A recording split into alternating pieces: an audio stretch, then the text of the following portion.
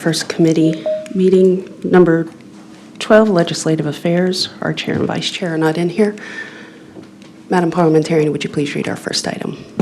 Yes, ma'am. Good morning. Item 1 is a resolution adding an item to the 2026 Shelby County Board of Commissioners legislative agenda to request the Tennessee General Assembly to amend or repeal the maintenance of efforts set forth in Tennessee Code Section 5-9-408, 2024, sponsored by Commissioner Amber Mills.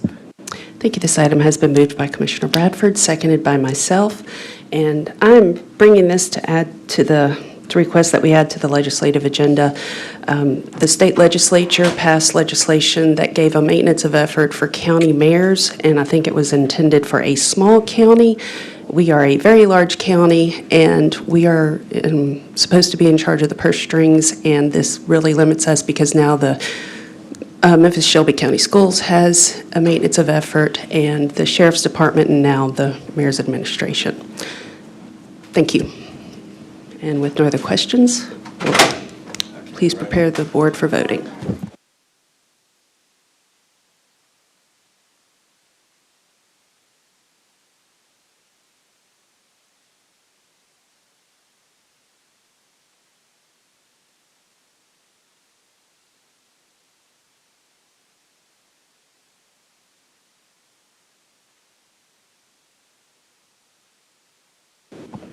If everyone has voted, Madam Clerk, please tally the votes.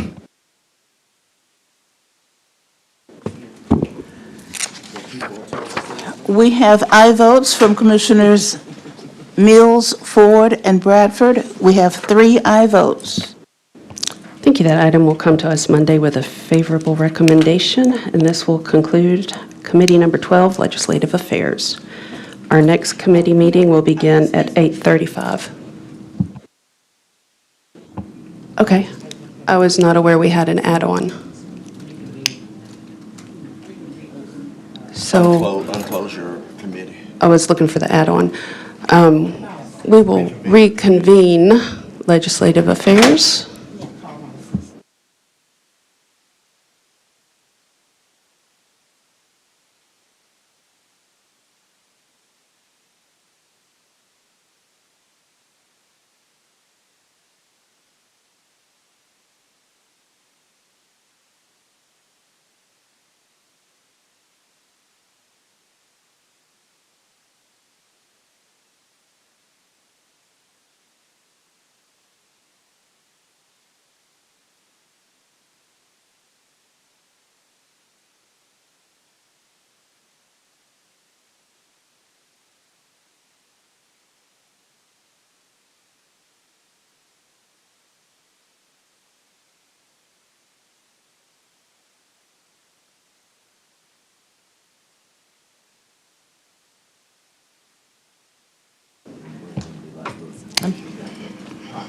Okay, we're being handed out an add-on now. Madam Parliamentarian, when you get one, would you please read the item? Yes, ma'am.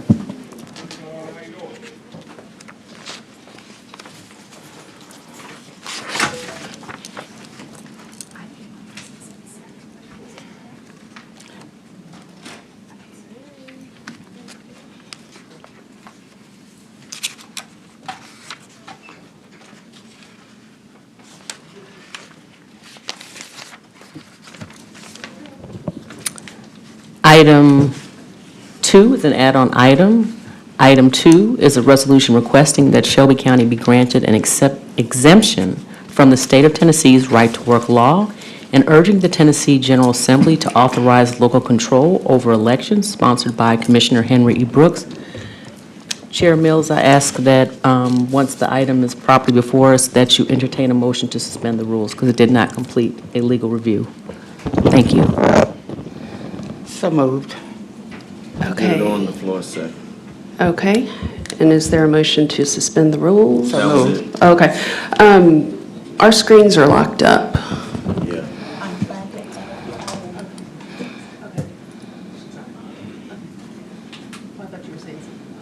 I apologize.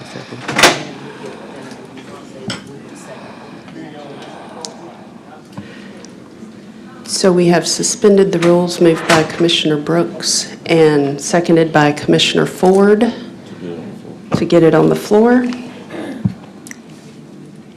No, no. You can do the rules and suspend with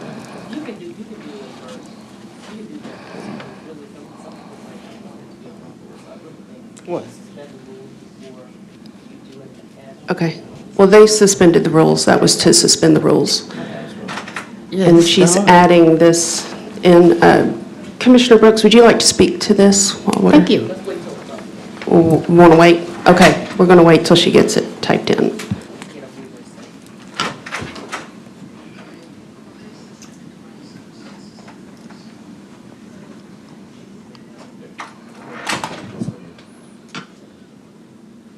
Everybody's happy.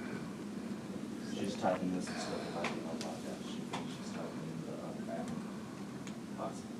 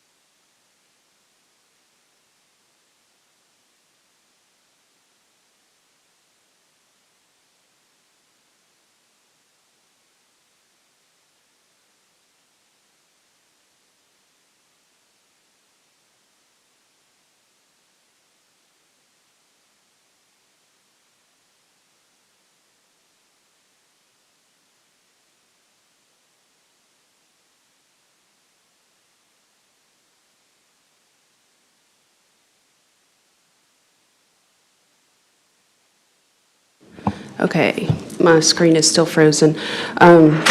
So moved. Moved by Commissioner Brooks, Second. seconded by Commissioner Ford. Commissioner Brooks, you have the floor. Thank you so much, and my apologies for the delay. However, I wanted to make sure that we got this resolution in our legislative packet. I think this is the correct committee.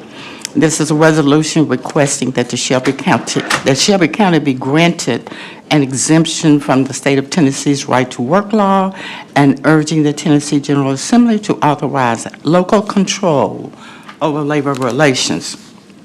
The purpose of this resolution is simply to request that Shelby County be granted an exemption from the state's right to work law. And I don't believe I need to go into a lot of detail about the harmful effects of the right to work law, particularly in Shelby County, because of the makeup of the workforce, the makeup of the employers, and the kinds of companies that make up our work environment.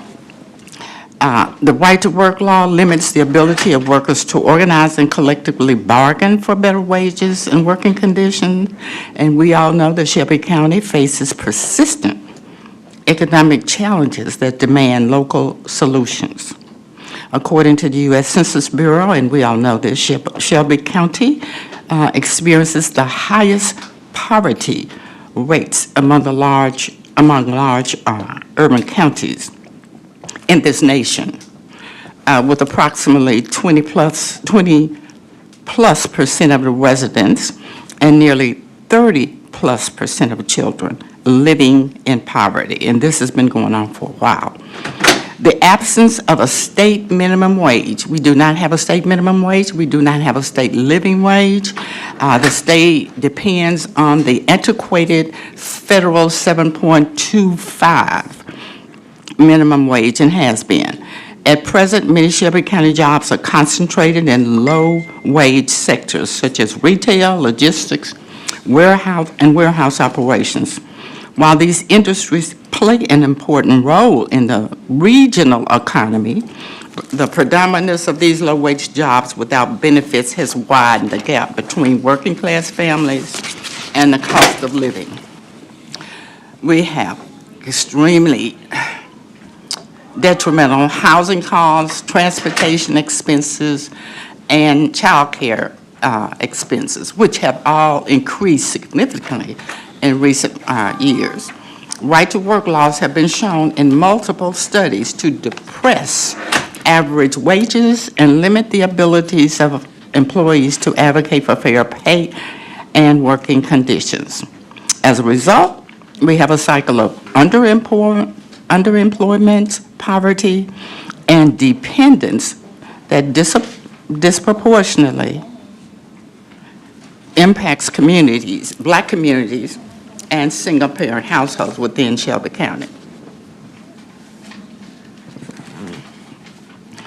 So this resolution basically is grounded in the principle that every community should have the right to set fair labor standards, particularly poverty-stricken communities. And those labor policies should reflect the economic conditions of the county and its values. And by seeking this exemption, we, Shelby County Board of Commissioners, affirm its commitment to economic justice, local self-determination, and long-term well-being of its residents. So with that, I would move for your favorable vote.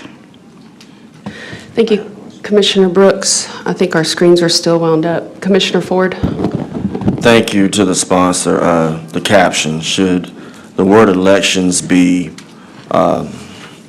instead local, hold on, I just had it real quick because you stated it and I just want to make sure that, should it be labor relations instead of elections in the caption? To the sponsor? Oh, yeah, that was a typo. It should be, right. To make it simple, yeah. Wait a minute, here we go. Control over labor, right, relations. All right, I'd like to move to amend Second.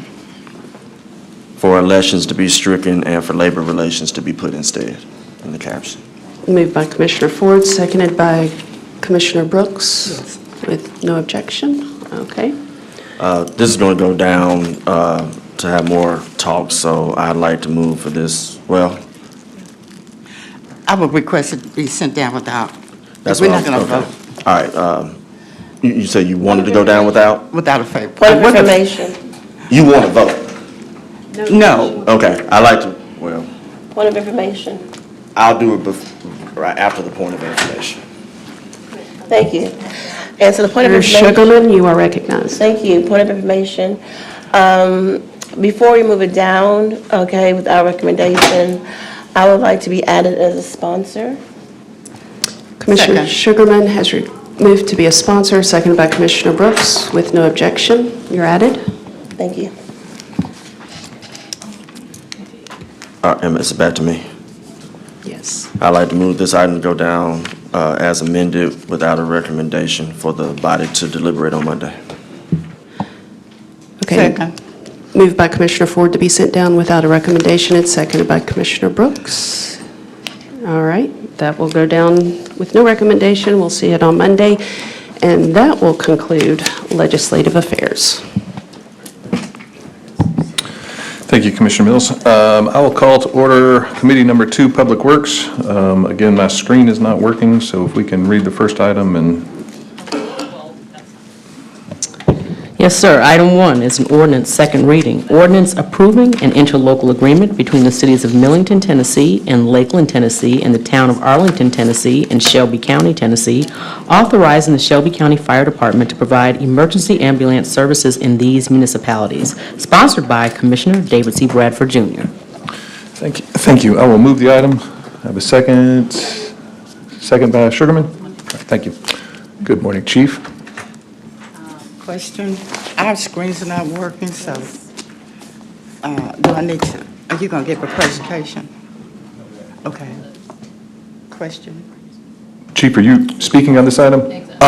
Yes, Okay. yes, Chief Benson. Commissioners, what we'll do is I'll let the chief speak, and then I'm just going to look at you, and if you'll let me know you want to speak, I will work our way down the desk here until the screens get working again. Chief, go ahead. Thank you. Yes, Commissioner, this is actually refreshing an agreement that's already in existence. We have agreements with Lakeland, Arlington, Millington to provide EMS service. Collectively, we subsidize that service, and this document just refreshes an agreement we already have in place. All right, thank you, Chief. I feel like I'm in class. I'm going to work my way down the desk here. Commissioner Sugarman, do you have any questions? Okay. Commissioner Mills. Yes, thank you. Chief Benson, is this normally a resolution, or has this always been an ordinance when this comes to us? It's been an ordinance. It's Yes. it's always been an ordinance? It's always been an Okay, ordinance, yes. I just didn't remember. And we do this every year, an ordinance? No. Because if it's an ordinance, it's codified, so. Right. So we did an ordinance in 2017, it's the first time, because of the numbers, the dollars changed to such an extent, we refreshed the ordinance itself Okay, so when you increase the amounts, you change the ordinance? by more than 15%. Okay, Yes. gotcha. Now I know. Thank you. Thank you, Commissioner Mills. I'm going to go Commissioner Brooks and then back to Commissioner Sugarman. Commissioner Brooks, go ahead. Good morning, Chief. I wanted to ask you a question, and I need refreshing as to why do we need this? Chief Benson, so the ambulance service is very expensive, of course, and Lakeland, Arlington, am I too close? Okay. Those cities do not have ambulance service that they provide themselves, and of course, even prior to 2017, we had agreements with other cities as well, but as of 2017, the remaining cities were Lakeland, Arlington, Millington, and of course Shelby County. But to answer your question, Commissioners, those agencies, those cities do not have EMS service. The county provides those services for them via contract, and they contribute to the cost of that service. We share those costs. That was the other part of my question, make Yes, ma'am. sure that, so how often do you need to renew this, or is, Well, we look at it every year. Okay. Right? So it costs about, to run EMS costs roughly $11 million a year. So the subsidy is around $6.5 million. The balance is made up of collections and monies that we collect from insurance and such for running the agency itself. So together it's about $11 million. The subsidy itself is $6.5 million. Those dollars are shared among the four agencies that are involved. so it takes 11 million for each one of these municipalities? No, Chief Benson, the whole system is okay. 11 million. Okay, and the 6.5? 6.5 million is what it takes to supplement it. So we pay a part of the 6.5 million. Lakeland, Arlington, Millington pays their share of that makes up that $6.5 million. The other $5.5 million is made from collections, things that we would bill the patients for. That's where the other dollars come from. So 6.5 million is what it costs them, it costs us to allow them to use our EMS? No, ma'am. So. Well, help me to understand. Yes. So, Chief Benson, so 6.5 is the total amount. So of that $6.5 million, and I don't have the dollars right in front of me, but the Shelby County pays about 70% of that $6.5 million. The other 30% is spread among those other three cities because we are the biggest user of the system. So it's determined by the amount of usage that those individual cities have to have used for the, for the service itself. So the $6.5 million is spread is divided by 4 different agencies. We all pay a different amount depending on the usage. What is the financial impact of this kind of a formula on Shelby County residents? The financial impact? Well, of course, the county fire department is funded by fire fees, so we use a portion of those fire fees to pay our part of that $6.5 million. So it's already included in the fire fee itself. So it's a very fair formula. We use about 70% of the system itself. So our cost is 70% of the total price. One last question. I apologize. Thank you for indulging me. Do they collect, these municipalities, do they collect fire fees? They do not. They do not? They do not, yeah, just us. So they cut us a check once a month for the part that they owe. Okay, thank you. Thank you, Commissioner Brooks. Commissioner Sugarman. Thank you, Chair. And so I'm going to continue to go down the line of questioning that Commissioner Brooks. Would you mind putting all this in writing and sending to us as far as who's paying what? Because my concern is, number one, when you say it's coming from the enterprise fees, and also understand there's 2 fire stations that need to be replaced, what is the impact on those areas that are due a new fire station? What's going to be left after that? Number 2, I'm concerned about, it's still not clear to me, it might be clear to my colleagues.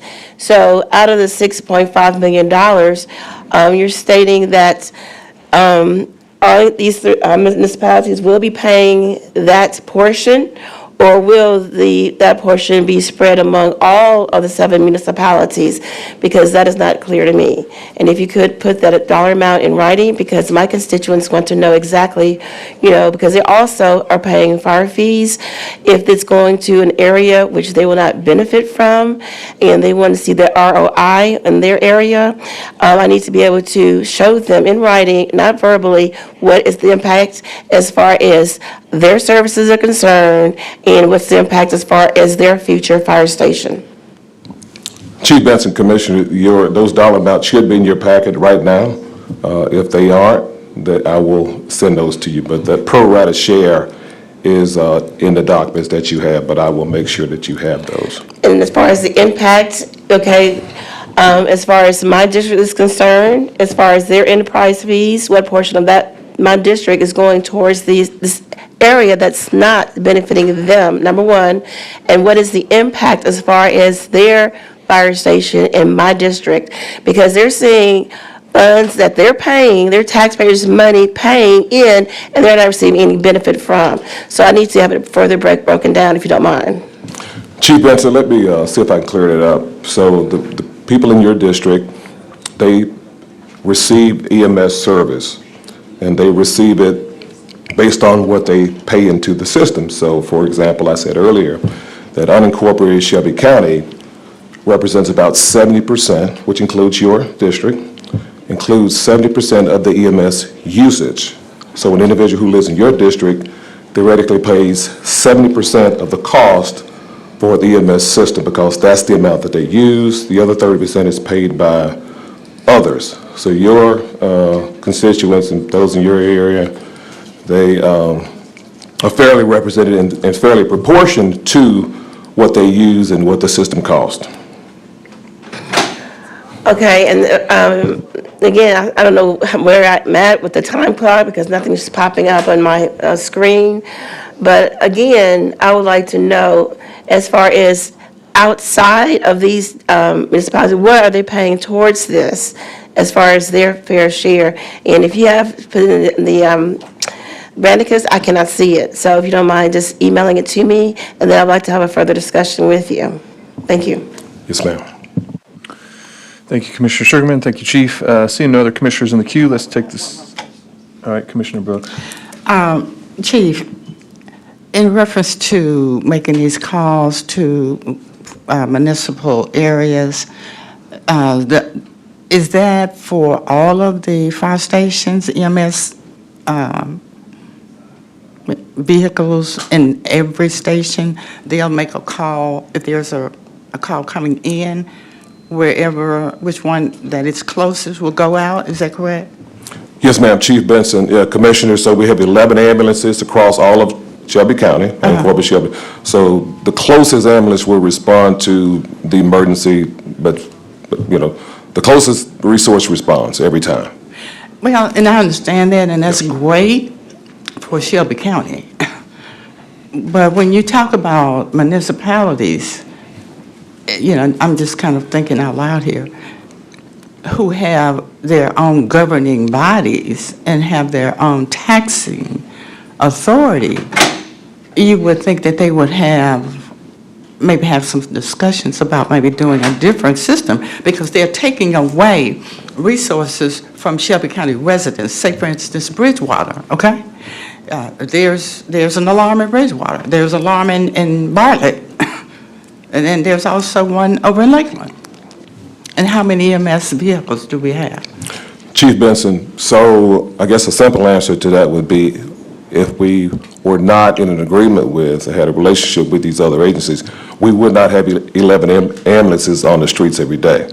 So because we have 11, it's because we provide service for others, but if they were to say, have their own EMS service, and we were excluded from that, we would reduce the number of ambulances that we have on the streets every day to 6, 7, somewhere in that neighborhood. So the amount of ambulances on the streets right now actually includes enough to service those areas, and we're compensated fairly by those other agencies, because, for example, if there's an ambulance in Millington, that same ambulance may have to respond to Commissioner Sugarman's area. They respond to anywhere in the system that there's a need. So we do benefit, so unincorporated Shelby County, we do benefit from this relationship as well.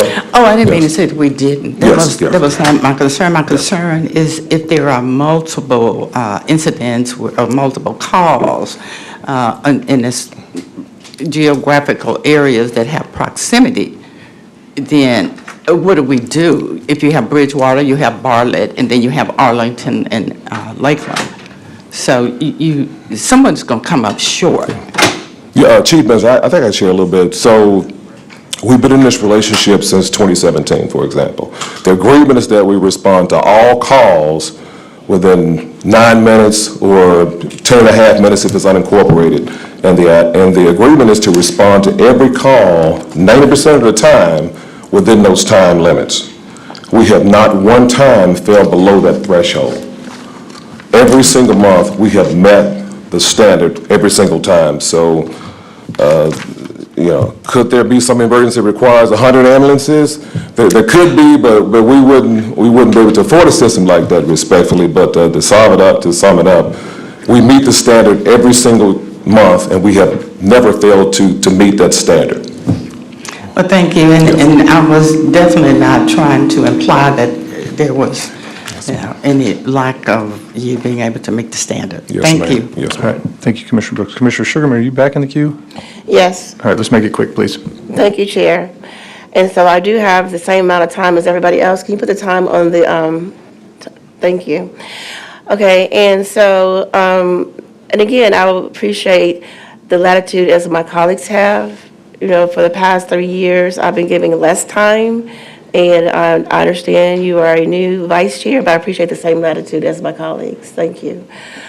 And I just want to concern the urgency, because I see a pattern of all of a sudden elected officials are rolling off, and all of a sudden I see ordinances as opposed to resolutions.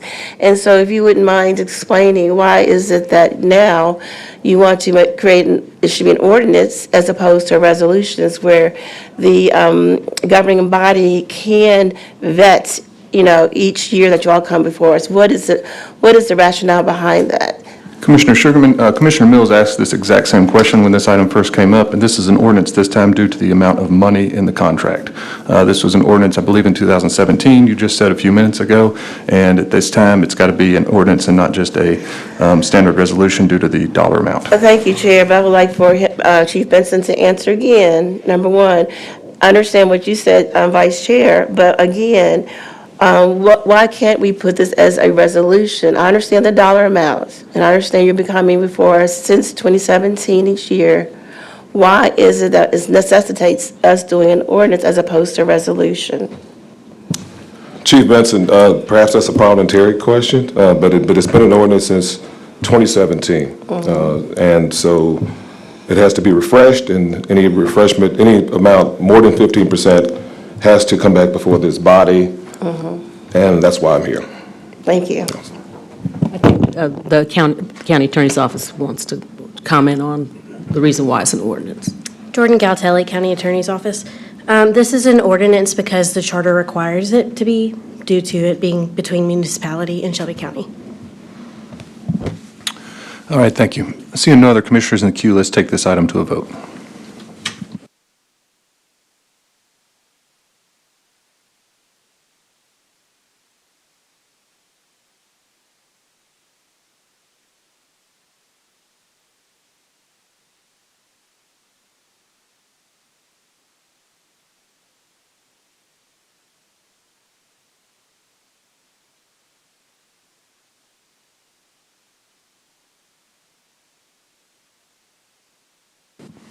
All right, if all commissioners have had the opportunity to vote, let's tally the results.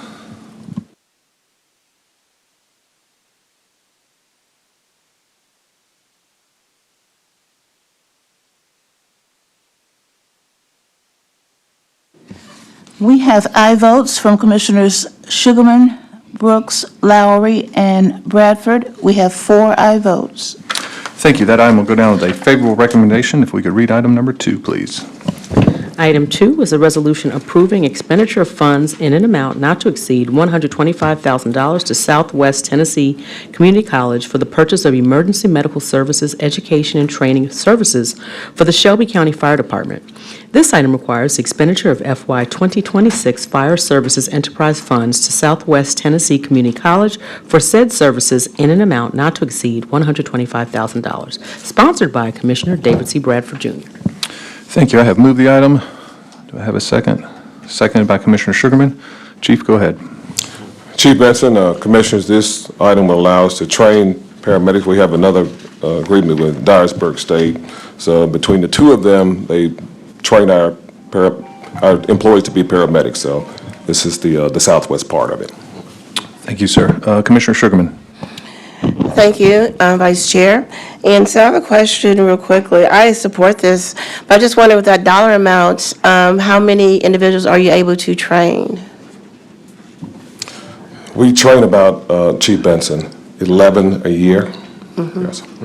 Okay, is that a sufficient number to meet the need? I'm hearing again from the public that they're concerned about we don't have enough trained individuals. So I just wondering, is this enough to meet the deficit that we do have?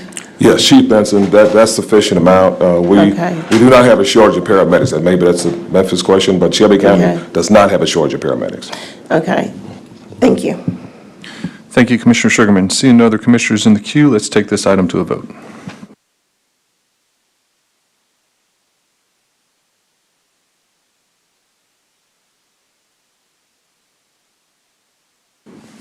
All right, if all commissioners had the opportunity to vote, let's tally the results.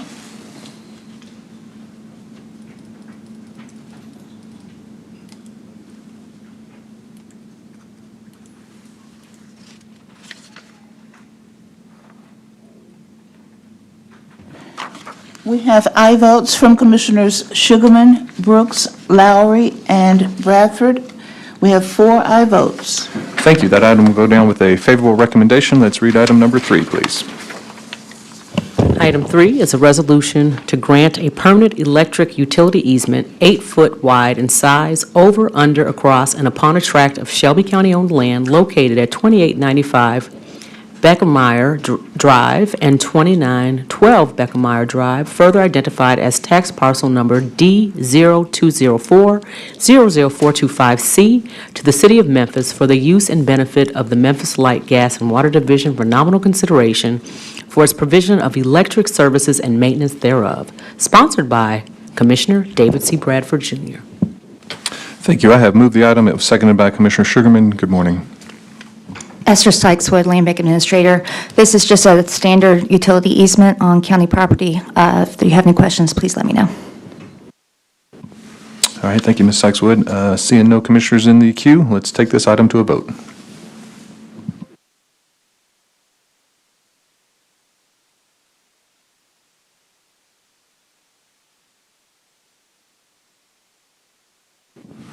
All right, if all commissioners have voted, let's tally the results.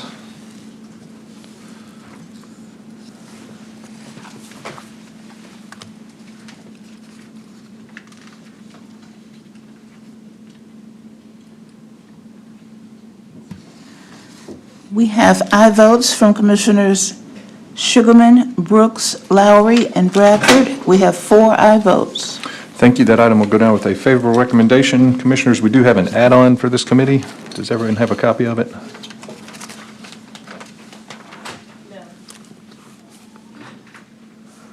I don't see Ms. Thomas.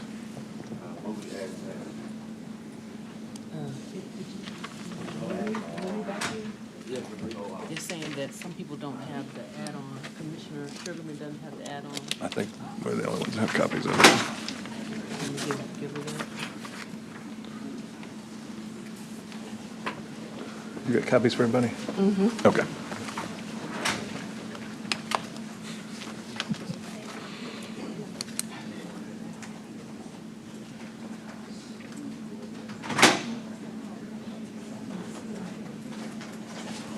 Start here.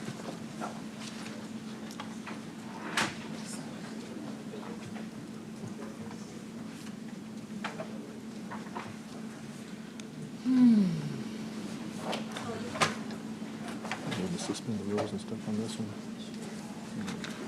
It was a legal review. Okay. Oh, good.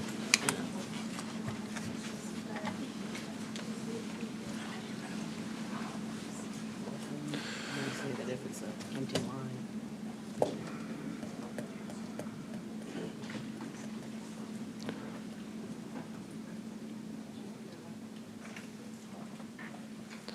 All right, Commissioners, I think everybody has a copy now, so I will move the add-on item to the floor. Do I have a second? Want me to read it first? Oh, yes, please read it. Yes, sir. Item 4 is an add-on item. Item 4 is a resolution approving purchase orders with Staples Contract and Commercial LLC in an amount of $139,305.52, piggybacking off of the Sourcewell contract number 091423 for the purpose of providing office furniture and equipment at the Shelby County Election Commission located at 980 Nixon Drive. This item requires the expenditure of FY 2026 CIP funds appropriated in resolution adopted February 24, 2025, item 22, in an amount not to exceed $139,305.52, sponsored by Commissioner David C. Bradford, Jr. Thank you. I have moved the item. Looking for a seconder. All right, seconded by Commissioner Lowry. Thank you, sir. Good morning. Thank you, Chairman. Good morning, Commissioners. Nicole Austin, Administrator of Support Services, and thank you for the flexibility in adding this item on. The resolution before you seeks to approve the purchase of office furniture and equipment for the recently renovated space out at the Election Commission.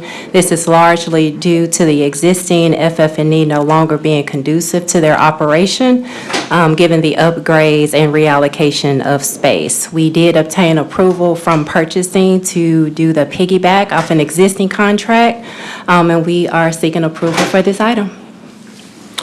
Thank you. I don't see any commissioners in the queue, so, all right, Commissioner Brooks, go ahead. Thank you. This is to the attorney. Maybe she could help me to understand why this resolution, this add-on is brought to Public Works Committee. Shouldn't that be General Government? Megan Smith, County Attorney's Office. Apologies, that was our mix-up. This item should have been an on-base and is being added on just due to some clerical errors. So we'll check those notes for next time. Okay, thank you so much. Thank you, Commissioner Brooks. All right, seeing no other commissioners in the queue, let's take this item to a vote.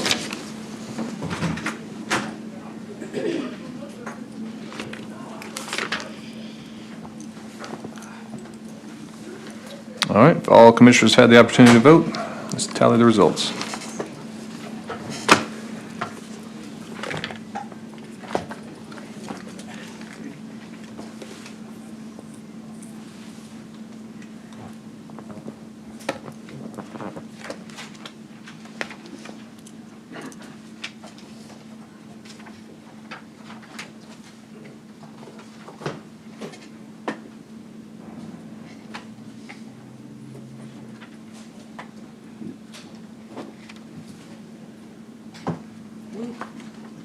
We have aye votes from Commissioners Sugarman, Mills, Brooks, Lowry, and Lowry. We have 4 aye votes. Thank you. That item will go down with a favorable recommendation. This concludes the Public Works Committee, and I will call to order Committee number 5, Land Use, Planning, Transportation, and Codes. If we could read the first item, please. Item 1 is an ordinance third reading, joint ordinance amending the 2021 Memphis and Shelby County Building Code so as to amend storm shelter requirements for educational buildings and add a new appendix relating to optional middle-scale housing construction requirements. Sponsored by Commissioner David C. Bradford, Jr. I'll second. My screen's not working still. Thank you. Mine is frozen as well. All right. It's getting there. There we go. All right, so I have moved the item. Commissioner Sugarman has seconded the item. Good morning. Go ahead, state your name and... Good morning, Rita Anderson, building official for Memphis and Shelby County. This is the third reading for the amendment of the storm shelter requirement and the approval of Appendix M for middle-scale housing. All right, thank you. Commissioner Ford. Same thing on record. Thank you for what you do. I'm still going to be voting no because I think that these need to be required and not maybe if we do it or not. So for that reason, I'll be voting no on 1 and 2. Thank you. Thank you, Commissioner Ford. All right, seeing no other commissioners in the queue, let's take this item to a vote.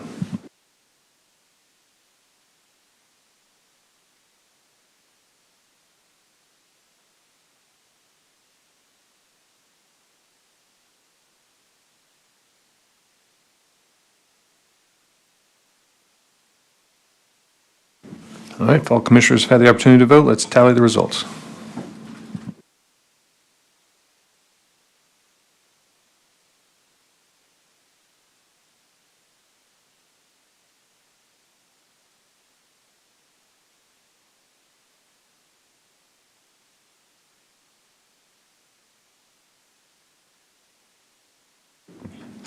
We have aye votes from Commissioners Sugarman, Brooks, Lowry, and Bradford.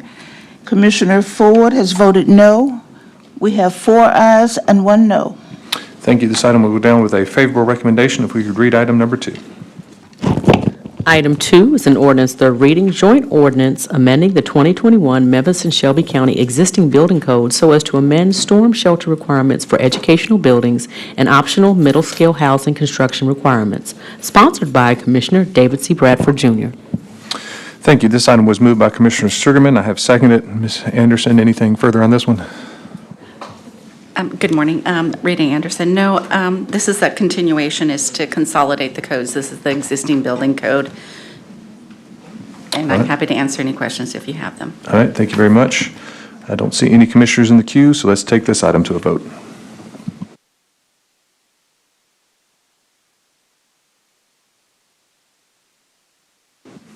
If all commissioners have had the opportunity to vote, let's tally the results.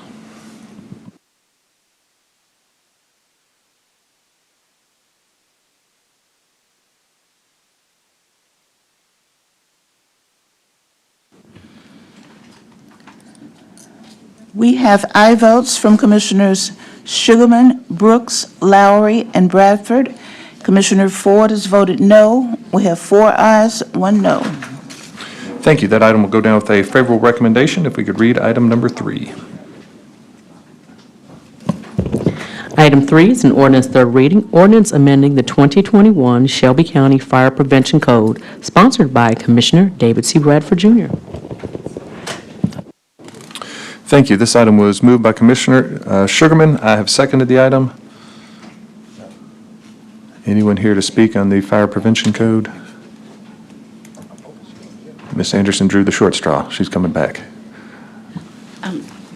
The fire code, this is an amendment. I don't see a representative from the fire code, but this consolidates the amendment M so it's consolidated and it all meets the same requirement. All right, thank you. Commissioner Brooks? I'm sorry, I need some more help with that. So amendment is doing what? This amendment is for the amendment M for the middle scale housing. And what it does is that it allows the residential code to be used for a certain type of construction for commercial buildings, especially for apartments. And what it does is that it makes the existing building code, the building code, and the fire code consistent in this application. So this is the only thing that it's doing in terms of amending it says county fire prevention code, but it's just working with just these two previous ordinances. Is that it? Correct. Okay, that's it? Yes. Okay, thank you. All right, thank you, Commissioner Brooks. Seeing no other commissioners in the queue, let's take this item to a vote.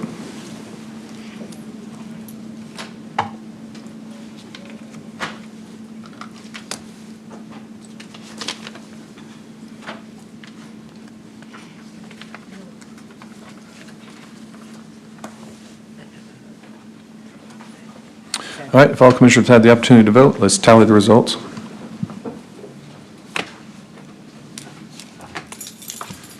We have aye votes from Commissioners Sugarman, Brooks, Lowry, and Bradford. We have 4 aye votes. Thank you. That item will go down with a favorable recommendation. All right, if we could read item 4. Item 4 is a land use case, and typically what we do here is just if we'll have a high-level presentation, and then we'll do all the public comments on Monday. So let's get it properly before us. If you'll read it, and then we'll go from there. Yes, sir. Item 4 is a resolution approving the appeal of Fossil Kabedi seeking to overturn the action of the Memphis and Shelby County Land Use Control Board, rejecting a major modification application for a convenience store with gas pumps that does not meet the design requirements of sub-item 2.6.3J2D, Roman numeral 2, and site plan with parcel P of Buckingham Farms, planned development at the subject property municipally known as 4670 Hacks Cross Road, case number MJR 2025-019CO, correspondence. Sponsored by Commissioner Erica Sugarman. Thank you. This item was moved by Commissioner Sugarman. I have seconded it. As I stated, I will let planning give us just a high-level brief. This will be sent down without recommendation. Commissioner Sugarman, I know you're in the queue as well, so I'll let you speak once they get done. Go ahead. Presentation. Thank you, Commissioner Bradford. Brett Ragsdale with DPD. I did want to just really quickly explain before Ms. Nera gives the presentation. This is an appeal, which is a little different than what you usually see as an appeal. The most recent appeal you might remember is the subdivision that was coming to you that was approved by the Land Use Control Board, and so there was an opposition that was appealing that. And so your vote on that one would have been a yes vote would have denied the project and agreed with the opposition, and a no vote would have approved the project. This is different because this was actually approved by the Land Use Control Board. So this would just be like a straight vote. A yes vote approves the project, and a no vote denies the project. So I just want to make that clarification.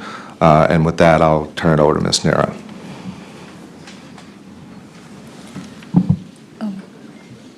It's not a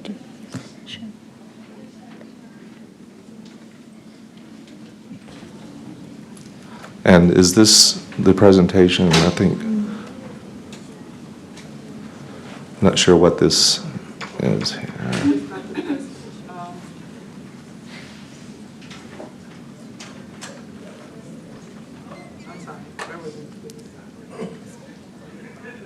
That was actually from the subdivision. This is the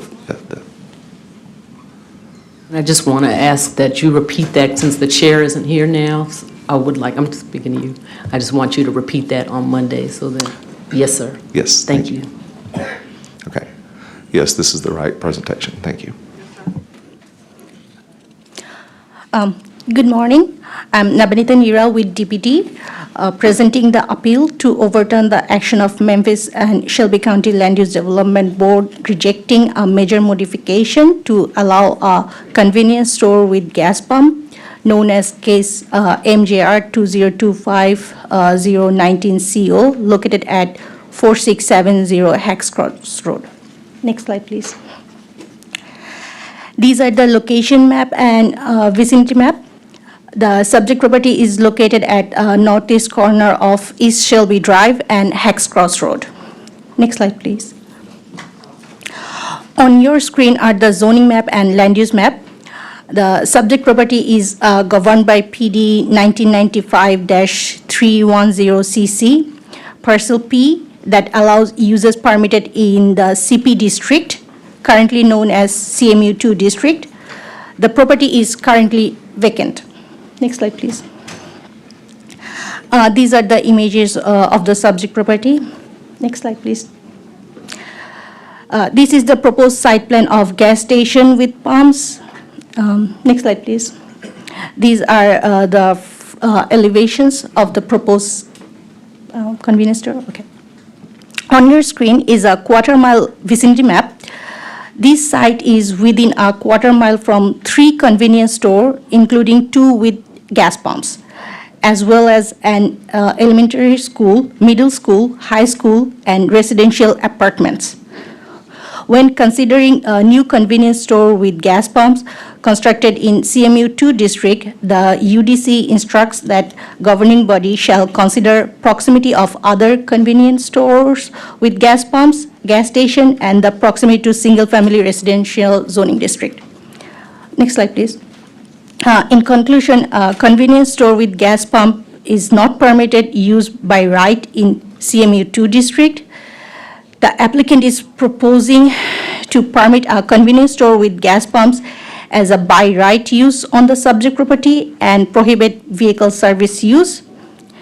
There are 3 convenience stores, as I previously mentioned, including 2 with gas pumps, and as well as an elementary school, middle school, high school, and residential apartment. Next slide, please. The staff recommends rejection, and the Land Use Control Board rejected this application. Next slide, please. These are the considered site condition if it was approved. Next slide, please.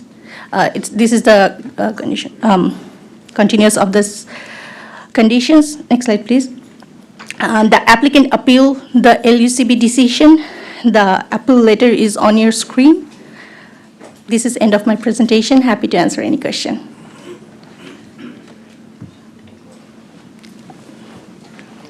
Thank you. All right, as I stated previously, the intent is going to be to send this down without recommendation. We do have Commissioner Sugarman in the queue. Go ahead, Commissioner Sugarman. Thank you, Vice Chair, for allowing me the opportunity to speak regarding my own district. I would just have some questions. First of all, thank you for rejecting this. And it seems like there's been a flurry of applicants regarding gas stations in my particular district. And so for Monday or prior to Monday, I would appreciate that you all would send me, for example, the number of applicants that have tried to put gas stations in my district, and that's District 12. Also, we passed a resolution a while back stating that any type of changes that the applicants also notify the community. And so if they're here, I want to know, how many meetings you've had. I believe we stated there were at least 3 meetings, et cetera. And I hope my colleagues will support to reject it and vote it down, because it's very curious to me why so many gas stations are being built in my district, which is not only impacting their environment, but also the values of the homes in that district. And also, I understand, for example, in Hex Cross, for example, I would like Darren Sanders to also be here on Monday, because I'm getting constituents concerned about the congestion on Hex Cross. And I believe they stated it's been 15 years that they've been working on expanding that road on Hacks Cross. And so before any more developments on Hacks Cross, my constituents want that expansion done on Hacks Cross.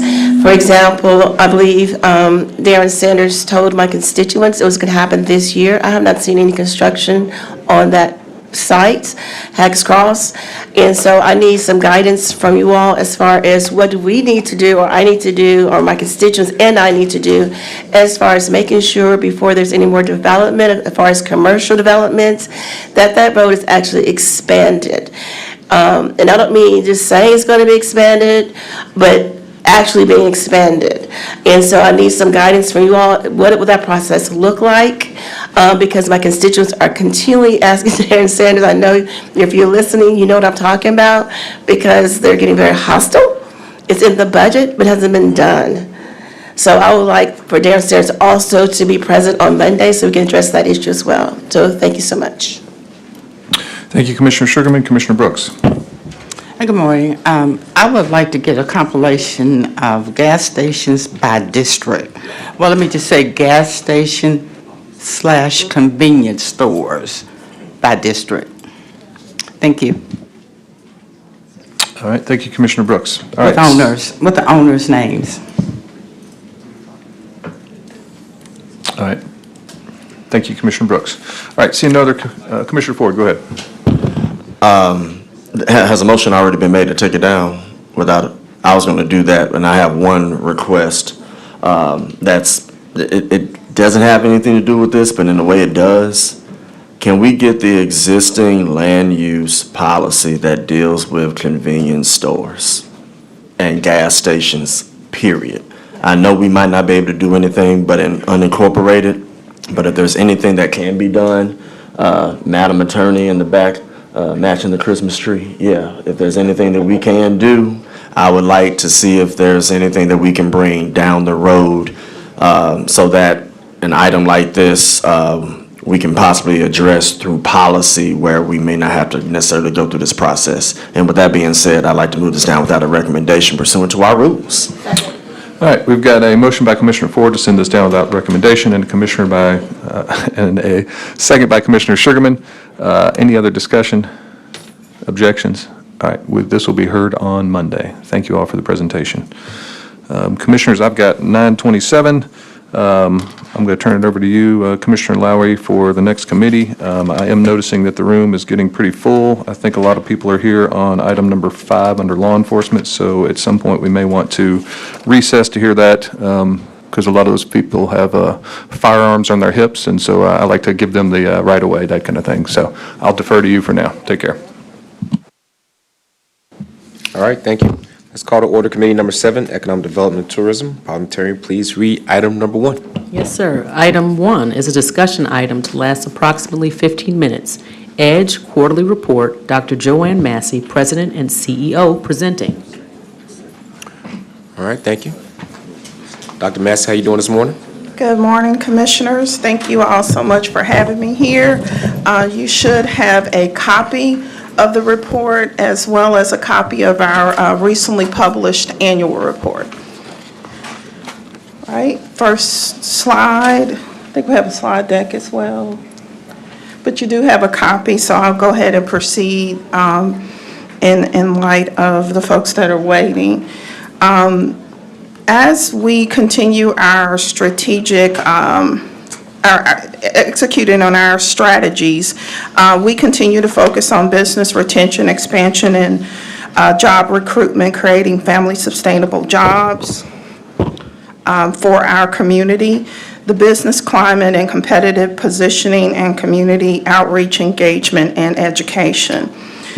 We continue to work with the companies that are located here to retain them and expand existing businesses. We continue to focus on our target industries, which includes manufacturing, logistics, and then as we are going into the new age of AI and data centers, we're continuing to look at opportunities for our citizens, both on the corporate side as well as small businesses and entrepreneurs. The commission should have received as a follow-up to Commissioner Brooks, next slide, please, to Commissioner Brooks' inquiry during my last appearance before this commission, a follow-up on the brownfield remediation program and the performance and activities there. We also continue to assess the assets of Shelby County and working in collaboration with our suburban chambers, suburban mayors, as well as our state officials with ECD, Economic and Community Development Department Division of the state of Tennessee. Next slide. Under business climate and competitive positioning, Memphis has always been in a competitive position because of our geographic location, because of our many assets, rail, river, road, and air, as well as our companies that we have here, like FedEx and AutoZone and others.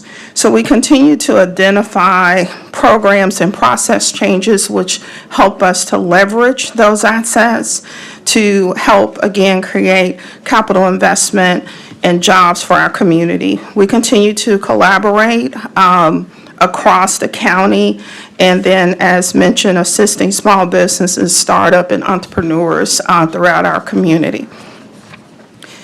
In regards to community outreach and engagement, we continue to have community meetings. For example, this Saturday, November 15th at 11 a.m. at Hillcrest High School, we will be having a strategic planning session where we're inviting the community to come out and give us their input about an economic development plan that EDGE is collaborating with City Council on, Memphis City Council on for Whitehaven, Oak Haven, Westwood, and Whitehaven. We continue to, again, collaboration is the key word there. We continue to try to get information out. And then our staff works to volunteer their own time in the community with organizations like Junior Achievement and others. Next slide. So going quickly here, our goal continues to be the leading public economic development agency for Memphis and Shelby County, acting as your advisors and your agency to forward economic development opportunity for all citizens. Our metrics are around job creation, capital investment, business development meetings, community outreach, and the number of jobs available for citizens in Shelby County. So success looks like having an opportunity for every citizen to have gainful employment or entrepreneurship opportunities where businesses can thrive and create jobs in our community and continue to be good citizens all around. Next slide. Every year by charter, we're required to provide an update on our pilot portfolio, and we do so to the commission and to the city council. Just really quickly here, our entire portfolio has about new pilots since in the last 5 years have been about 41 new projects with over, and that number's right, not right, it should be 55,000 jobs created with 1.25 billion in investment. And then on the project amendment side, same thing, 48 amendments with 57,000 jobs, 1.3 million. You see some of the companies represented there. By industry, I've already talked about our targeted industry, so we'll skip over that slide. You have it in front of you. And so going to the next slide. The portfolio shows that in every category of jobs, wages, and capital investment, our pilot companies continue to overperform in their commitments, and you can see those numbers there. What I do want to point out, very importantly though, is where you see on the wages, where the company's committed with the $15 requirement or minimum that we have at this time, you can see that they achieved well over $18+ per job there with the 76,000. Next slide. So again, these are just picture representations of the companies that performed or overperformed in their categories and jobs. You see the companies there. Next slide, wages. And so we did have next slide, we did have 7 pilots that were rescored and reduced or terminated. As pilots do expire out, we do terminate those, working with the Shelby County trustee and the assessor's office, and/or those companies that have not performed and cannot meet their requirements. We do have a compliance process that we follow strictly to do so. Around small businesses, we continue to have our small business loan program, and as shared before, next slide, as shared before, that program is funded through the fees that are collected for the pilot companies, and so we're reinvesting that money from those larger companies into our smaller companies. You can see a map representation here. It is all over the city of Memphis proper, and some even in Shelby County, as the new markets tax credit area is the requirement. Next slide. We had about 75 loans provided in the last 5 years, and excuse me, as you can see in the top right corner there, we included the zip codes of those areas of which those loans were provided. And then you can also see there at the bottom a representation as well. Next slide. Okay, next slide. So one of the things that we don't talk a lot about to this commission is our foreign trade zone. Memphis has a very large foreign trade zone, 77, that EDGE manages. We have had a lot of interest because of some recent federal policies in our foreign trade zone, and we have onboarded quite a few companies into the foreign trade zone in the last few months. But we continue to operate Foreign Trade Zone 77, and we are in compliance for that. Next slide. So I won't go through the community engagement. The commission has that in front of them. If we could just kind of rotate through the slides. We declared Memphis as Entrepreneurship City in June with the City of Memphis mayor, and since then, we've had rave reviews on just getting information and resources to the community. As always, I welcome this commission. If we could advance the slides. I welcome this commission to join us in partnership in supporting businesses. Let's stop right here quick. In partnership, in particularly supporting our small businesses. November the 17th will be Global Entrepreneurship Week with our partners with the Memphis Chamber, Epicenter, the state of Tennessee, and others. We will be having in-person events for small businesses to be able to get resources to support them, and we welcome the commission to participate and support us in that. I wanted to also highlight the Regional Economic Development breakfast that we had, our awards breakfast. I want to thank Commissioner Lowry and Chairwoman Avant for being both present and presenters, as well as others that were there. It was attended across actually state of Tennessee. We had folks come in from Jackson. Multiple companies like Aon, Hyco, and others were also recognized for their job creation, capital investment. We had small businesses that were also recognized, Trap Fusion out of Whitehaven and Hard Times Deli in Midtown and others. If you can go to the next slide. And Mayor Palazzolo with Germantown and other suburban mayors were also there. Again, this is a unified effort. I end by saying that the only way that we're going to accomplish everything that everybody is always talking about we need to do for our community is together. Economic development, excuse me, economic development is a tool for that. It is needed. There's a way to do it. We always are open and welcome to better ways to do what we do.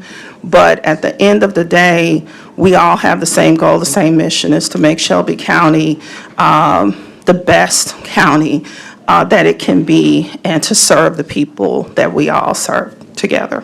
So, thank you. All right, thank you. We'll go to the queue here, Commissioner Ford. I'll be sure you've done your homework, and I appreciate it last time that you were here. Well, no, I didn't ask you to do this homework the last time that you were here because you were being berated by a particular commissioner. I'm not going to bring their name up. But I wonder if they have things on this list, because I see a lot of things in the district where it's either the loan program or an outright pilot. So I'm not saying pilots are perfect at all, but I am saying that unless someone up here or in the state or another county would like to articulate in full confidence another way of bringing in business, this is one of the main tools we have, whether it's a pilot or a TIF.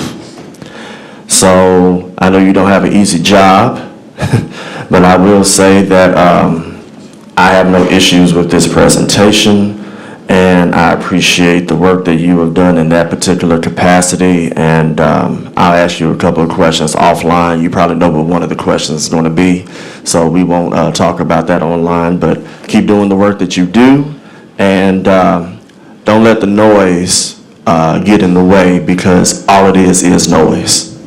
It's election season, so you're probably going to hear a whole lot of noise. I only got 200 plus days left, so other people are going to be more vocal than me. Not because they want to be, but because they're trying to get elected or re-elected. Thank you.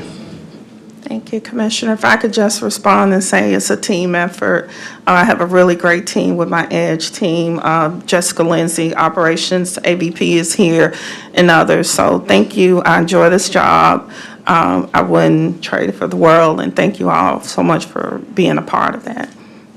Thank you. All right, seeing no other commissioners in the queue, thank you.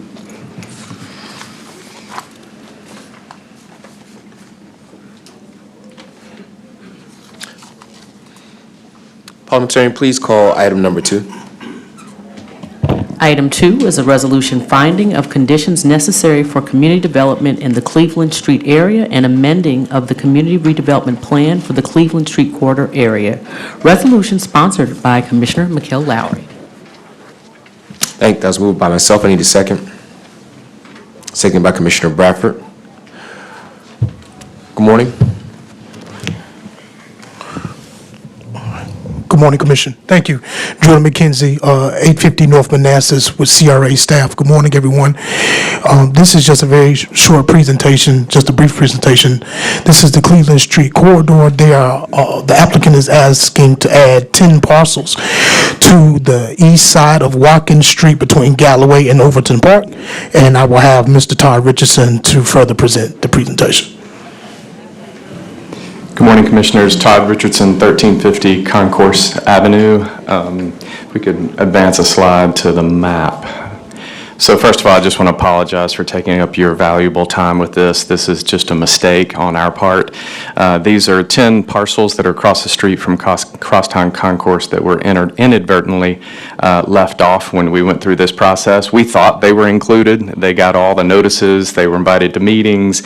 We even had another meeting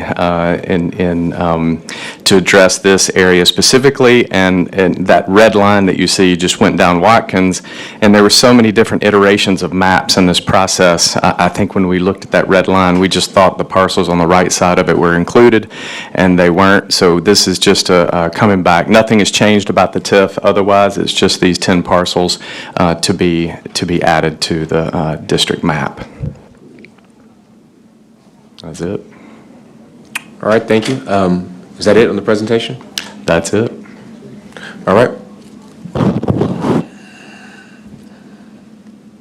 Waiting for my screen to clear here. All right, Commissioner Brooks. Thank you, Mr. Chairman. Good morning. Just one question.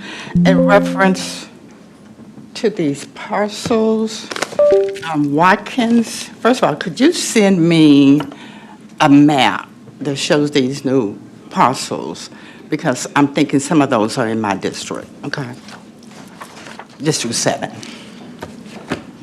Happy to. Yes, Okay.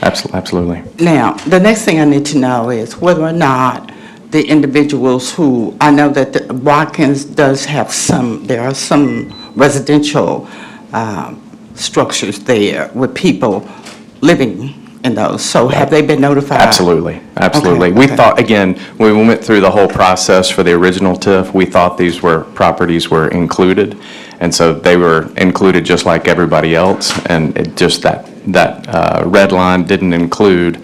There were different iterations of the maps, and so it was just a mistake on our part, so apologies for So just to be that. clear, the 10 parcels where there are individuals, where there are residences, Correct. you have went back and notified them about this TIF? And what's Oh, going went to back happen? after? No, because they were notified with everyone else along the first process, because we just thought that they were included. So it just turned out technically that they weren't. But I'm happy to go back and Okay. notify them. No, I'm just trying to understand. So you're saying, I thought you said that they weren't included, and you're including them now, so which is it? Paper. So when we were going through the process, right, we thought that those 10 parcels were included, so they were notified, invited to meetings, et cetera. But on a, how do I explain it? Just on the map, it turns out they weren't. A different iteration of the map was included in the resolution. And so now we're just going back to remedy that, to make the resolution match what we thought was the case all along. So you're making the resolution include these 10 Correct. that were on the first map? Correct, yeah. We're just correcting the resolution and ordinance so that it's in alignment with what we thought when we were going through the process. It's a technicality, and Okay. it's just a mistake on our part. I'm just confused about it, but yeah, okay. I'm happy If you to will send talk. me that, Yeah. I'll appreciate it. And we Thank can you. talk afterwards, too. Sure. All right, thank you. Seeing no other commissioners in the queue, let's take this item to a vote.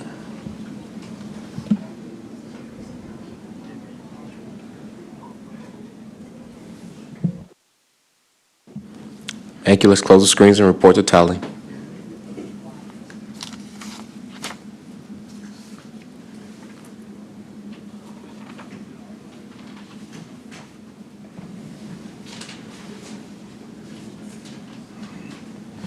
We have aye votes from Commissioners Brooks, Lowry, Bradford, and Chairwoman Avant. We have 4 aye votes.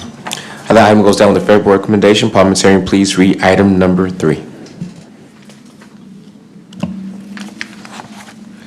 Item 3 is an ordinance first reading. Joint ordinance of the Board of County Commissioners of Shelby County, Tennessee, and the Council of the City of Memphis enacted pursuant to the Community Redevelopment Act of 1998 and the Uniformity in Tax Increment Financing Act of 2012, providing for the amendment of the Cleveland Street Corridor Redevelopment Trust Fund Ordinance, sponsored by Commissioner Mikkel Lowry.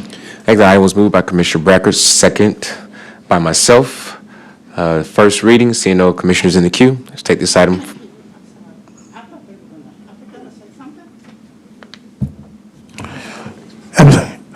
Jordan McKenzie, CRA, 850 North Manassas. This is just in conjunction with the resolution, so it's the same 10 parcels. Yes.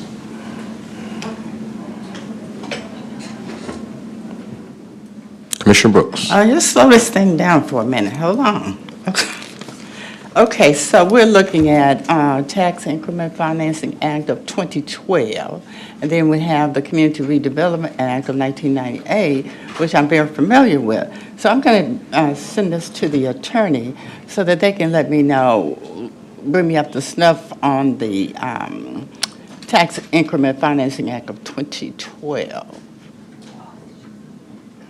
And why we need to use that in conjunction with Redevelopment Act of 1998.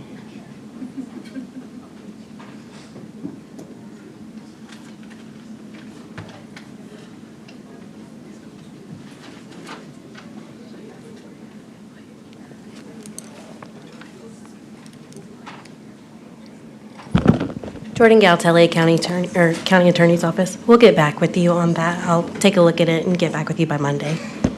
Okay, thank you. No answers today. Okay, so the only thing that concerns me or gives me pause is that you're referencing the trust fund ordinance. Yes, ma'am. Joe McKenzie, CRA. Yes, ma'am. That, we're referencing the trust fund because it has to go in conjunction with the 10th district itself, so. Okay. All right, thank you so much. All right, seeing no other commissioners in the queue, let's take this item to a vote.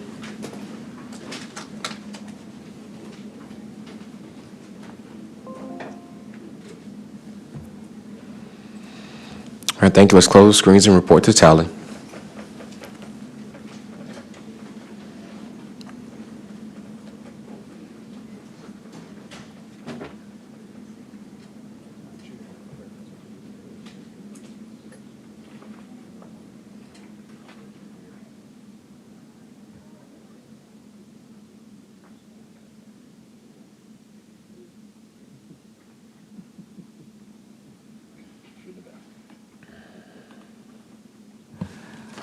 We have aye votes from Commissioners Ford, Lowry, Bradford, and Chairwoman Avant. Commissioner Brooks has abstained.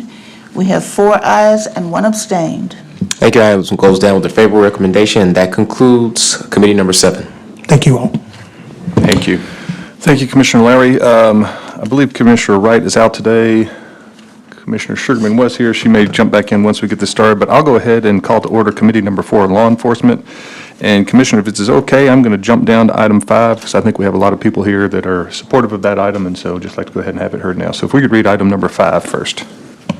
Item 5 is a resolution to continue to provide Shelby County Sheriff's Office Sergeant Samuel Lilly his salary, health care, OJI, and other benefits comprising all of the rights and emoluments of a full-time deputy sheriff until his retirement or death, whichever first occurs. This item requires the expenditure of Shelby County Sheriff's Office general funds in the amount of $118,720, sponsored by Commissioner Mick Wright, Commissioner Amber Mills, and Commissioner Dr. Edmund Ford Jr. This item does not meet requirements of the permanent rules. Acting Chair, I'd like to move to suspend that rule for the purposes of getting this in front of us, please. All right, we've got a motion and second to suspend the rules, second by Commissioner Mills. Thank you all. Chief Buckner, I'm going to turn it over to you. I know we've got a couple of commissioners in the queue that want to talk on this item too. Yes, sir. Well, good morning, Commissioners. I'm Anthony Buckner, Chief Deputy of the Shelby County Sheriff's Office. Accompanying me today are Ms. Janice Holm, our Human Resource Director, and Ms. Alicia Lindsay, our Chief Administrative Officer. Sheriff Floyd Bonner regrets that he could not be present today. However, this resolution is of great personal and professional importance to him as the Chief Law Enforcement Official of Shelby County. I want to give you some background information on this resolution. Sergeant Sam Lilly joined the Shelby County Sheriff's Office August the 1st, 2017, and quickly distinguished himself through his professionalism, compassion, and service. In 2019, Sergeant Lilly was named Officer of the Year by the town of Arlington for his outstanding service and commitment to community policing. In 2022, Sergeant Lilly received a life-saving award after preventing a man from jumping off a bridge, literally taking him down and saving his life. His calm, compassionate response in that moment captured the very spirit of public service. Sergeant Lilly was promoted to the rank of Sergeant April of 2024 and selected as the commander of the motorcycle unit following a competitive process that was Conroe, Texas for specialized medical care. He underwent another surgery on November the 4th, 2025 and continues his difficult recovery. Doctors have indicated it is unlikely that he will ever regain the ability to return to duty. Now imagine, after supporting Sergeant Lilly and his family through this incredibly difficult recovery process, full salary, health care, and OJI coverage, and all other employee benefits until his retirement or death, which occurs first, he will remain in a general fund position and receive a full paycheck on the 15th and at the end of every month as every other full-time employee. This measure addresses an urgent administrative and moral gap in our system and affirms our county commitment to supporting those who sacrifice in the service to others. This resolution is fundamentally about taking care of our own. It ensures that Sergeant Lilly and his family maintain financial stability and medical support during one of the most difficult times in his life. It reaffirms to every deputy in this room and across Shelby County that we value their courage, loyalty, and service. We thank them for their service. Commissioners, when you deliberate and look out into this gallery, you will see the patrolmen who wear the badge and tan or mint green shirt every day. They go to work knowing that at any moment they may run to danger or towards danger to protect others at their own risk. If we cannot do this for Sergeant Lilly, it tells every deputy and detention officer that we will stand by them when tragedy strikes if we don't do this. But if we cannot take care of one of our own on a catastrophic event such as the one that I talked about this morning, we must ask ourselves, how can we hope to recruit and retain the men and women who protect and serve our community every day? If this resolution passes, it authorizes $118,720 from the FY 2026 budget of the SCSO General Fund budget for Sergeant Lilly's salary and benefits, and to break that down, $85,814 for his salary, $32,906 for his benefits. No budget amendment is required. Funds are available. Future year costs will be budgeted annually to reflect any salary or benefit adjustments. The Sheriff's Office will coordinate with the Human Resources and Finance to ensure seamless and compliant administration. Shelby County currently does not have a medical or disability retirement plan for first responders who are permanently disabled in the line of duty. This case underscores the need for a policy reform to establish a long-term disability safety net for public safety personnel injured while serving. This resolution is not about policy, it's about people. Sergeant Lilly's heroism and sacrifice represents the best of who we are as a community. When our deputies risk everything to serve, they should never have to question whether the county will stand by them. And for those deputies who are not standing behind me, I'm going to ask all of them to stand because I want you to see them in this room. In closing, this resolution ensures Sergeant Lilly continues to receive his full pay and benefits, including OJI coverage until retirement or death. Funding is available. The need is urgent. Failure to act will cause unnecessary hardship to a man who has given everything to serve Shelby County. By approving this resolution, you will not only honor Sergeant Lilly, courage, but also send a clear message to every deputy standing and sitting in this chamber today, to every deputy patrolling the streets or hallways of a school, who are protecting our courthouses, who are overseeing detainees in our jails, that Shelby County takes care of those who take care of us. We respectfully request your favorable recommendation. We are available to address any questions or concerns that you may have. Thank you so much, Chief Buckner. This item was moved by myself, seconded by Commissioner Sugarman. Seconded by Commissioner Mills. Commissioner Sugarman, I see you're back in the chambers now, and as your vice chair, I'm going to hand this over to you to manage the rest of this committee. We're doing item 5 first. Thank you so much. I just want to say that my condolences go out to the family. I can't imagine such a tragedy upon a young person. And I received so many emails, I'm sure we all did, and they're very heart-wrenching. I don't wish this on anybody. And to those who are standing and those who are in law enforcement, whether it's the sheriff's, MPD, or what have you, again, we do appreciate your service. You know, and again, sometimes you don't feel that we do as a commission, but we do. And sometimes we have to grapple with hard decisions, but we're always going to support your work and what you do. And so with that, I would like to be added as a sponsor. Thank you. Okay, and again, thank you, Vice Chair, for handing this back over to me. And we have several commissioners in the queue. But again, I want to reiterate that we do support you all in the work that you do, because for one, I would never want to do that work. And we do feel that sometimes you're not appreciated, but again, I just want you to know you are appreciated. Okay, we have Commissioner Ford in the queue. Thank you very much. Chief Buck, I'm going to disagree with you on one thing. You said it shouldn't be about policy, it should be about the people. But you know, when the policy's messed up, who does it affect? The people and their families.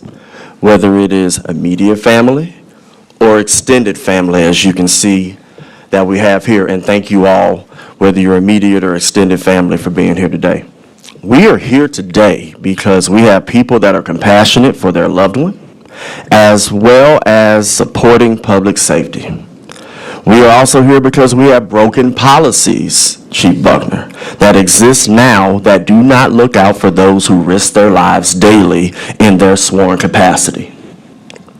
Some things should be contextualized as common sense without resistance, like the item that is in front of us right now. And I hope that nobody from administration sits there saying, we appreciate y'all being out here, but no. You don't want to say no today. You don't want to articulate who you are and say your title and say no today. But if you want to, go right ahead. You're grown. However, I'd be remiss if I did not state on the record that much of this talk on restoring and restructuring benefits to robustly recruit and retain law enforcement unfortunately has fallen on deaf ears. If it did not fall on deaf ears, would we be here today? We wouldn't be here today. It would already be a done deal. It wouldn't be what can we do, it would be what can we have done, because it would be done. Many of you all are here for this item, but I would ask for you to stay for an upcoming item where the Plan D and the request that I know Commissioner Mills and I to look at a Plan E to be considered may not have the findings you want to hear, but they are just that, findings. If we weren't defunding the sheriff, maybe we would be able to subsidize the statutory requirements, Ms. Lindsay, and better benefits to everybody that's here. Maybe the sheriff wouldn't be suing county government. Maybe we'd be able to fund not just the statutory requirements, but those same benefits that you had before the Plan D happened. Plan D stands for dead, ladies and gentlemen. You're talking about law enforcement having to wait until they're almost 70 years old to retire. City of Memphis doesn't do that, and there are other jurisdictions that do not do that at all. Commissioner Mills, I know you're in the queue, but I will still be working with you, even though we have less than 300 days left, to help figure out how we're going to make this policy work going forward to take care of the medical and disability retirement, and hopefully go back and revisit those other benefits that law enforcement should have in place so that we can continuously recruit and retain. I'm going to stay within my time. I will yield, and I just had to be real, folks, because look, I'm not running for anything else, and I hope people don't use this as a political pedestal because we're talking about people. I'm just going to put that at the end. Thank you. Thank you, Commissioner Ford. Commissioner Mills? Thank you. And to all of our law enforcement, y'all, I appreciate what you do. You do the job. You are the face of Shelby County. You see everybody on their worst day, time and time again. And we get to sit up here and not see everybody on their worst day. You've got the hardest job in the county, made hard by other people who are elected. To make it harder than it has to be. When I learned last term that there was no medical retirement for law enforcement, I went to the retirement board. I went numerous times to the state with Alicia Lindsay and Josh Fox and Joe Fox and the sheriff and everybody else, because we kept having hurdles here locally that just shocked me, that we went to the state to try to get the funding back so that you could create the seed money for medical retirement. Well, that was voted down. It passed in the Senate, that Senator Brent Taylor passed. Gillespie carried it in the House, and then a Shelby County House member could have kept his mouth shut, could have voted no, we could have gotten it passed, but instead decided to speak out loud, flip all the votes, and it failed up in Nashville. And so now we're being sued by the sheriff. I don't blame them, for $67 million. That'll get a lot of medical retirement funding for seed money right there. So here we are today. I obviously support this. I hate that this happened. I appreciate all of you, Sergeant Lilly. I cannot see anyone voting this down. Even last term, we've gone through this whole defund the police era, and who have voted to defund the police, who wouldn't even vote to give you all bullets for training to fund that. We've gone through all that, but this has got to be a new day where we back our law enforcement, all of us, and support them and give them the tools they need. And medical retirement, injured on the job, I mean, catastrophic injuries, that needs to be all of us on the same page, supporting the people who protect us. Because it doesn't matter how the economy is, it doesn't matter what kind of education we have, system we have. If we don't feel safe and we're not protected and we don't have you all out there doing that job for us, none of it matters. So I say all that, I ask for my colleagues to support this, and this to be the beginning, a new day, to look into this and move forward to support y'all with medical retirement for these catastrophic incidents that happen to you all. Thank you. Thank you, Commissioner Mills. Commissioner Bradford? Thank you, Commissioner Ford, Commissioner Mills, and Commissioner Wright. Thank you all for bringing this before us today. Chief Buckner, Director Lindsay, thank you for working through the budget and finding the funds to do this. This is blows my mind that this is not something that we already have codified. Thank you all, everyone that's standing up for what you do every single day. Commissioner Mills hit the nail. To help bring it to light for us. And the fact that there was not a policy in place does to, as my colleagues have stated, it's definitely something that has to be rectified. So again, thank you for all your service. Thank you, Chairwoman. Commissioner Ford? My last comments, thank you. There was policy. Policy got changed. We can talk about that when we get to another item, when we start talking about Plan D, how Plan D came into existence. So I won't ask that. I'll wait until we get to that particular item. I'm assuming that you all are going to stay around for that because I have a feeling that they're going to start saying no, no, no. So we can definitely talk about what transpired, the chronology. I know that you all are abreast on what transpired, so please be ready to answer those questions when we get to that particular item. Number two, this is just a committee vote. Anything can happen on Monday. I have seen it happen before. You only have a handful of commissioners here, but you still got an administration that may make some phone calls and emails. By a show of hands, how many of y'all plan, if the Lord's willing and the creek don't rise, showing up on Monday? Okay. I don't know what the rule's going to be as far as how many minutes or whatever the case may be. I'm not the chair. It was a blessing for me not being the chair, but I can't wait to see y'all there, and let's see what they talk about as far as the history and the chronology of this policy, because my last comment, Commissioner Mills, you're absolutely right. We have been to those retirement board meetings. That's why we have the item coming up where we're trying to get some results on some things. But at the same time, that discussion needs to warrant some policy, some revisiting of what the original plan had. And if we're talking about a few dollars and a few cents, we're talking about public safety, ladies and gentlemen. And it goes back to what I said at the end as I close. You may not necessarily say it's about policy, it's about the people. But if we don't put the right policy in place, we can't protect the people. I'll leave it right there. Thank you. I yield back. Thank you, Commissioner Ford. Seeing no other commissioners in the queue, let's take this item down for a vote.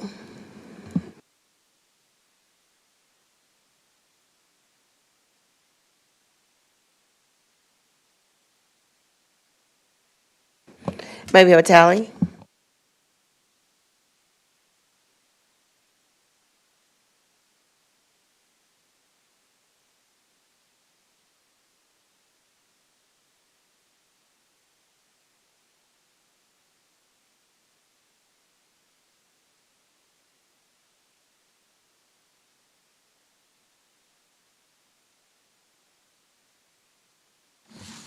We have aye votes from Commissioners Sugarman, Mills, Ford, Brooks, Lowry, Bradford, and Chairwoman Avant. We have 7 aye votes. Thank you. This item goes down to favorable recommendation. Congratulations. They got to do Monday.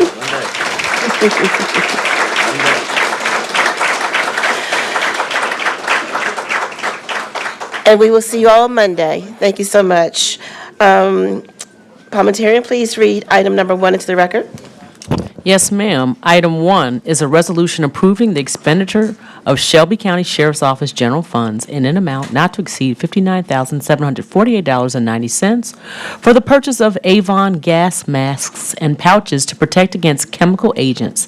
This item requires the expenditure of Shelby County Sheriff's Office general funds in the amount not to exceed $59,748.90, sponsored by Commissioner McWright.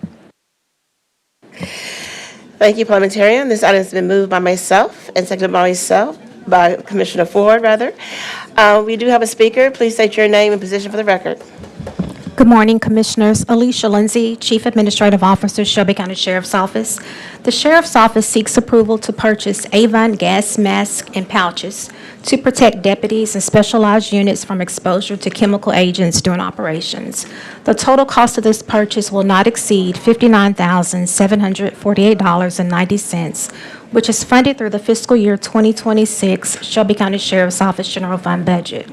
This purchase is a proactive measure to ensure that recruits and deputies are properly equipped and protected in high-risk environments such as crowd control, correctional disturbances, and hazardous material incidents.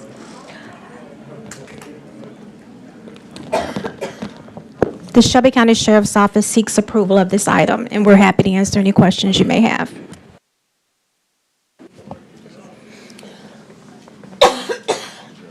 Excuse me. Can you take over?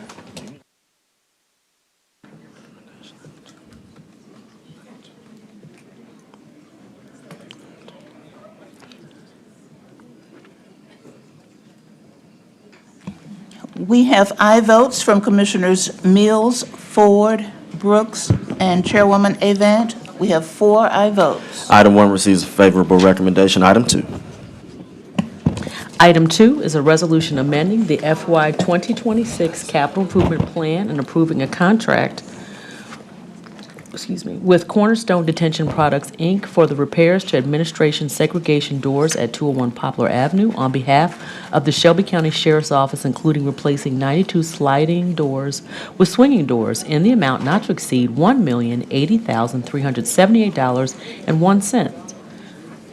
This item requires the reallocation and appropriation of fiscal year 2026 capital improvement plan funds in the amount not to exceed $80,378.01 for a total not to exceed $1,080,378.01, sponsored by Commissioner McWright. Thank you. It was moved by myself. I need a second. I'll second. It's been seconded by Commissioner Mills vocally. Good morning. Good morning, Commissioners. Alicia Lindsay, Chief Administrative Officer, Shelby County Sheriff's Office, and today I have with me Assistant Chief Jailer George Askew. The Shelby County Sheriff's Office is requesting approval to amend the fiscal year 2026 Capital Improvement Plan and to approve a contract with the Cornerstone Detention Products Incorporated for repairs and replacement of administrative segregation doors at the main jail at 201 Poplar. This project includes replacing 92 sliding doors with swinging doors to address the safety and operational and compliance issues. We came before you previously to repair and replace 636 doors, and those were on the 3rd and 4th floors of the facility. And as detainees are moved down to the segregated part of the detention facility, they are now destroying those doors. And you'll notice that there's an increase in the price per door. We're now at $11,676 per door, and before it was about $6,000 a door, and that's directly attributable to the tariff because we're having to import the steel. This resolution also requires amending the capital improvement budget. We're taking monies from 2 other projects to fully fund this one, and funds are available, and we would ask for your favorable approval on this item. Thank you. All right, I see the Vice Chair of Committee Number 4 has returned, so I will give the chair back to the Vice Chair. Thank you. Thank you so much, Commissioner Ford, for that. Just a quick question real quickly. And so once this is approved, if it's approved by this board, how long will it take to install the doors? I know this is an ongoing issue, but again, that is a huge concern. George Askew, Assistant Chief Jailer. Right now, the projection to complete the entire process is 2 years from now. So it's a slow process, but we are making progress in this. After Cornerstone finishes the third and fourth floor, then they'll move down to the ad seg area. So we're looking at another couple of years to get this done. But the positive in that is that Cornerstone has increased their number of men that come in to work. They've doubled that, so it's actually shortening the time that we should have this complete. Okay, thank you. Seeing no other commissioners in the, okay, Commissioner Ford? I'm sorry, real quick, and I'm looking at the exhibits, my apologies. Ms. Lindsay, I'm looking at the exhibit. I know you're saying you're taking it from one project for taking care of this. I'm trying to see what that project was that it's being taken away from, just so I can line up with the budget, you know, what was passed but not approved by the comptroller, but still. Alicia Lindsay, Chief Administrative Officer, Shelby County Sheriff's Office. Commissioner Ford, we're taking $25,181 for another one of the Shelby County Sheriff's Office projects. It was related to showers. We had additional funds available there. And then we're asking for $55,197. I think there's a CIP contingency fund that we're asking for dollars from there, $55,197. Okay. All right. And I know there was $1 million in that contingency fund, and I know 350 of it we've already talked about, so there should still be money there, so there shouldn't be any issues. So, okay. I just wanted to make sure everything was good. Thank you. Thank you, Commissioner Ford. Commissioner Brooks? Thank you, Madam Chair. Ms. Lindsay, just wondering if any of these repairs that are needed now that you're here before us on are the result of the occupation by the task force and all the other agents that we know about and don't know about, and the overcrowding as a result of that. Alicia Lindsay, Chief Administrative Officer, Shelby County Sheriff's Office. Commissioner Brooks, thank you for the question. This particular item is not related to anything related to the Memphis Safe Task Force, but we do have other repairs that are needed, and we'll be bringing those items before you as a result of the additional detainees within our facilities. So I'm trying to understand. I know you come quite frequently. That's not a criticism. It's just, you know, showing that you got some problems. So have you been here before on this regarding these repairs? Alicia Lindsay, Chief Administrative Officer, Shelby County Sheriff's Office. Commissioner Brooks, we came before you last December, I want to say it was the 16th of 2024, for additional monies in CIP, ARPA, and general fund to repair and replace 636 doors, primarily on the third and fourth floors of the detention facilities. And as these individuals happen to go down to the segregated portions of the jail, so on the third and fourth floors, those doors are being repaired. But if an individual has to go into segregation, they are now destroying the doors down in admin seg. So that is what's causing the need to replace these doors. Okay, I guess what I'm trying to understand, and I don't want to be long, you know, prisons and jails, I mean, we've had those with us all the time. So I'm trying to understand, because I've never heard this before, how do we allow the prison population to get to a point or to have such access that they can actually destroy part of the building? Commissioner Brooks, thank you. Alicia Lindsay, Chief Administrative Officer, Shelby County Sheriff's Office. Commissioner Brooks, I don't know if you recall, but back in March of last year, there was a power surge, and that precipitated the demise of some of the doors. Okay. And as inmates learn how to, I think you probably heard Sheriff Bonner come before you and also say the same thing, that the detainees learn how to Lamborghini the doors. So kick the doors out, and you know, people teach things how to do things, and so that's what's happened. And so the priority was the third and fourth floors, and now that detainees are having to move to the admin seg population area, they are now destroying those doors. And I'll let Assistant Chief Jailer Askew annotate that for us. Okay, thank you. Good morning, George Askew. One of the issues was the design of the doors. They were sliding doors. And they were secured by latches that fall down once they close. The inmates learned, part of what they learned was if they continue to kick those doors, the sliding doors would, what we call Lamborghini. They would go upward, and all the inmates would have to do is slide under the doors. So they would kick the doors, get them off track, and just push them high enough where they can get out of their cells. So that's an issue with the design of the doors we had, and realizing these designs were, well, we opened the jail in 1981. Yes, ma'am. So it's a process that, as we go along, we learn from contractors that there's a better way to do it. So now that you know this, and this design of the doors, how are you going to fix that? New design team? Ma'am? Are you going to have the doors redesigned or what? The doors are being redesigned. Okay. Instead of sliding doors, the Okay, doors okay. are open swing doors, which there's a extra heavier locking device that holds the doors closed. Okay. So we're moving from sliding to swing with a heavier locking mechanism to keep the doors secured.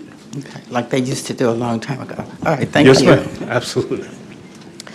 Thank you so much. Let's take this item down for a vote.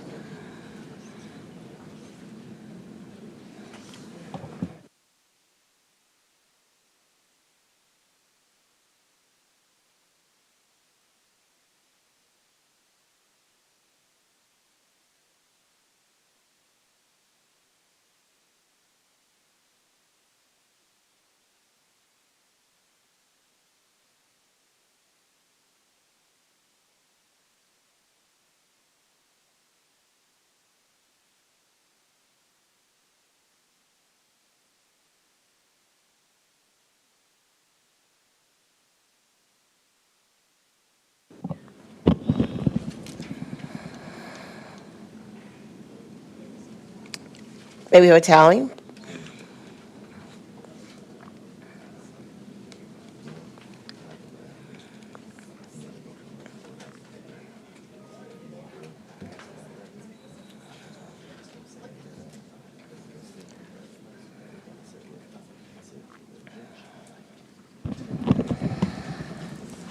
We have aye votes from Commissioners Sugarman, Mills, Ford, and Brooks. We have 4 aye votes. Thank you. This item goes down with favorable recommendation. Parliamentarian, please read the next item into the record. Item 3 is a resolution to approve a contract renewal with Aramark Correctional Services, LLC for fiduciary management services for the Shelby County Sheriff's Office for the period of July 1, 2025 through June 30, 2026, in an amount not to exceed $1,400,000. This item requires the approval of the Board of Commissioners before exercising the first of 2 one-year renewal options. This item requires the expenditure of fiscal year 2026 general funds in an amount not to exceed $1,400,000, sponsored by Commissioner McWright. Thank you. This item has been moved by myself and seconded by Commissioner Ford. We have a speaker. Please state your name, position for the record. Good morning, Commissioners. Alicia Lindsay, Chief Administrative Officer, Shelby County Sheriff's Office, and I have with me Assistant Chief Jailer George Askew. The resolution before you is requesting approval to renew the contract agreement with Aramark Correctional Services Incorporated for fiduciary management services at both the main jail, 201 Poplar, and the Jail East at 6201 Haley Road. The renewal period covers July 1, 2025 through June 30th, 2026, in an amount not to exceed $1,400,000. The contract provides for fiduciary services such as trust fund accounting, commissary management, and inmate account oversight. These functions are required by state law and Shelby County Sheriff's Office policy to ensure fiscal integrity and inmates' rights. Aramark has performed these services satisfactorily and in compliance with the contractual terms since the initial contract period. The Shelby County Sheriff's Office respectfully requests favorable approval of this item. Thank you. Thank you. And so I have a few questions for you. As far as the renewal contract, is this the same amount as the previous contract, or is there a difference? And then also, if there is a difference, why? Alicia Lindsay, Chief Administrative Officer, Shelby County Sheriff's Office. Commissioner Sugarman, this is the second and final renewal agreement, and the price, $1,400,000, is the same as the original contract price. So there was no increase to this contract. Okay, and so then my question then becomes, since the sheriff is no longer over juvenile, has that amount been deducted, or is this also included in the contract? George Eskew, Assistant Chief Jailer.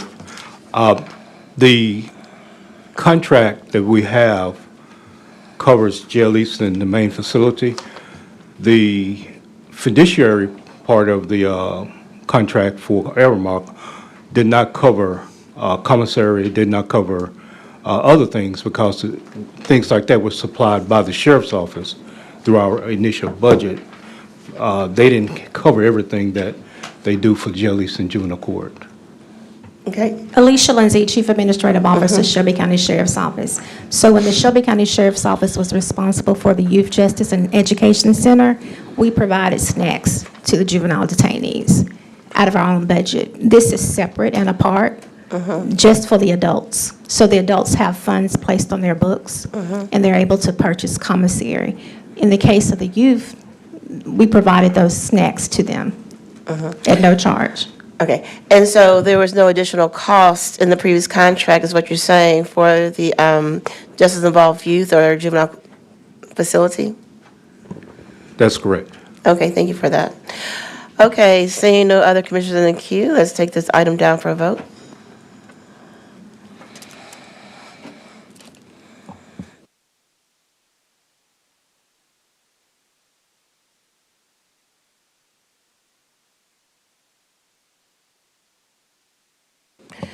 May we have a tally?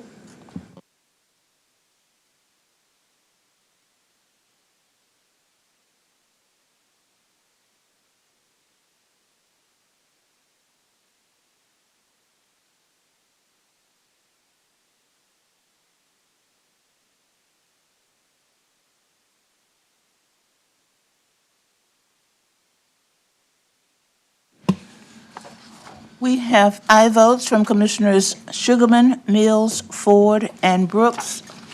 We have four aye votes. Thank you. This item goes down with favor recommendation. Parliamentarian, please read the next item into the record. Item 4 is a resolution designating cameras for District 9, sponsored by Commissioner Dr. Edmund Ford Jr. I just want to note that we may need to suspend the rules because I don't believe that the caption fits the requirements from the permanent rules of what is to be included in caption, sir. What is, point of information, point of parliamentary inquiry, Chair. To the parliamentarian, what are you asking for it to be required for? Because this is the second time I've done this type of resolution with a similar caption. Yes, sir, I do know. Let me find the rule, but I do know it's like the funding source and all those things are supposed to The be. money was passed already. No, I understand. I don't have any commentary about. I'm giving the commentary I understand, but I'm just respectfully. saying in terms of suspending the rule in accordance with your permanent rules and what is supposed to be included in the caption, and I'll provide that momentarily. All right, I disagree with the parliamentarian, but so that we can continue this, I move to suspend that aforementioned rule that I'm unaware of for the purposes of taking care of the district with cameras so they can be safe to make y'all's job easier. So let me just go ahead now, because I have the rule before me. The caption of items, it's from Rule 6. Rule 6E, caption of items, operative clauses, and body of resolutions and ordinance. All items shall include a clear, easy, understandable caption which shall contain a concise statement identifying such item as a resolution or ordinance and describing the action approval sought, and in addition to information required by subsection E1, 2 hereof shall state the full dollar amount of the total expenditure expenditure authorized, and if the item amends a previous authorization, it shall clearly so state and indicate the total amount authorized to be expended after the amendment if approved by the commission. 2, if an item authorized expenditure of funds, the following statement, this item requires expenditure of source of funds in the amount of blank. The following statement sponsored by Commissioner blank unless exempted by subsection F. So at least you would need to have a source of funds, sir. Madam Vice Chair, we passed a resolution. Just for the record, I'm going to move to suspend only so that we can continue. There was a resolution that this body passed that stated a dollar amount, funding source, and all of those things were referencing the therefore be it resolved. But for the purposes of going forward, because the same caption was used about a year or so ago and these so-called rules were not articulated on record, we're going to move on. I move to suspend that aforementioned rule, even though I don't think it applies here, for the purposes of making sure that constituents in my district who have done the due diligence and the work can get cameras in their districts to deter to deter crime. And I second. So we have moved to suspend the rules. It's been moved by Commissioner Ford. I second it. Can we do this without objection? So moved. Thank you both. Okay, so now we have Commissioner Ford in the queue. All right, so that we can, we won't get that time back. There was an exhibit that was passed out. There was a community meeting. Over 80 individuals representing 25 neighborhood associations were present.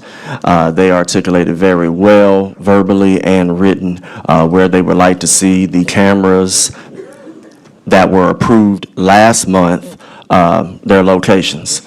Ms. Cedric Collett and I went and canvassed the entire district that following week. We sure did. And it only took us a whole day to get the camera location. So the exhibit has poll numbers, unless the poll is obscure with the number, it has the location. And that is the exhibit that is needed in order to satisfy the resolution that's in front of you. So I'd like to move the exhibit. So moved. I need a second. All right. This item has been moved by Commissioner Ford, seconded by myself without objection. So moved. To amend the item, to add. Just to add the exhibit. Yes, sir. Thank you.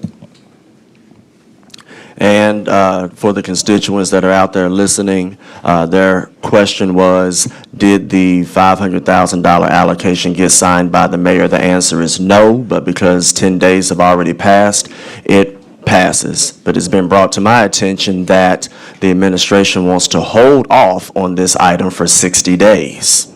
Even though this commissioner made that obscure deadline that the CAO put out in an email and whatnot. So for anybody that's in District 93, 109, and 116, if you need to ask when we're going to get the cameras up, contact the 11th floor, contact Lee Harris or Harold Collins and ask them why they're sitting on it, because this commissioner has done everything he's supposed to do.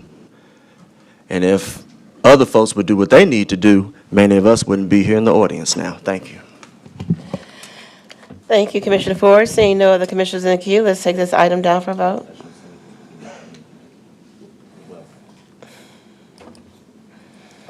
Can we have a tally?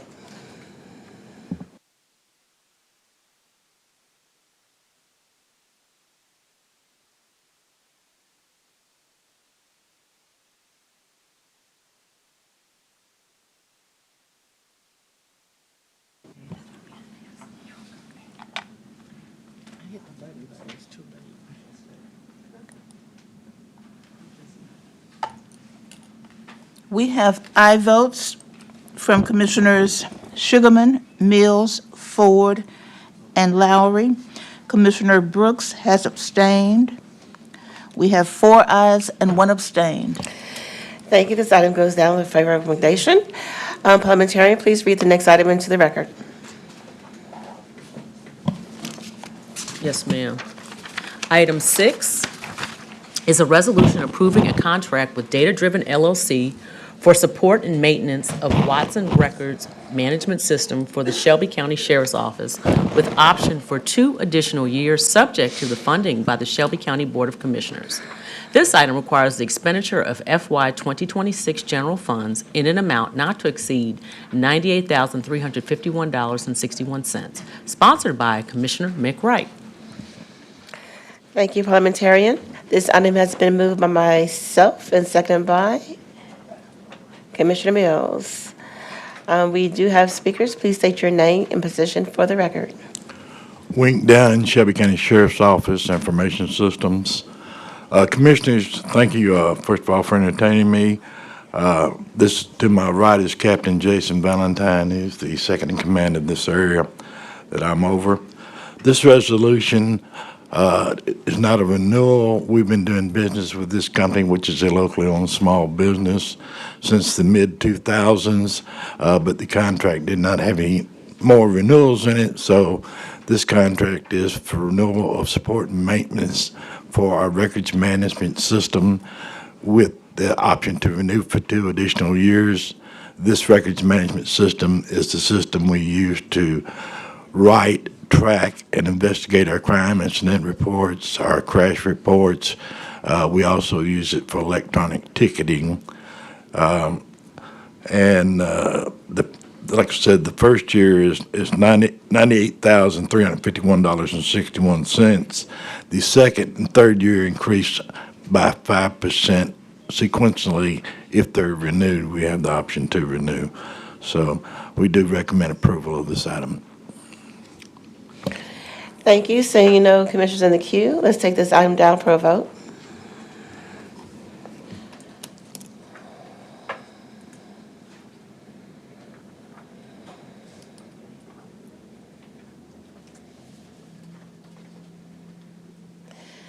May we have a tally?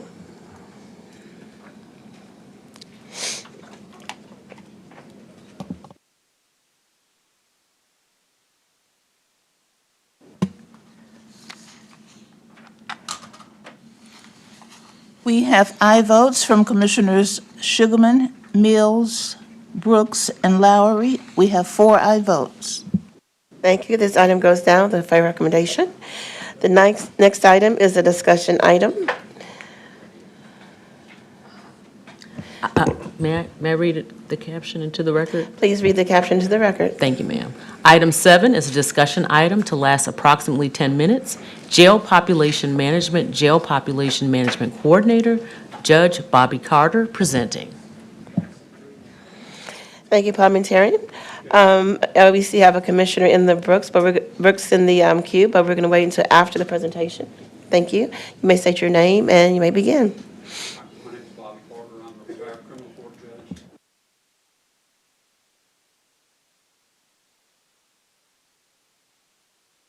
Okay, can you Excuse me, please push your button because we cannot hear you? Thank Better? you. Yes. All right. I'm Bobby Carter. I'm a retired criminal court judge, and I am currently serving with the Sheriff's Department on a contract basis. And I'm here basically at the request of Commissioner Brooks, so I'm willing to answer any questions, or I can give you an overview as well as what I have been doing and am doing. Briefly, it's a contract that is limited in scope, it has a cap amount, and it averages out to about 5 hours a week. And by way of background, I've been a former public defender. I was an assistant district attorney for 27 and a half years. I was a criminal court judge elected and served for 12 years. And so I have a certain familiarity, having my whole legal career has been in 201 Poplar since it opened and that line. Obviously, the issue of the population of the jail is something of concern to everyone. The sheriff especially is sort of saddled with that in that the population numbers are not of his making. He's not in a position to refuse anyone. He has to deal with everyone that's brought to them. By way of beginning, I quickly did some historical background and presented a few reports for the sheriff. Even though by what various metrics we show that crime may be down on some people's radar, the actual number of people who are being brought into 201 Poplar is up. And it's year over year, month over month, we're bringing a lot more business into 201 Poplar. At the same rate, the rate of dispositions in the criminal cases across the system has dropped. And there are a variety of reasons, again, for that, but the number of cases we're disposing of is getting lower, and the number of new business we're bringing in is getting higher. The result is, of course, the jail population goes up. It's just simple that. My job is sort of tasked with looking at things that we can accomplish to try to lower that without, imagining more funds, more people, a new jail, or anything. Working within the parameters of what we have right now, what can we do? And basically, we've identified about 3 areas in which affect jail population that we can do something about now. First of those is what an area I would call temporary confinement. Those are the people who are in our jail that don't necessarily have to be, in that they have been either sentenced to the Department of Corrections and they no longer have cases pending in our criminal courts, but they haven't been transported, or people who are brought back here from the Department of Corrections to handle various matters who are here for a variety of reasons. That's not a huge number, but at times it gets as high as 135, 140 people. Again, when we're talking a crowd of the sort we have, anything we can do on that. I can report some progress in that. Chief Buckner and with working with some of our local legislators have gotten some relief from the Department of Corrections. They've been a lot more prompt in coming and picking up some of those people. So we're making some progress in that area. The second area, and again, it's not a major fix and one thing you can put on, but our intake process is overwhelmed by the number of people who come in, and there's been a variety of things. I've been working with the commissioners, the jails, the clerks, pretrial, and we're looking at that system, trying to find ways where there's a little back up and where we can streamline those things. Some of them are as common sense as the initial, when a person is brought to jail, they have to be cleared medically just before they're even, brought into the population. And this is a very preliminary medical check. A more thorough one is done when they're actually housed. But that involves a nurse actually putting eyes on the people and seeing, are they physically able to be brought in here, or do they have any impairments or obvious communicable diseases? When we have 2 sets of Sally ports, we've got this one nurse who has to run from side of the building back and forth to back and forth. We're hoping to make some, it's simple, but if you take 20 minutes or 30 minutes out of every admission into the jail process, cumulatively that'll work. So that's a second area, that intake process. Long-term, there's a lot of suggestions that can be made, and the clerks are working on. Clerk Tammy Sawyer has convenes another set of meetings that we've been going to, trying to aim at that purpose, so that's part of it. The third and probably the biggest area from my perspective that we can do is length of stay. The average length of stay in 201 Poplar has gotten longer and longer over the years, and it's important to remember, 201 Poplar is not a prison. It is a pretrial detention facility designed to hold the people who have not, for whatever reason, been released on bond while their case is adjudicated. So these are people who have not been found guilty of anything. They have cases pending. And when we let those period of time that these people say longer and longer and longer, that drives the population up. So again, we're looking at some concrete areas to cut down that length of stay, even if we don't change a single disposition or a way we do business, but if we can take a little less time, the jail population number will come down. So in a nutshell, those are the 3 areas that I have been working on and focusing on. And again, with the idea of suggestions, and it's interesting because, the driving people in this, the district attorney and his staff, all the elected judges, the clerk's office and their staffs and everything. We have absolutely no authority over any of these people. But I will say, as a result of Sheriff Bonner's bringing me back and asking, we have started our jail, what we used to call jail overpopulation committee. Now we just call it the jail population committee. We've been meeting once a month with stakeholders from all these people, and we've actually we share the data, and we sit in a meeting, and it's those things where you have representatives from the various stakeholders together in one place. We've actually made more progress almost just in, suggestions and thoughts. Yeah, we can do that. So, in a nutshell, that's what I do with my 5 hours a week. Actually, it's been a little more, and I'll make it up in December. I'll take some time off. But Commissioner Brooks or any commissioners, I'm glad to answer any question that I can answer. Yes, that's very interesting because you stated on record that crime has gone down, but the rate of the position has also gone down. And my concern is with the influx of individuals coming in, and it's going to increase because of the National Guards coming in with, the number of arrests going to be increasing. My concern is then, what then? But the question for you right now is, as far as you stated that maybe having the adjudication process to shrink. And so what would that look like? Because I'm hearing from the judges, their caseloads is increasing.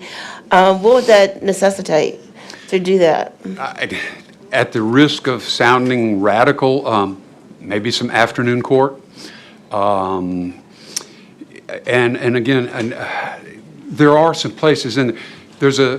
When cases are held to state from general sessions, before they're indicted, there's a period of time that's generally 60 to 90 days.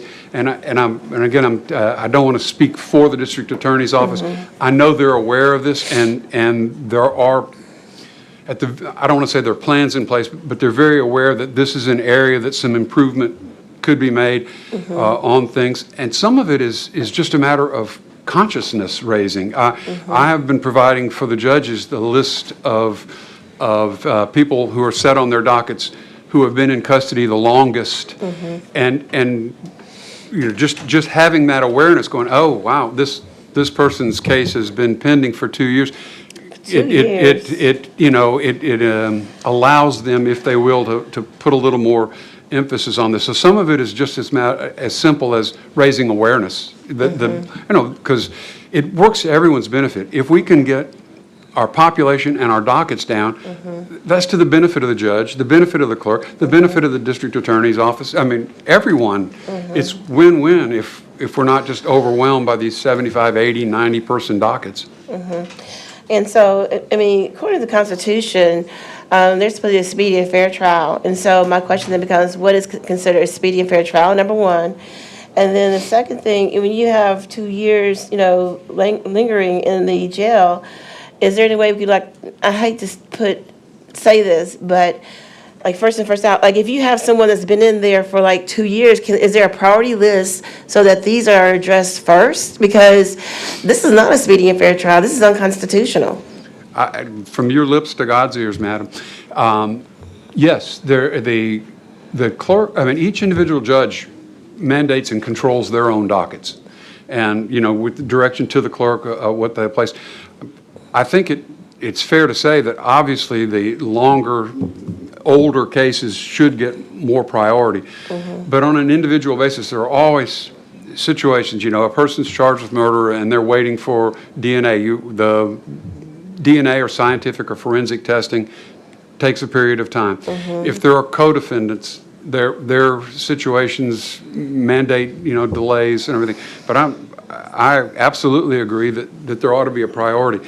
As to how long is too long, the National Association of State Courts recommends, they put out guidelines that they think is how long a felony case should take. Those are advisory and all that, and I would say we take longer than that here. And I would hope that, I don't know that there's a mandated solution, but there is definitely a solution, and it's got to be the collective will. And then also, my concern would be, not necessarily violent, but nonviolent. What is the average stay for nonviolent offenses? Because I can't tell you broken down, but there are people there. Obviously, our bail laws, right? Try to prioritize violent offenders for the jail occupation, but even so. If I can go back to something you said, I'm glad you pointed out speedy trial. It's important to know our Constitution guarantees individuals accused of crime of speedy trial, but our state Constitution also guarantees the crime victims a right to have their case adjudicated promptly as well. It's not just a defendant's right to say, I want a quicker trial. The public needs to have cases resolved, more expeditiously. Thank you. Commissioner Brooks? Thank you, Madam Chair.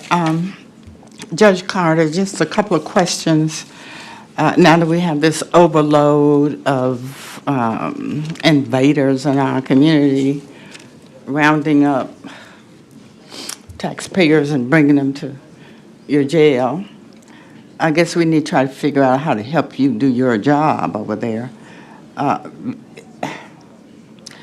In determining, well, let me go back to something you said, has no authority over these people. Can you explain that? What were you talking about? I can't tell the criminal court judges to add more cases to their docket or to, that's you know, what to you're handle talking cases more quickly. I can't tell the district attorney's office to set some of okay, these cases for okay. trial and get, you know, get this process Okay. moving. I understand that. I know that. I didn't realize you were talking about that. That's what Okay. I'm trying to got focus you. on things that we actually Okay, so let me can go have some- back to, you all were talking about felons and release and all of that, and this is such a big deal till it's almost overwhelming.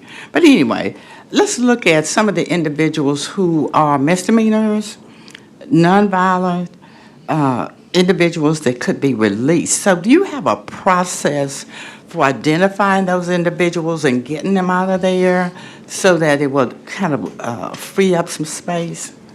Yes, ma'am. The commissioner's office, I mean, that's by virtue of the standing bail order that is in place. I mean, they have to examine the severity of the offense, the things, and clearly those misdemeanor, less serious offenses than the violent crimes are given priority towards, you know, release even without bail, you know, on recognizance and all that. They have to be, and they are. That's without the aggressive efforts that are being made on that as we speak, the jail would not be at 2977 or whatever it is today. It would be twice that. I mean, we're very aggressively releasing everyone that can be.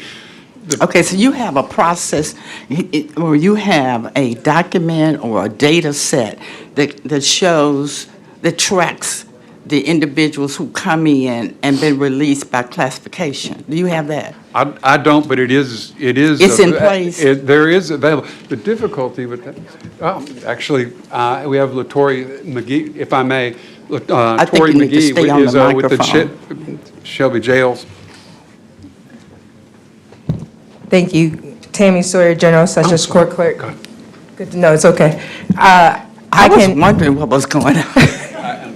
I know I'm old, but okay. Judge Carter has been amazing. We've been working together on the interagency work alongside the sheriff's office and the mayor's office, and so I can answer your question as well as yours. Right now, we have several ideas that have been developed that are ready to go. That includes a night court. If night court isn't feasible, that would be a Saturday court, and that would be those nonviolent misdemeanor cases.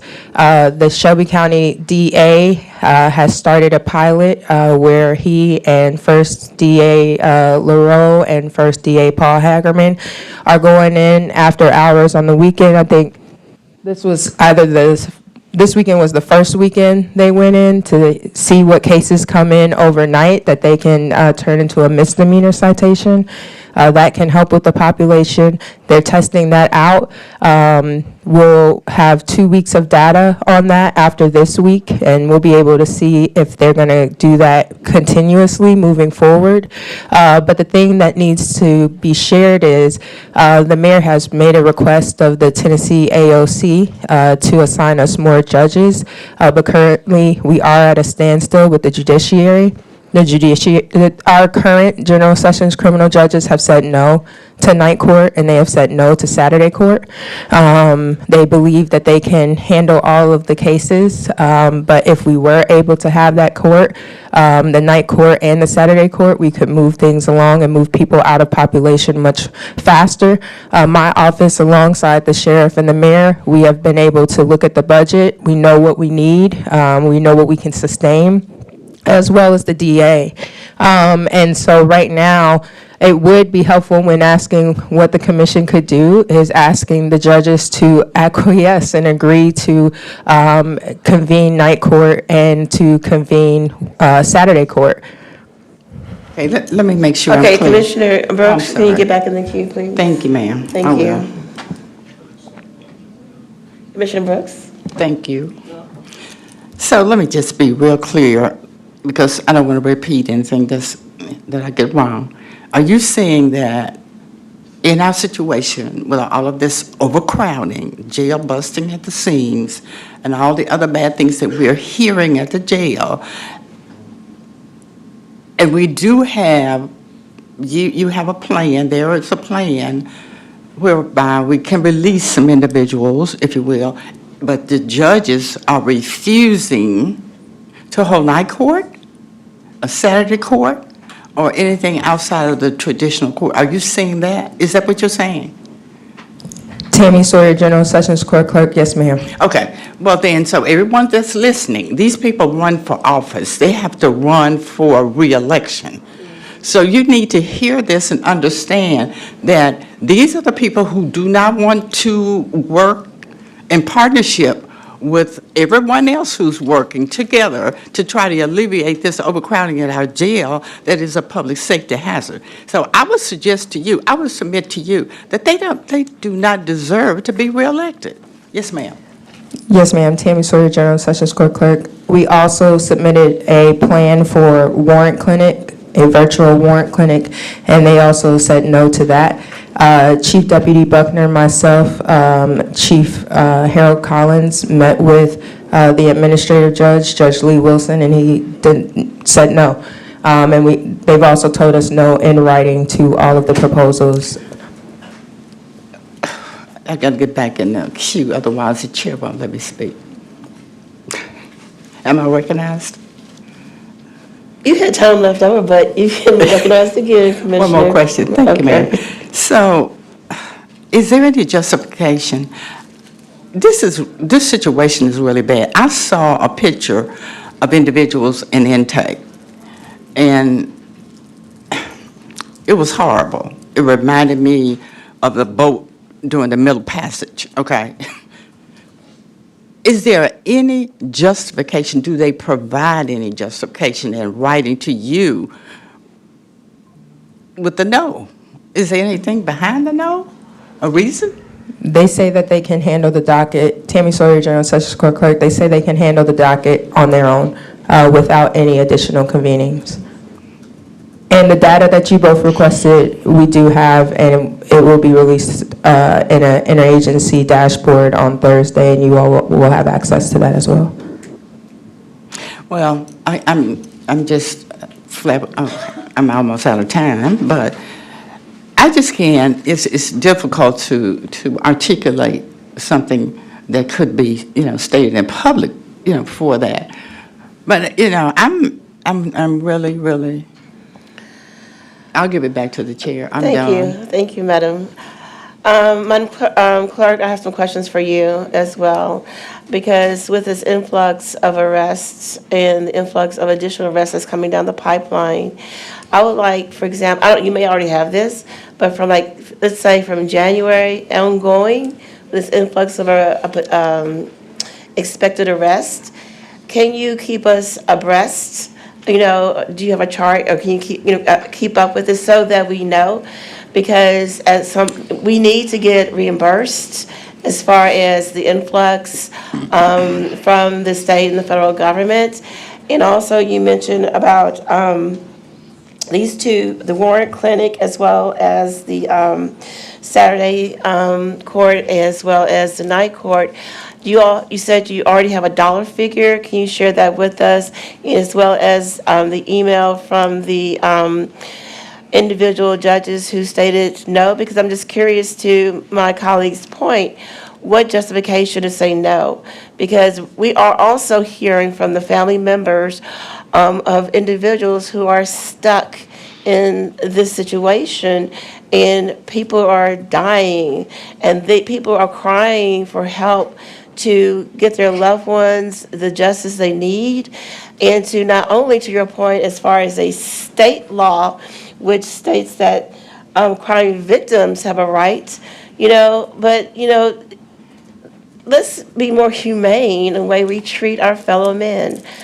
I mean, not only do we have the Constitution, we also have Human Rights Declaration, which is not being abided by. And so as an elected official, we need to do better. And if you can't do better, then, people need to vote these individuals out of office. And that includes me. If you think that, elected officials are not doing their job, then elect people out of office. So it's beholden not only to the elected officials, but the people in the communities and to voters. I hope you're all listening to what we're saying. It's because we hear your cries, and so to Clerk Sawyer's position as well as Judge Carter's statements, we have to come up with a plan, but not only that, we have to have buy-in from these elected officials.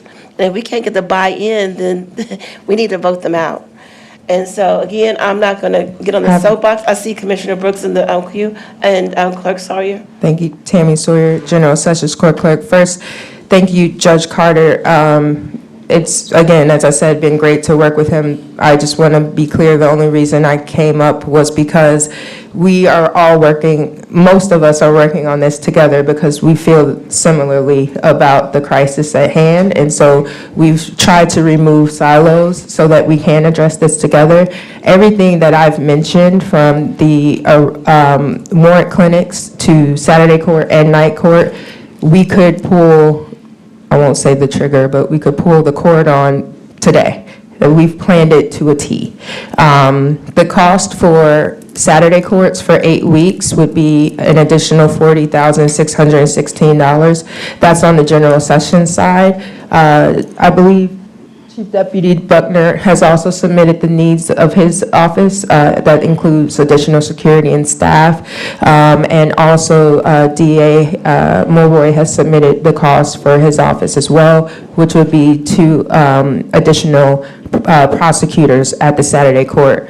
The proposal for Saturday court was a attempt to split the baby, because we wanted to do night court. The judges declined that. And so we said, well, what about just Saturday court? And so we have a proposal for night court. We have a proposal for Saturday court. The General Sessions criminal judges have said that they will not participate. Chief Harold Collins asked Special Judge Mark Ward to preside, but he said if the judges wouldn't do it, he couldn't do it either, because they told Special Judge Ward that they couldn't manage their docket. And this is just, like I said, for 8 weeks, General Sessions would expend approximately $40,000 on Saturday court. And that's mostly personnel costs. And so it's doable. It could start this Saturday. It could start Thursday. We have a plan for every night court. We have a plan for twice a week night court. We have a plan for Saturday court. We've crunched the numbers. Everyone has given input from the Sheriff's Department, the District Attorney's Office, and my office. And the only thing we need are judges to preside. I'll also say we visited Davidson County. Davidson County has night court every night. They actually go to Davidson County Courthouse, and there's a sign outside. Night court has its own entrance, has its own setup. They also hold bail hearings 3 times a day inside the jail.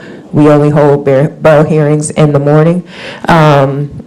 First DA, Chris LaRue proposed to myself and to the judges that we have 2 dockets for court.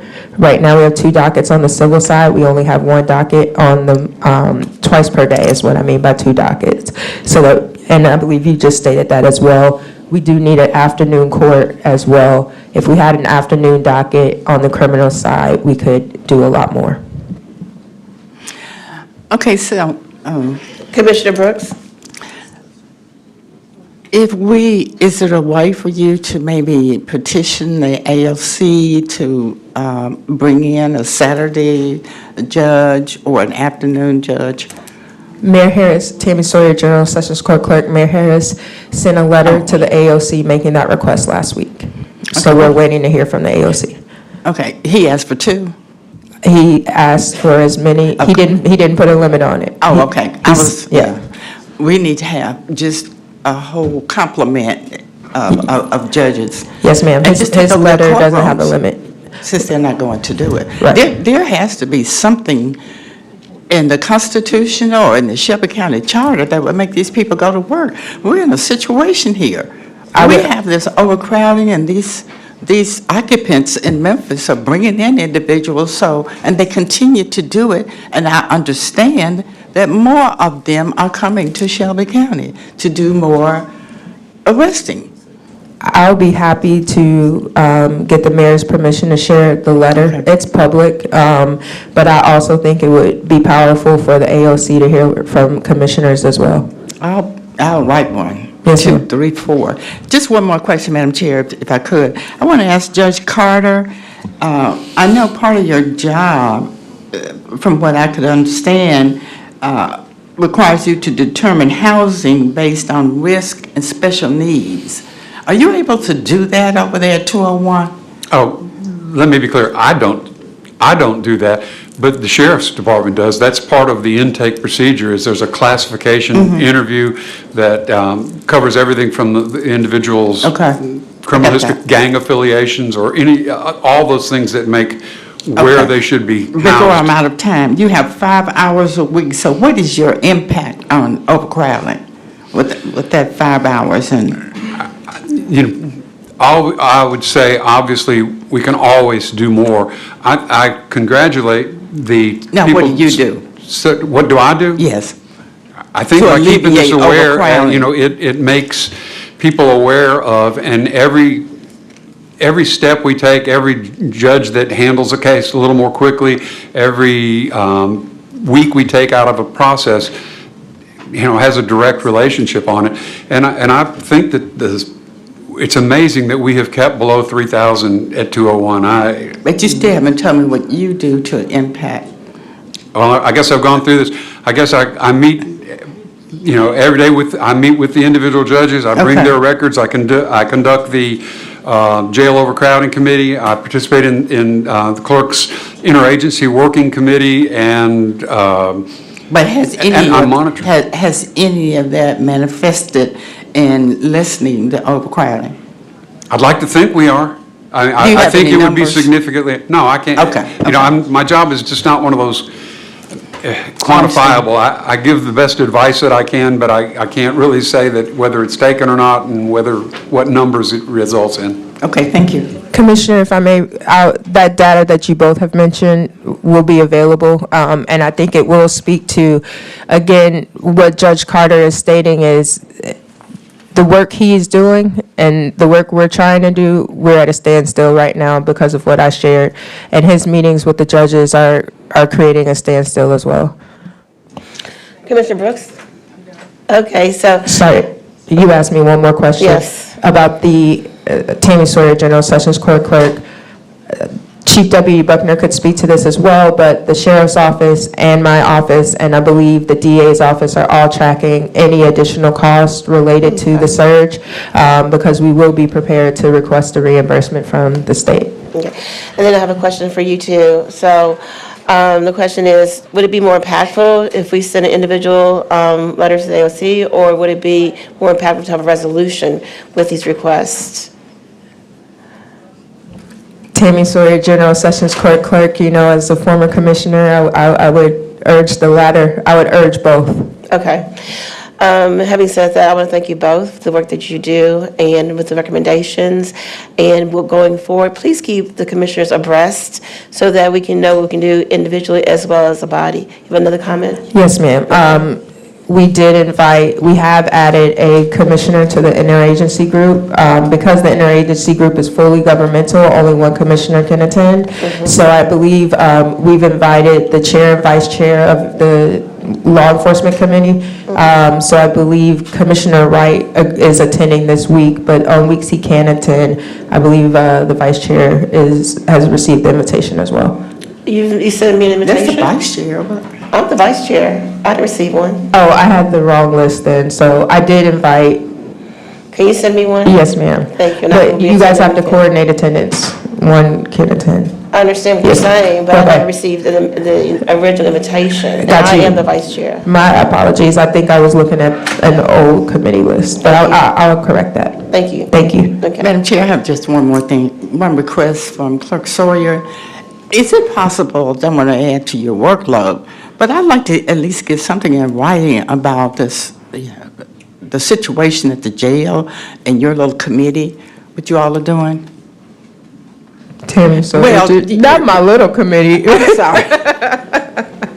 No, yes, ma'am, Well, you know. I will follow up in writing today. Well, when you all have meetings. Yes, ma'am. And I'm sure you take minutes. Yes, ma'am. Maybe if you can send that over to us. I'll I'm send you interested. the Maybe everybody meeting else notes is for interested. the Yeah. previous meetings today. Right. Thank And then you. if you have any numbers in terms of how many that were brought in from the task force. The interagency dashboard coming out on Thursday tracks pre and post task force numbers, and you'll be able to see that clearly. I'd like to see two sets of numbers on that because, you know, you have to trust, you can't verify. But the other thing is this, I guess that, just I'm trying to understand what the state is doing other than, you know, coming down on us and telling us what to do. What are they doing in reference to moving their inmates? I'd like to track that. Would defer. I think they've been a lot better at that. I have to give credit. I think Senator Taylor and Representative Gillespie have both intervened with the Department of Corrections. And again, I don't want to speak for the sheriff, but it's from our meetings, the numbers are much better. Their response is now much more attentive. They're aware of the problem we have, and it was a matter of passing on to TDOC, going, "Hey, we've got to have these people out of there." So Thank you. that's one area that we're having pretty good luck, and I think It's Chief about Buckner- time. Anthony Buckner, Chief Deputy, Shelby County Sheriff's Office. Yes, the state has moved nearly all of our, what we call pen-ready inmates who have been convicted to the state penitentiary. They've transferred nearly all of them. Okay. And they've also returned to get our violation of parole, which that has been an issue for us as well. A conversation with the state. We raised the issue that was an administrative issue absent of any new charges, so they were able to come get those individuals as well. And last week, I think we finalized a deal where we would transfer about 300 pretrial detainees to the state penitentiary temporarily to address some of the overcrowding inside of the jail. So hopefully this week we'll start those transfers. Why would you transfer pretrial? So the state understands that we're in a very desperate situation in the jail. And so to, I guess, play their part and help relieve some of that pressure, they've agreed to take about 300. No, I'm trying to understand, why would you pretrial? What kind of people, what kind of inmates are pretrial? Let's start from there. Those who have not been convicted of crimes. Okay, so why would you transfer individuals from their home county? I'm not bashing or being critical. I'm asking a question. Who have not been convicted? What about all these individuals who need to go, who have been? Not necessarily state, but there are some other individuals who haven't been tried yet? Right. And you're going to send them to God knows where? I think the plan from the state is going to be for a majority of them, house them at the Mark Luttrell facility here in Shelby County for as long as bed space is available. So they will be here in Shelby County. Majority. But I still don't understand why individuals who have not been pretrial, as opposed to individuals who have been there, who have been convicted. Right, so a majority of, if not all of the ones who have been convicted and are not facing additional charges have been transferred out of the jail to the state penitentiary. So now we're just down to trying to reduce the population as much as we can, almost by any means that we can utilize. Okay, do you all keep data on that? We do. Okay, Yes, could ma'am. you share that, if you don't mind? Yes, ma'am. I'd like to receive it. Thank you, Madam Chair. Thank you, and please share the data with all the commissioners, not just, Commissioner Brooks. And so are there any more questions from anyone? Okay, thank you so much.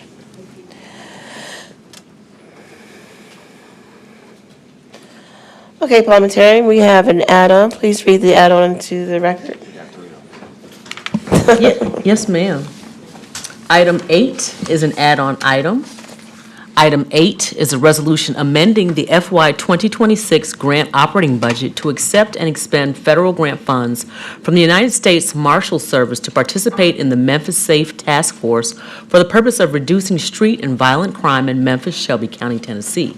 This item requires the appropriation and expenditure of United States Marshal Service grant funds in the amount of $268,973, sponsored by Commissioner McWright. Thank you. This item has been moved by Commissioner Ford and seconded by myself. And we do have a speaker. Please state your name and position for the record.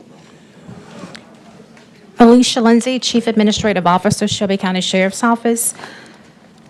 Commissioners, the purpose of this resolution is to accept a grant award from the United States Government Marshal Services to assist with the Memphis Safe Task Force to cover some of our overtime expenditures. The Shelby County Sheriff's Office respectfully requests favorable approval of this item. Thank you. Okay, point of information, will we continually get resolutions accepting grants, or is this a one-time grant from the U.S. Marshals? Alicia Lindsay, Chief Administrative Officer, Shelby County Sheriff's Office. We just received word of another grant for about $31,000, I believe, on Monday. So they are evaluating our cost related to the Memphis Safe Task Force, and we hope to see additional dollars come our way. Okay, so they're evaluating the cost. Are you also giving them an estimate of the cost as well? My concern is, number one, is that we're going to end up paying for some of these expenses, is also make sure that we're completely covered. Alicia Lindsay, Chief Administrative Officer, Shelby County Sheriff's Office. Commissioner Sugarman, we are tracking every dollar associated with the Memphis Safe Task Force in hopes of full reimbursement, but we have nothing that guarantees that. Thank you so much. Okay, seeing no other commissioners. Okay, Commissioner Brooks. I apologize, Madam Chair. So, Ms. Lindsay, just one question in reference to receipt of this grant. We just got this add-on, so I haven't had time to read it thoroughly. But what jumps out at me in the second whereas, a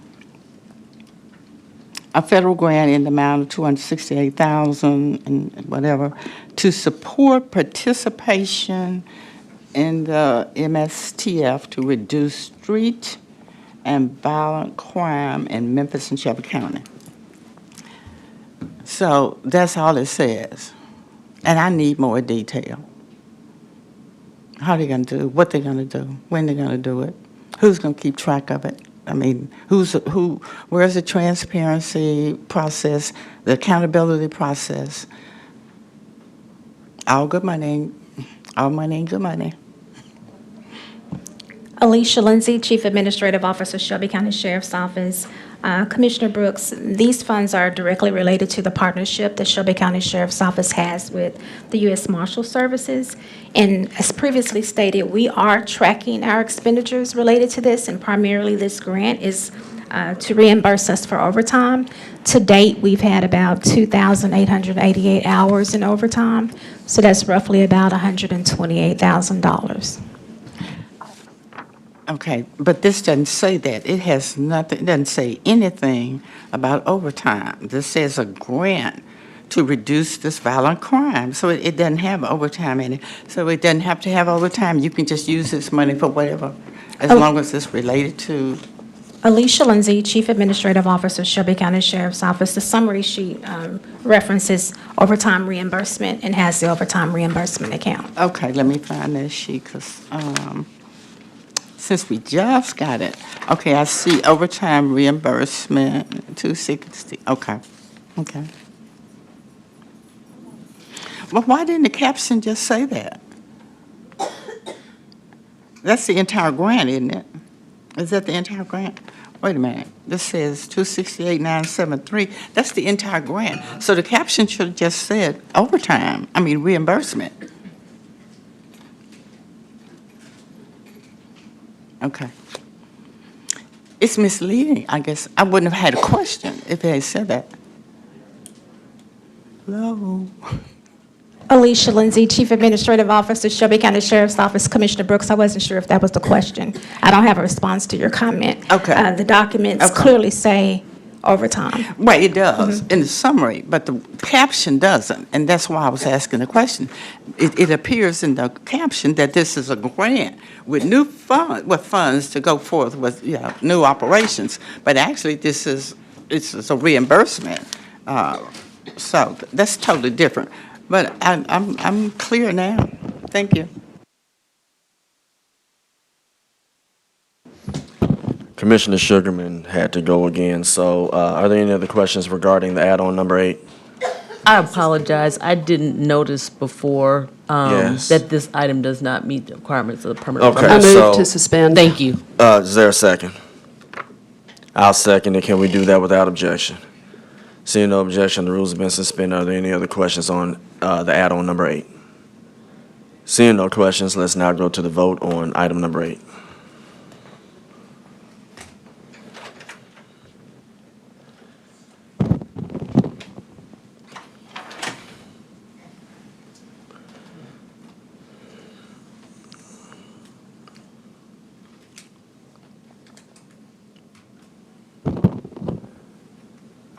Commissioners, please cast your votes.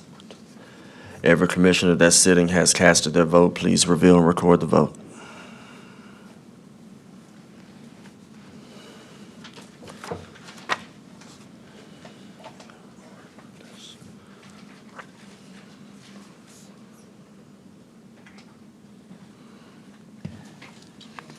We have aye votes from Commissioners Mills, Ford, Brooks, and Lowry. We have 4 aye votes. Thank you. Item 8 receives a favorable recommendation. Item 9, after the parliamentarian reads it, we'll need a motion to suspend the rules. Parliamentarian 9. Item 9 is an add-on item. Item 9 is a resolution amending the FY 2026 grant operating budget to accept and expend funds from the State of Tennessee Violent Crime Intervention Fund, VCIF, Zip Code Grant Program. This item requires the appropriation and expenditure of state grant funds in the amount of $4,167,691, sponsored by Commissioner McWright. Thank you. It's been moved by Commissioner Mills, seconded by myself. Commissioner Mills, can you? I move to suspend the rules. And I'll second it. Is there any objection? Seeing no objection, this is on the floor appropriately. Ms. Lindsay. Alicia Lindsay, Chief Administrative Officer, Shelby County Sheriff's Office. The Shelby County Sheriff's Office respectfully requests approval to accept and appropriate $4,176,691 in state funds under the fiscal year 2026 Violent Crime Intervention Fund, Zip Code Grant Program. The funds are awarded through the State of Tennessee Department of Finance and Administration's Office of Criminal Justice Programs. This grant represents a continuation of the state's investment in data-driven, evidence-based strategies to reduce violent crime and to strengthen public safety infrastructure across Shelby County. The grant funds will be used to implement evidence-based violent crime intervention programs, hire and train specialized investigative units, acquire new technology and equipment, develop partnerships with community-based organizations, and support jail-based and downtown safety initiatives. The Shelby County Sheriff's Office has been designated as a recipient to administer jail-based activities that align with the state's VCIF objectives. And the Shelby County Sheriff's Office respectfully requests approval to accept and appropriate the grant funds to implement these vital initiatives. Thank you very much. Anyone have questions on this resolution regarding state grant funds? Seeing no questions, we will now go to the vote on add-on number 9.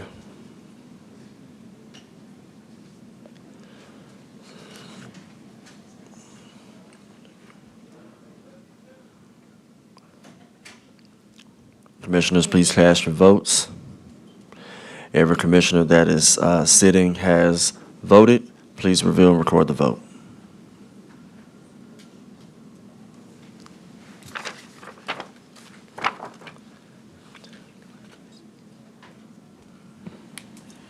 We have aye votes from Commissioners Mills, Ford, and Lowry. And Commissioner Brooks, we have 4 aye votes. Commissioner Brooks abstained. She Can you- changed her vote. Did you change it?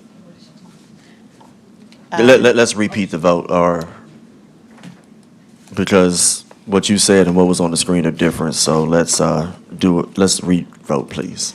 We have aye votes from We Commissioners. need to re-vote, because what you said and what was on the screen were different, if you don't mind. I'm having a problem with that. Well, if I can get rid of it, okay.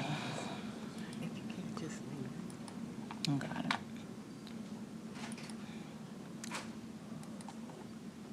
All right, please recast your votes, commissioners. Has every commissioner had the opportunity to vote? They have. All right, thank you for understanding on that. Please re-reveal and re-record the vote.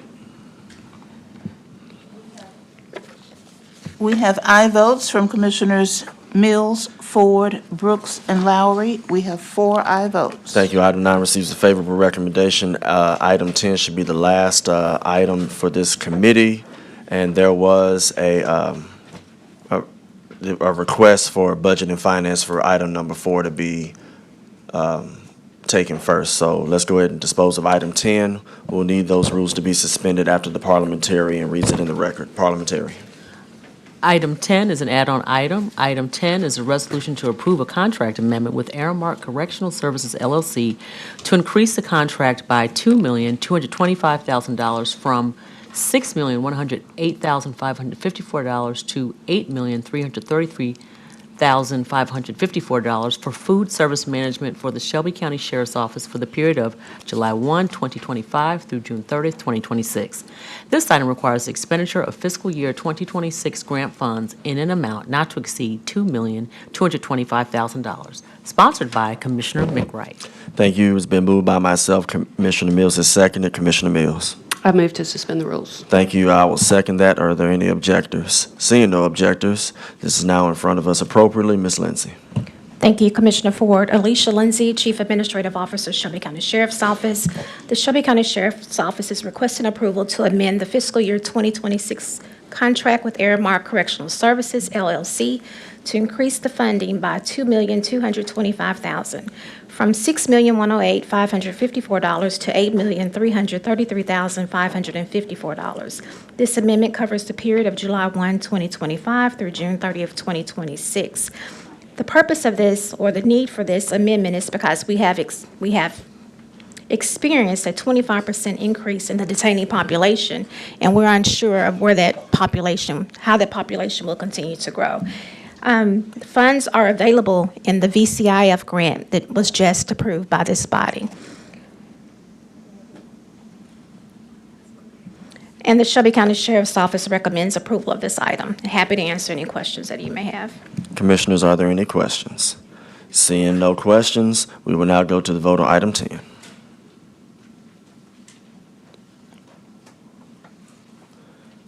Ms. Lindsay, I would say be ready for Monday, because this item is one that usually there are questions when the whole body is here. Has every commissioner received the opportunity to vote?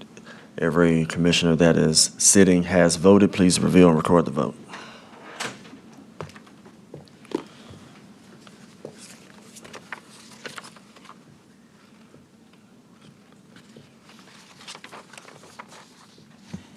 We have aye votes from Commissioners Mills, Ford, Brooks, and Lowry. We have 4 aye votes. Thank you very much. Item 10 has received a favorable recommendation. Committee number 4 is complete. Thank you. All right, it's called to order. Committee number 1, Budget and Finance. We're going to move a couple things around here. Parliamentary, please call item number 3. Item 3 is a resolution to amend Plan D of the Shelby County, Tennessee Retirement System to add District Attorney criminal investigators and Drug Task Force special agents as public safety employees recommended to the County Board of Commissioners by the Retirement Board of Administration and Trust, sponsored by Commissioner Michael Whaley. Thank you. That has been moved by myself. Need a second. Seconded by Commissioner Mills. How you all doing? Very good, thank you. I'm Frank Carney. I'm outside counsel to the pension plan. And before we start, I'd like to address a question Commissioner Ford had passed to the DA's office. You have a resolution dealing with whether this is proper before the board today or not, and I want to first work through that resolution with you as quickly as I can. Rule 6F4 says, prior to being placed on any committee or commission agenda, any resolution or ordinance involving employee and/or retirement benefits, including but not limited to changes in insurance, pension, sick, annual time, etc., must contain a recommendation by the appropriate employee benefits board. The appropriate board shall be the Shelby County Retirement Board for all pension changes and the Unified Personnel Policy Committee, UPPC, for all other changes to the employee compensation or benefits plan. I think the question was raised as to whether this should go first before the UPPC, but as I read this, it says the appropriate board shall be the Shelby County Retirement Board for all pension changes, and this is a pension change, and the UPPC for all other changes to the employee compensation or benefit plans. So I would suggest that this is properly before the board as it comes for the recommendation from the pension board. All right, thank you. If there's any questions, I'm happy to ask. This resolution is a resolution to add criminal investigators as public safety employees. Public safety employees have an earlier retirement date than do general employees. The pension board assigned a committee to review this in detail, and they spent several months and hours reviewing this. They looked both at state law, federal law on law enforcement officers, what law enforcement officers do in their duties, what sort of certifications they're required to have in that process, and received reports from the district attorney's office as well as the district attorney himself. In that process, determined that the criminal investigators are certified the same as all other law enforcement officers and perform the same duties as other law enforcement officers, and therefore the pension board then asked for an actuary study on the cost of adding these individuals as public safety employees of an earlier retirement, because there is a cost when you're paying over a longer period of time, and that cost to the annual required contribution amount was in the range of $37,000.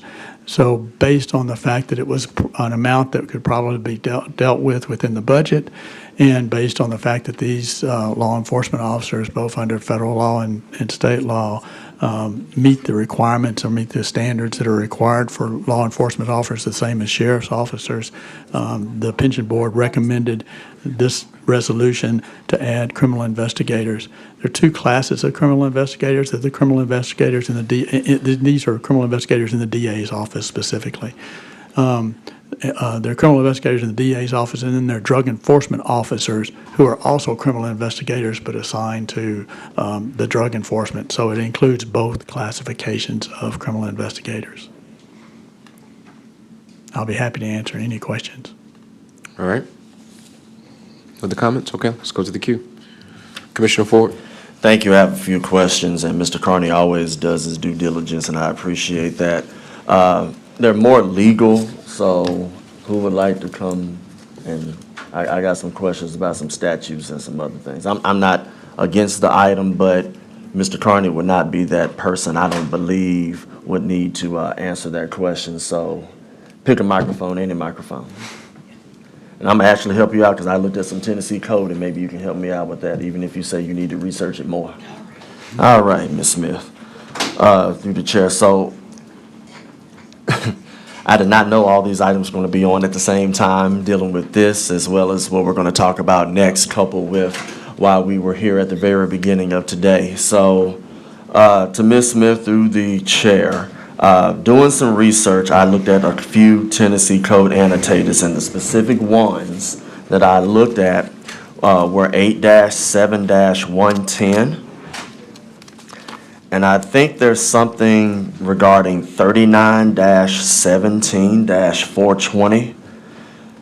I just wanted to make sure that the aforementioned employees, would they qualify as statutorily granted peace officers?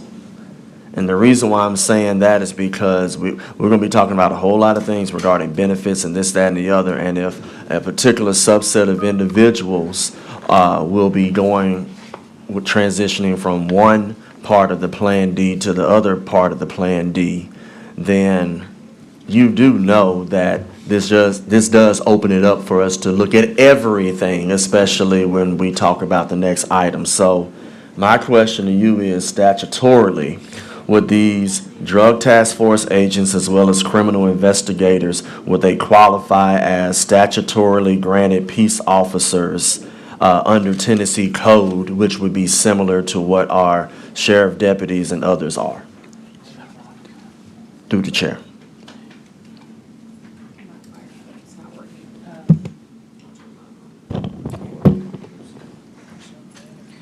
Megan Smith, County Attorney's Office. Mr. Carney is actually the attorney for Shelby County government that has looked at this. If he knows the answer, I defer to him.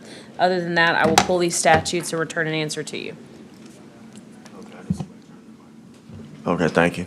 So, Mr. Carney, you heard my reference regarding those classifications. So I just want to make sure that if it does comply with what I've researched, and again, I'm not an attorney, this would make it better for me to support this, but it would also have me support looking at modifying an array of benefits for our law enforcement officers when we get to that particular point with the next item.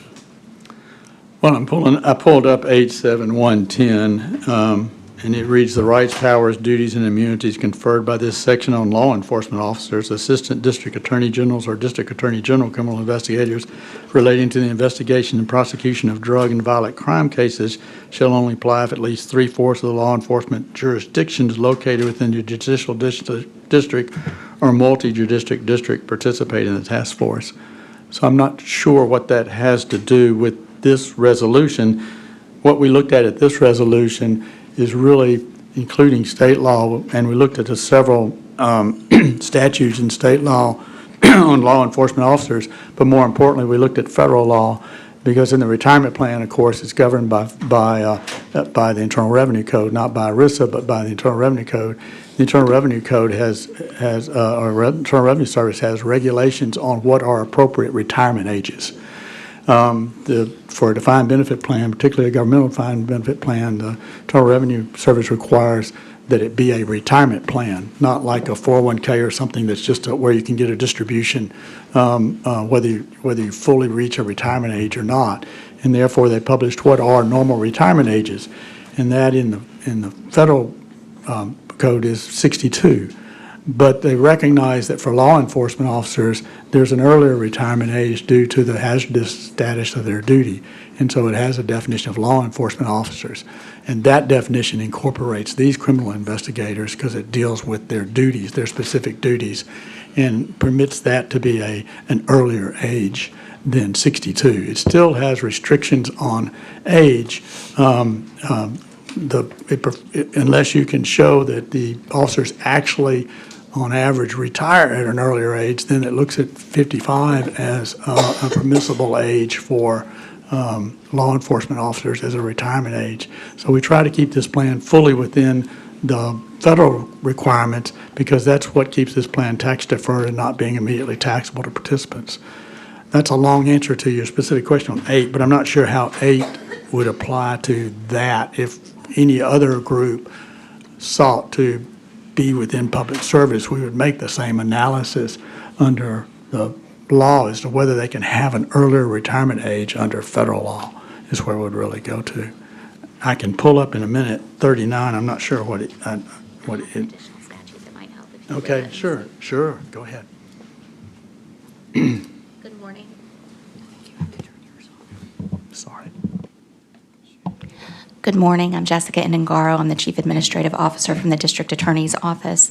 We brought this to the Pension Board as a request for them to consider it, and we had to do considerable research into this issue. I would identify the statute of Tennessee Code annotated section 162508 as the relevant statute. This statute has to do with the district attorney's appointment of criminal investigators in district attorney offices. And this statute, which is subsection E2, states that in carrying out the duties of the criminal investigator's office, each of the criminal investigators shall possess the same power and authority as deputies of the county sheriffs. And so that's one of the fundamental areas where, because they have that same authority as the county sheriffs, that demonstrates the need to be identified as a public safety employee in this aspect. But also, because of those authorities, which include arrest authorities, which have been exercised from time to time, even outside of the drug task force, which is routinely engaging in interdiction, which means traffic enforcement, specifically looking for drug-related activity. Those items are what justify, including this statute, are what justify the view of our criminal investigators and the subsection that are our drug task force as public safety employees under Plan D. All right, thank you. Commissioner Ford, you're back in the queue. All right, so just to clarify, and this is where I was just trying to figure out, so first of all, can all 13 of us get that statute, number one?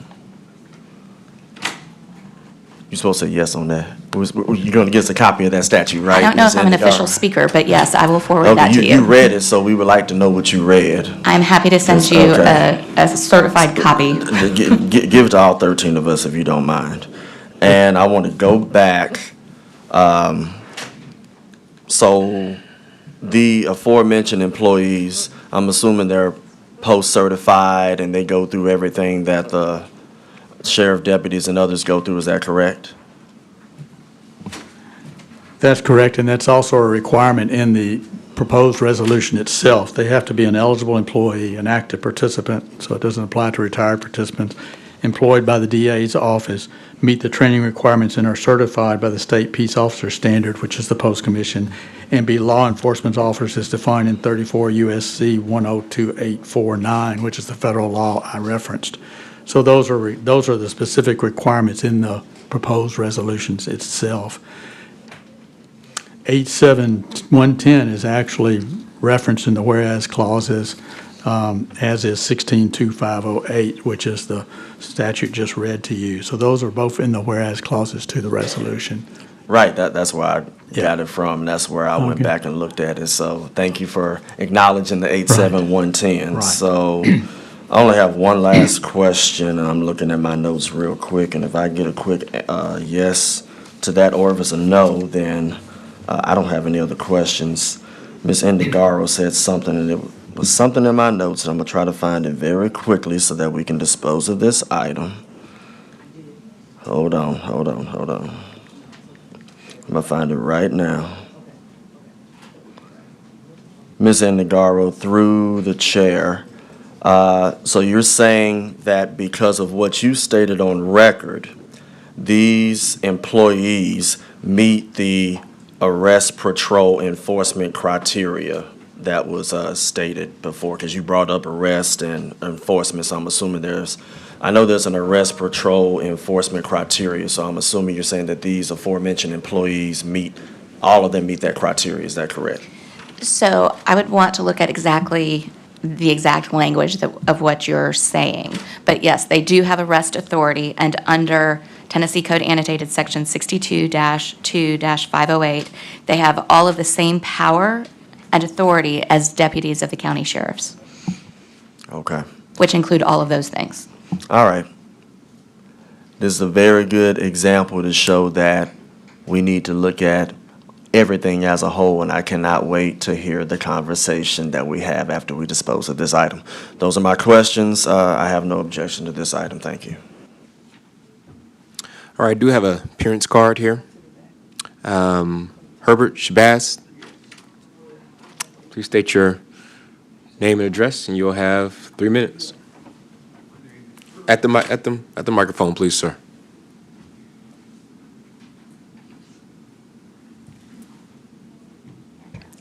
My name is Herbert Shabazz. It's Shabbass.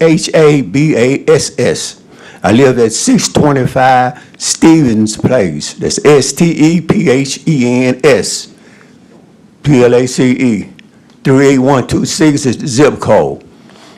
I would like to speak on behalf of the Shelby County Retirement Board as relates to former attorney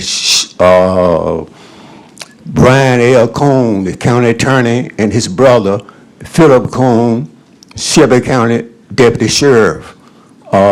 Due to tax matters and suspicious activity on my retirement board, the Internal Revenue Service on past mandatory distribution on my retirement.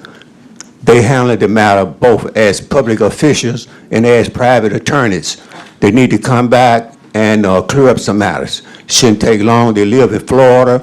I'm requesting this board to send for them to come back to their client and their taxpayer of Shelby County to straighten up my retirement funds, both federal and state and county. I worked for Shelby County Community College for 10 years. I worked for the United States Postal Service Mail Handlers Union. They left with the retirement funds.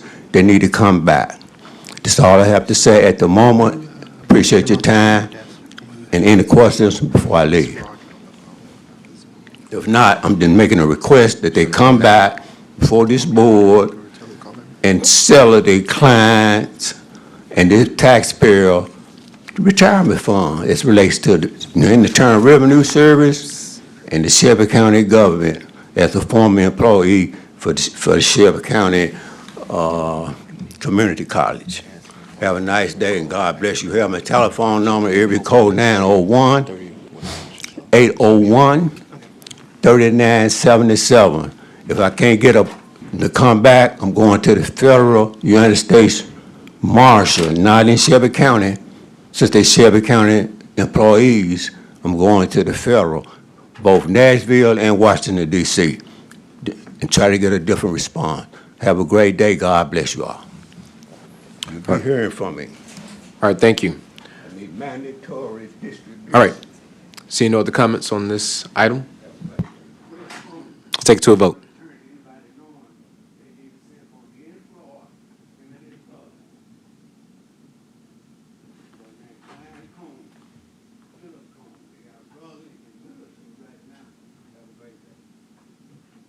Let's close the screens and report to tally.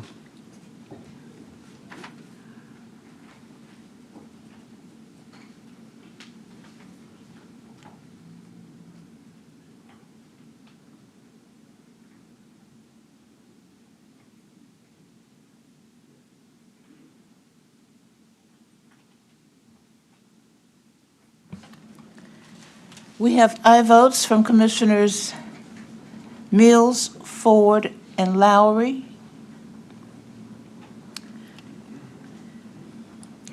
We have 3 aye votes. That item goes down with favorable recommendation. Parliamentary, please call item number 4.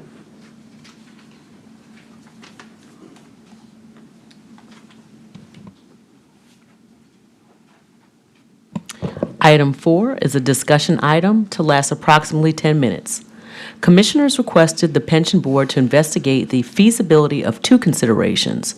1, adopting a new Plan E or in lieu thereof amending Plan D to add an unreduced lifetime retirement annuity regardless of age for employees completing 25 years of service. And 2, adopting a new Plan E or in lieu thereof amending Plan D to provide a deferred retirement option plan drop retirement program for police.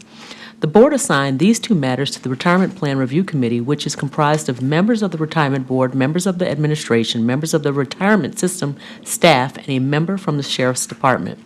The committee investigated the Commissioner's requests, including in its review information from the plan's actuary, the current funding status of the plan, applicable Tennessee law on defined benefit retirement plans, a review of other area retirement plans and benefits provided by other area retirement plans, a report from the Government Financial Officers Association, GFOA, and other pertinent information.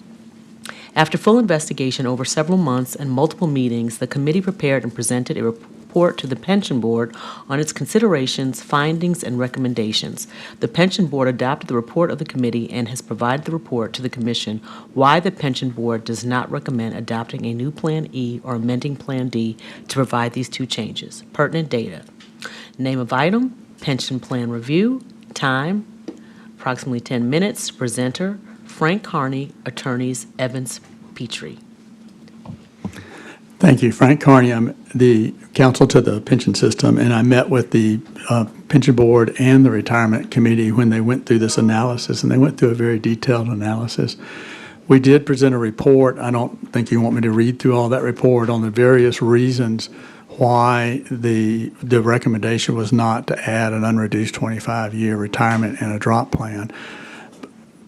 Probably to help shorten this, the focus was that when we obtained an actual report on what those additions would be, it was $3.28 million a year for the next 20 years, with an additional $700,000 to $800,000 thereafter, adding to the $3.28 million.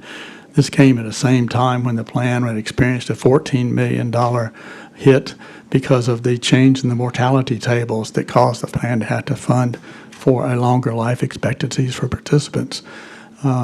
The plan currently, because of the environmental situation, the financial situations in past years, it's recouping and beginning to move toward a better funding status, but is 69% funded.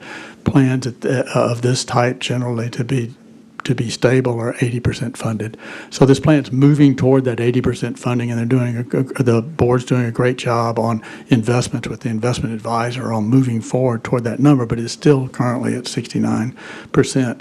The current cost of the plan is 29 to 30% of payroll, and that would increase with these changes.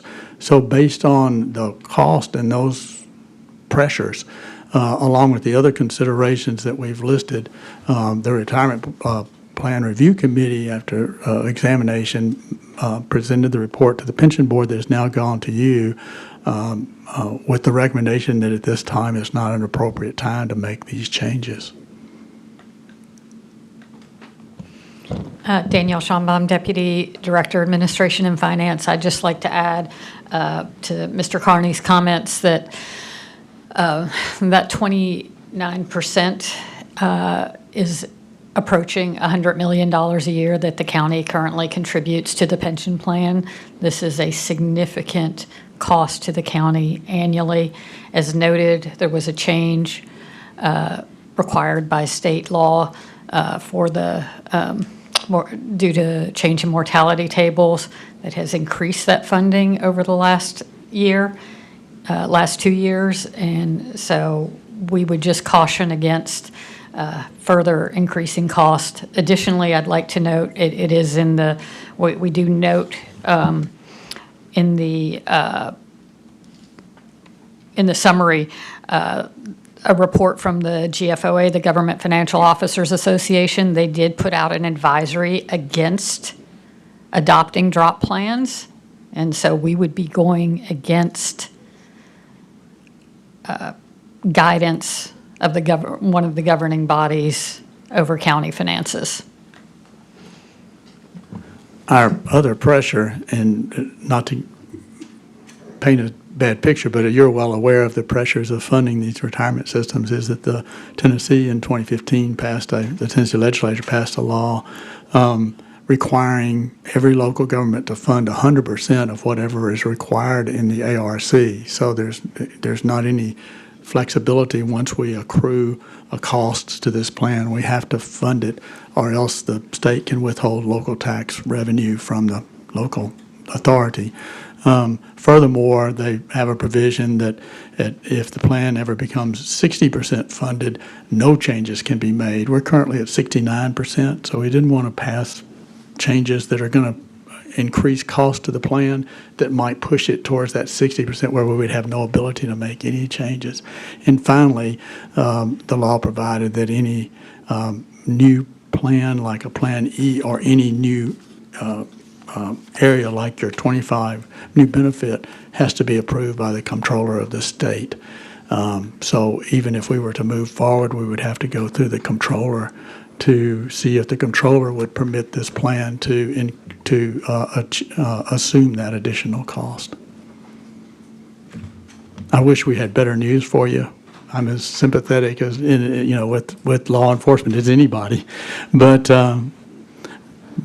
my job is to protect the plan for all retirees so that it is always funded to provide for all retirement benefits. And so that's the job of the pension committee. They take that very seriously, and they did a diligent dive into this request. All right, is that it? Unless you have any questions. Sure, we do. Just want to make sure you were done. Commissioner Ford. This commissioner is going to take advantage of this entire discussion of 10 minutes and everything else. So you're not incorrect on anything that you're saying. So I will put that on the record. However, there are ways that things can transpire, and y'all went 100 miles per hour, so we're going to slow it down a little bit for the people in the room. Sorry. It was stated that in order to have a 25-year and a drop, it's going to cost about $3.3 million a year for the next 20 years. If I make a mistake, stop me, Mr. Carney. With an extra $800,000 thereafter. So let's just say $4 million a year will be required, about $4 million. But we also need to make sure that there is enough to where that 69% funded number can increase. So we're not really talking about $4 million, needs to probably be a little bit more in order to sustain and hopefully get to that 80% threshold, because I know going to the retirement board meetings how much that liability is, and it's in the 9 digits. So I get that part. So we're talking about at minimum 4, this commission would say probably add a couple $1 million more in order to make sure that it's solvent, because that's the big word right there. In your expert opinion, in order to keep it solvent, would a number like at minimum $6 million a year be one that would? It would take a while to get to 80%, but that would speed up the time. That would speed the, okay, good, that's what I needed for that, Right now, yes. the projection is it would reach 80% around 2030 or 2031. All right, good, So you good. could speed it up, yeah. All right, thank you. I'm aware of the GFOA advising against, but you know that GFOA advisory was also around when the city of Memphis, and I was the 7th vote to go to a defined contribution, and yes, they did not like that.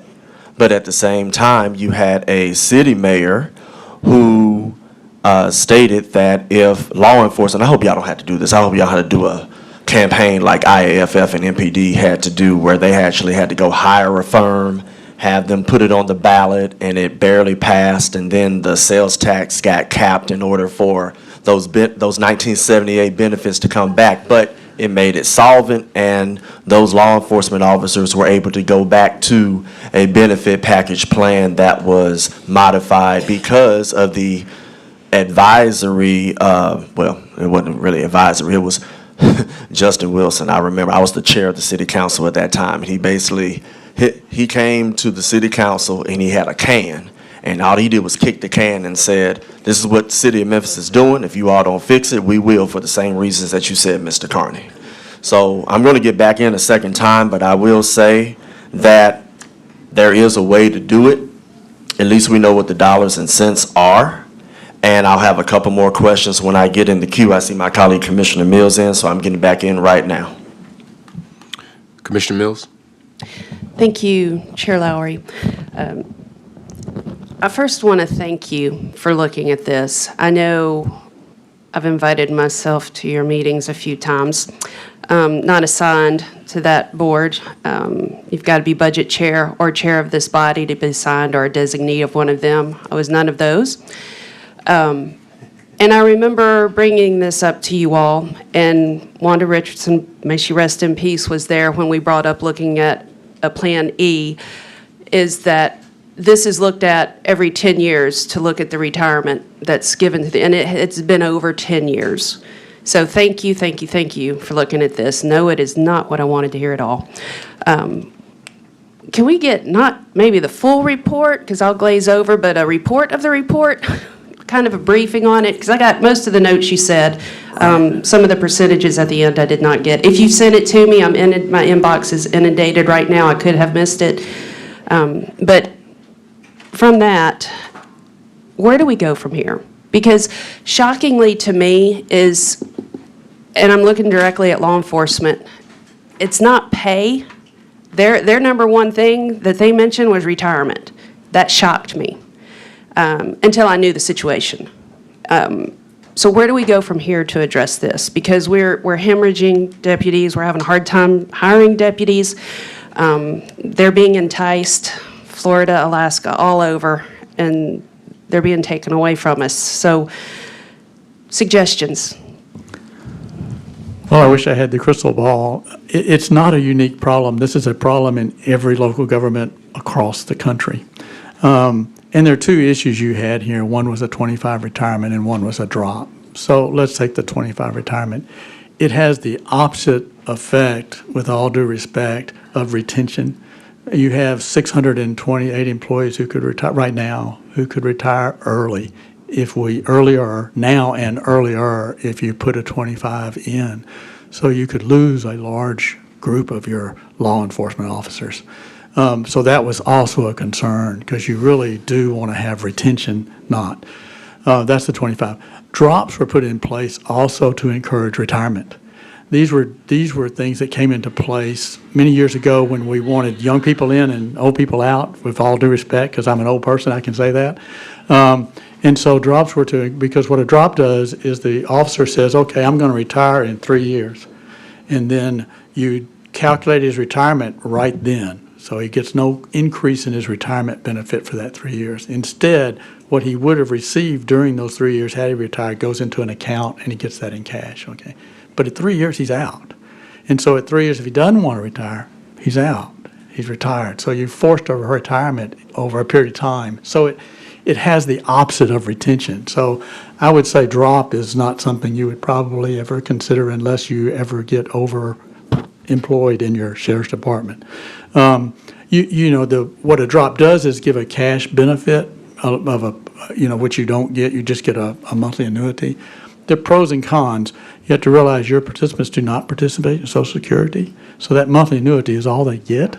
So if you take part of that in cash, you're going to reduce that monthly annuity. So you could, by having that, you could pose a problem to your retirees because they have nowhere else to go. There are alternatives. Some governmental plans, instead of having a drop, just say when you retire, you can elect a percentage in cash of 5% or 10% or 20%, whatever the percentage the plans have in them, to allow you to get a little cash hit, and then it still reduces your retirement. Whether that's recommended or not would be an entirely different study, but it would not be. It would not encourage retirement because they can wait till they retire. Whereas a drop, you're saying, well, I think I'm going to retire in 2 years, so I'm going to obligate myself to retire in 2 years. Doesn't require that on we call that a partial lump sum distribution. So that's a solution. As to the 25 years, you have to kind of think about, okay, that means that if I'm hired at 20, I can retire at 45. Well, is that a reasonable retirement age? Because I'm still able to work and go out and work, and I'm going to. So I don't know that 25 makes a lot of sense now. Some plans do have 25.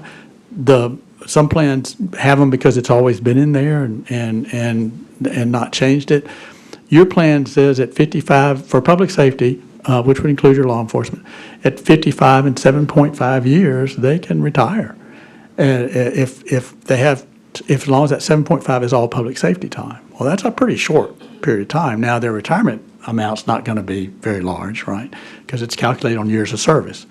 But they can retire. They can retire at 55 years and 20 years, even if even if they've got other time other than law enforcement time. So you've already kind of got an early period where law enforcement officers can retire with a full retirement. They can retire early with a reduced retirement. Reduced means it's actuarially reduced because they're going to get paid longer. And you all know this, I probably don't need to tell you, but the retirement is a sum. I mean, it's not a lump sum, right? But you project their life expectancy and you say you're going to get so much a month over your life expectancy. We can all calculate how much that's going to be, $300,000, what it's going to be. If you retire earlier, then you get the same sum over the same period of time, which means your monthly amount is less. Does that make sense? That's the reduced. TCRS has a reduced retirement at 25 for law enforcement officers, but it has to be funded because that's now another cost, that reduced period. So I guess I didn't really answer your question of what are the options. It's a difficult problem. I would say the majority of the plans I work on a number of governmental plans, not just in this area, but across the state, have put in new plans with 55 and 25, not just pure 25 retirement, because the cost. The other extreme pressure on a plan is the investments. So if you have a drop in investments, then you've got to, the county's got to fund that drop basically in 1 year, and that's, or over a period of time sometimes. But so that's the volatility. And so if you have very aggressive retirement, that volatility can knock you, in any 1 year without even knowing that it's going to knock you. Let me continue to go to the queue, because you may be answering some of these questions as we have come up as well. Go ahead, Ms. Shelby. Danielle Schonbaum, Deputy Director of Administration and Finance. I just wanted to add that as this body passes budgets, anytime that you are increasing cost, we are at a position where we need additional revenue sources. You will see that in my reports that will be forthcoming this morning. It's not that we can't increase expenses, but we can't do it without a revenue source. All right, Commissioner Ford. Now you open the door, Ms. Schonbaum. I was going to leave it alone, but you did it. What I'm about to say has nothing to do with you. It has nothing to do with you, but I do have one request from you, Mr. Carney. My request on record, and I think the people in here will not mind this request being on record, is the same empirical, whatever you want to call it, actuary otherwise, that you did for the 25-year and drop. My request is, what would it cost for the medical disability retirement to be put in for law enforcement? Since we did find the dollars and cents to put in what we just did a second ago, and you articulated on record $30,000, how much would implementing a medical disability retirement for law enforcement, how much would that cost? And as soon as you get that information, I think all of us need to have that so that we can plan accordingly. Well, since I'm on the time. No, go ahead. Yeah, okay. So that's my request to you. Now, this has nothing to do with you, and this has nothing to do with, well, what you just said has to do with you, but hold on one second. So that's my request. I'm looking at the dollars and cents to go back to what you were asking, so I'm going to try to answer some of your question.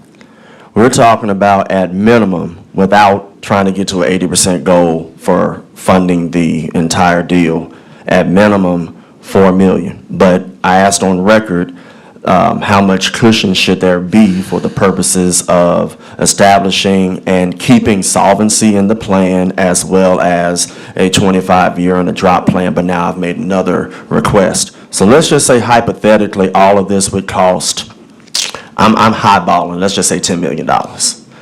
So that's about 3 cents on the tax rate. 3 cents. Now, I've never been a fan of raising taxes above the certified tax rate. This body, as well as this administration, depending on what transpires with this lawsuit, this commissioner may be inclined, in order to get public safety right after the many years that, to use your words, we need revenue. Well, administration has been giving all these raises and doing this, that, and the other. But there hasn't been a tax increase or a revenue source. Let me tell you what the revenue source has been. Public safety. $51 million salary restriction this fiscal year. $44 million salary restriction last year. Almost $30 million salary restriction the year prior. That could have taken care of this entire thing and some. It could have taken care of all that, but I will say this. Did I get my whole 3 minutes? Because I don't think I did. You did, but we'll put additional. You can get back in the queue for another 2 minutes. Okay, anybody want to get in before me? Go? Okay, I'm going. I've gone. I'm just waiting. May I? All right. I hope the sheriff wins his lawsuit because we will have to take care of the business. And if it's in the form of a tax increase, that tax increase needs to be 100% public safety to take care of the statutory requirements that Ms. Lindsay has brought multiple times, to take care of those salary restrictions which keep us from recruiting and retaining law enforcement, to make sure that the salaries match or exceed your counterparts, as well as to take care of this. So I know you couldn't necessarily give an answer, but I think the answer that I've seen others perform, especially on the city side, is if you can pay for it, do it.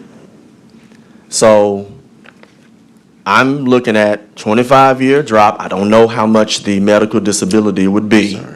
Whenever you get that number to us, I want to do some calculations, and I want to see what it would be for the purposes of, and like I said, I sincerely hope the lawsuit goes into the sheriff's favor, because then you would have to do a tax increase because all the money that was spent on non-public safety items are going to require a tax increase.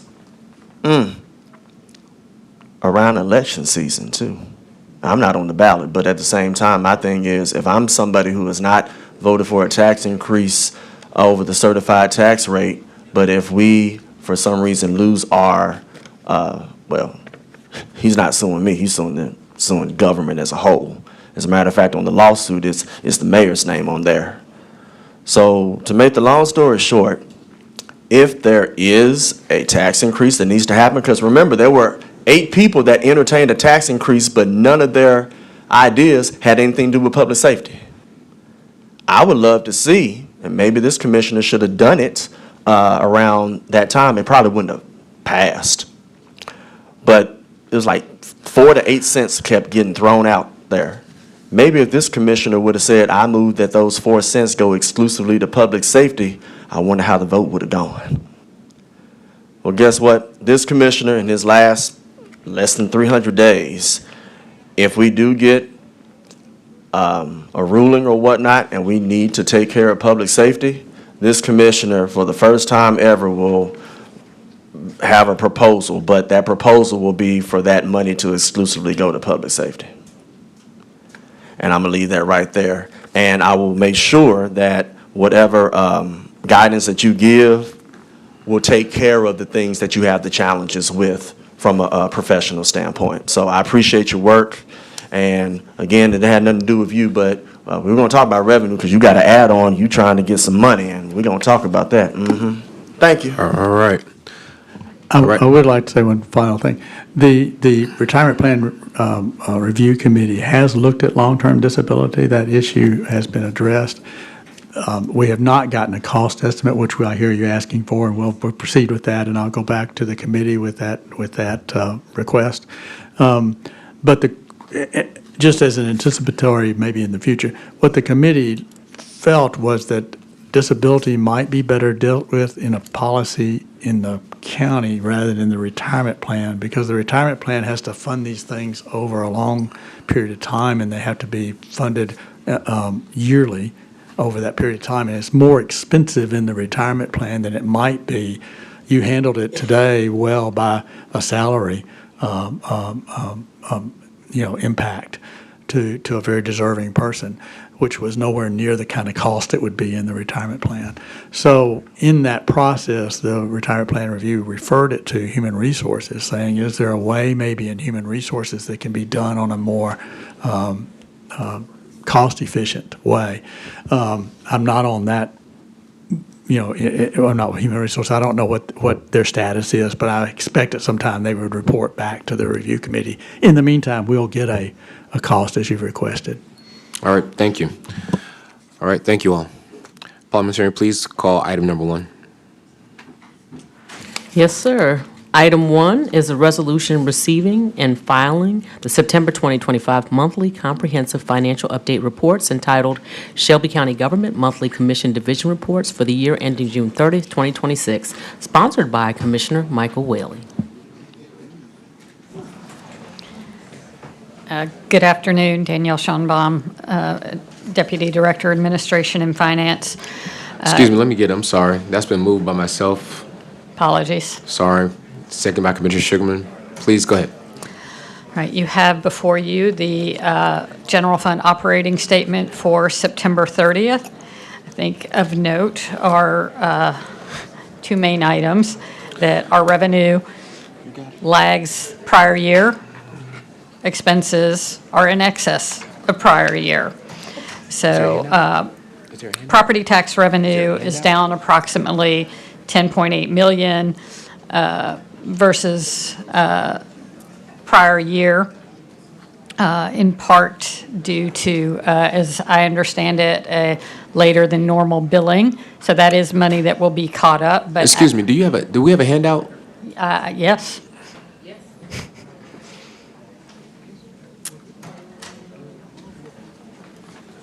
Is this it?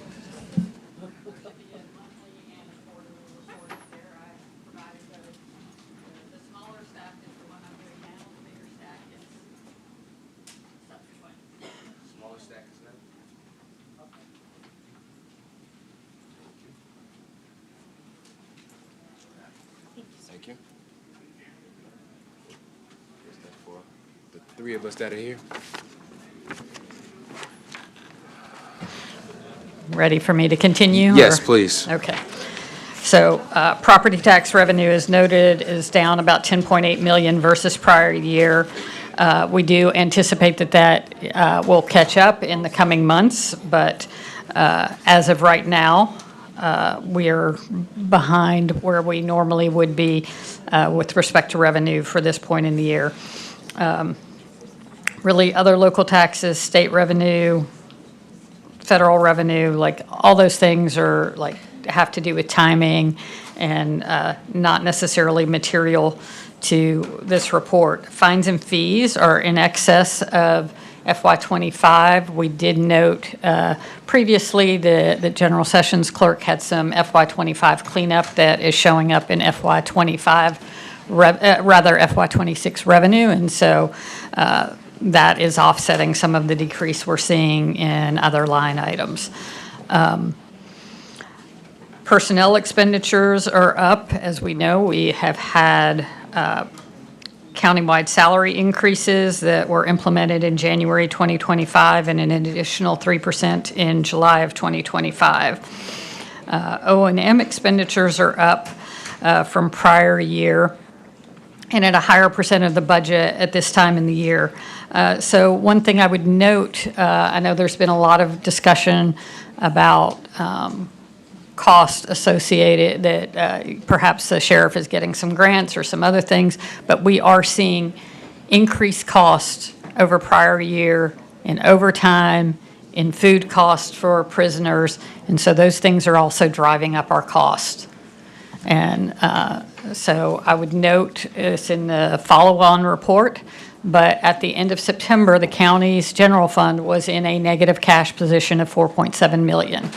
As a result, you have an add-on that will be coming at the end of this committee, and I'm happy to entertain questions now or during the add-on.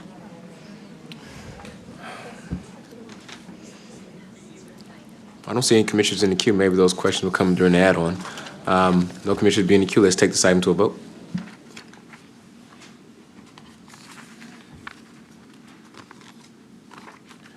Can we close the screen and report the tally?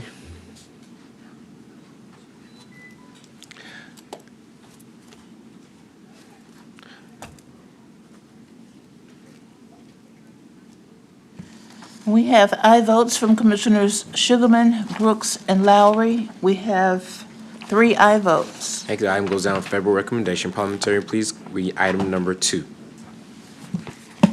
Yes, sir. Item 2 is a resolution to approve a memorandum of understanding, MOU, between Shelby County Government and the University of Tennessee Health Science Center, UTHSC, in an amount not to exceed $650,000 for administrative and operational oversight of Shelby Cares Health Hub for fiscal year 2026 and up through December 31st, 2026, and fiscal year 2027.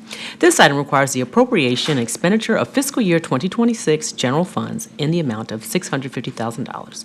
Sponsored by Commissioner Charlie Caswell. Thank you. The item was moved by Commissioner Sugarman, seconded by myself. How you all doing? Hi, good morning. Blair Benavides, Office of Innovation and Strategic Communications.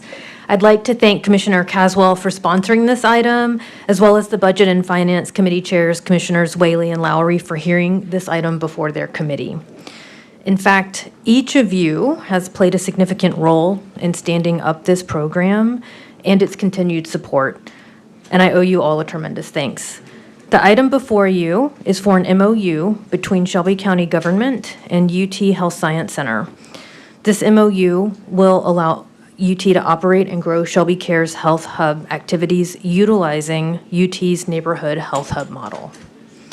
Several individuals who have benefited from Shelby Cares have joined us today in the audience, as well as Dr. Jim Bailey, Executive Director of the Tennessee Population Health Consortium, and Ms. Susie Suttle, Administrator for UT Health Science Center's Health Hubs, who can help address any questions that you may have about health programming and outcomes for Shelby Cares in the Neighborhood Health Hub program.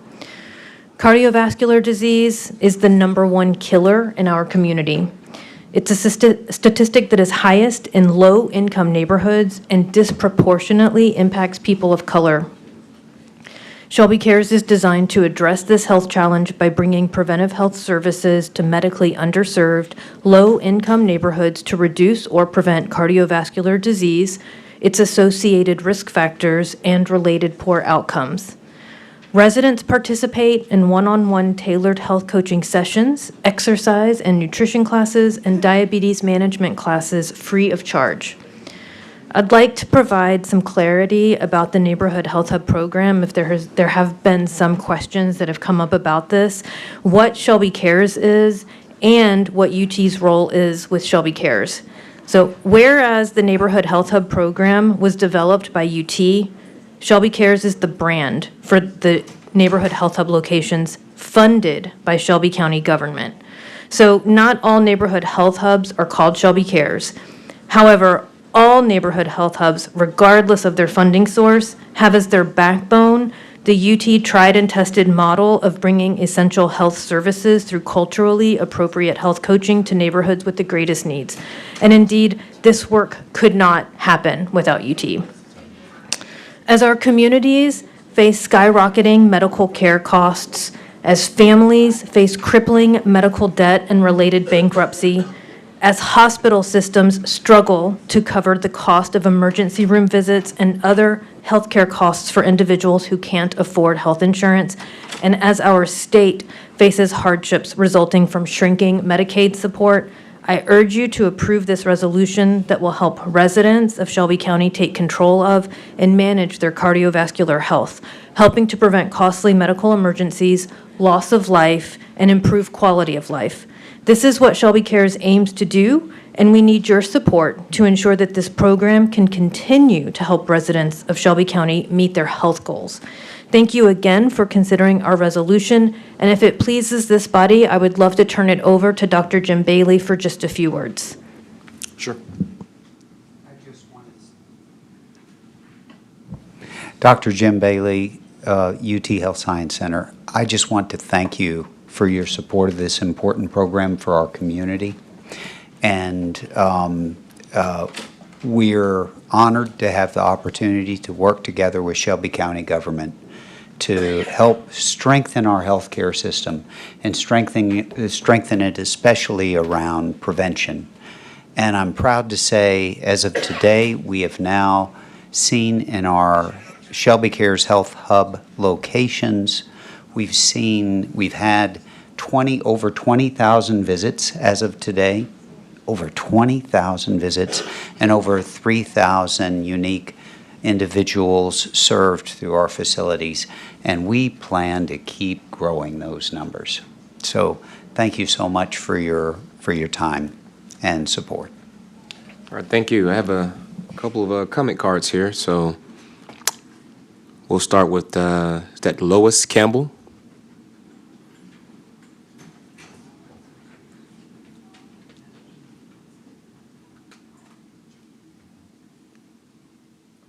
All right, Ms. Campbell, if you state your name and address, you'll have 3 minutes. Good afternoon. I'm Dolores Campbell. Did you need my address too? Okay. Yes. All right. All right. All right. I just wanted to share a few comments. Just give us an address, though. It doesn't have to be your home. You just give us an address. 377 Whiteville, Memphis, Tennessee. All right, thank you. Okay. Shelby Cares Healthcare Services has proven to be an invaluable gem in our community. The various programs it provides are educational, inspirational, and transformative. The offerings of Shelby Cares have addressed the concerns of co-ed, cross-generational groups from merging communities. We've learned how to abandon unhealthy habits and how to replace them with good ones. We participate in movement classes that promote flexibility, strength, and pain reduction. As a result, we've watched people progress from the inability to move independently to becoming mobile.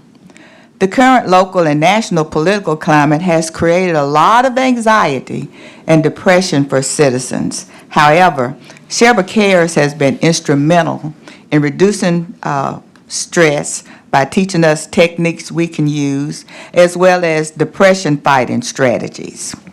One of the most important components for seniors is the social connection, which is important for longevity. And this is something that Shelby Cares is an encouraging, supportive source. Being able to take advantage of the programs offered by Shelby Cares has helped to improve the overall health of its participants. Since my last visit here, which was about 7 months ago, I'm off 4 medications for arthritis and inflammation. Now, I attend my medical appointments as scheduled, but my physician has encouraged me to continue to participate in the Shelby Cares programs. And because of that, he's retired my prescription sources. Having the Shelby Cares program in my community offers improved physical and mental health results. It's also reduced out-of-pocket expenses for me and some of my cohorts. Not having to pay for prescriptions and other health aids frees funds for other necessities, and it offers preventative measures for continued good health. So without a doubt, Shelby Cares has proven that it offers a way to better fulfill lives for me and for my cohorts in my community. So I would really, really, really love it if y'all would continue to fund this because the benefits are evident. All right, thank you. Okay. All right, James Fisher.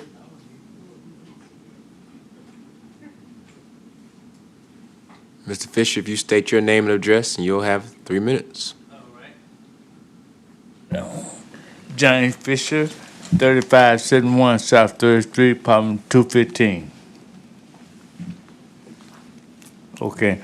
I think this is a good program for us because when I first got there, I just had a stroke. I couldn't see, couldn't talk, walk, or eat. But since then, I can do it. I do what I do now. So I just thank y'all for giving me the time to talk. That's all. All right, thank you so much. Is that Clyde? Is that Hoyt? Holt. If you state your name and address, you'll have 3 minutes. Mr. Holt. Clyde Holt, 2835 Baskin Street, 38127. Mine was unique. I was adjacent to the building, Shelby Cares and Alcohol and Drugs meeting when I was going to. But I noticed a lot of us were getting sober, buying cars, but we was dying. So one particular day, I see the guy over there, he fell down. I said, come on, let me take you to the fire station. Sugar was at the frame. So they was going down the hallway. I said, let me go see what's going on.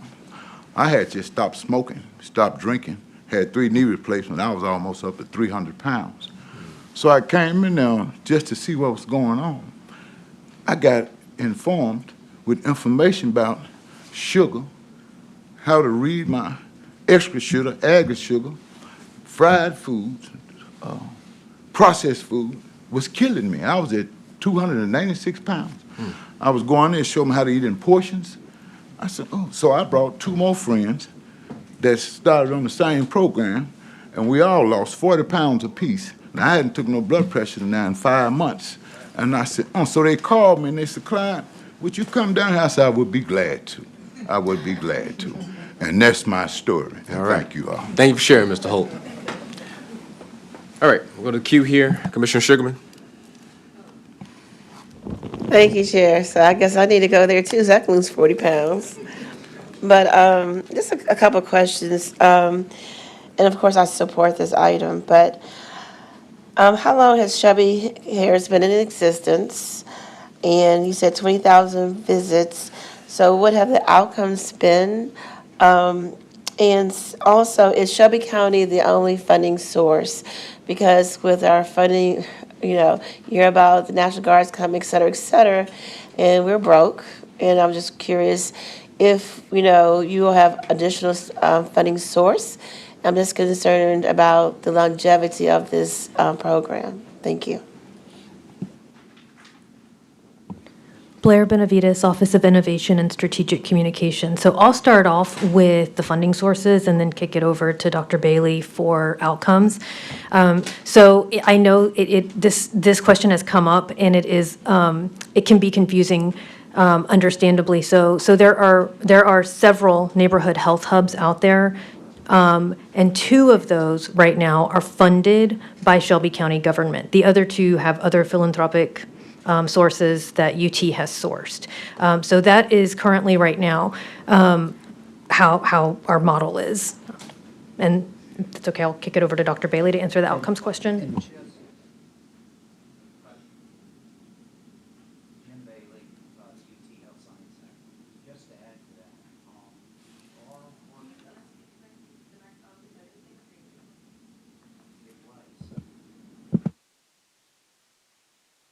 Wrong one.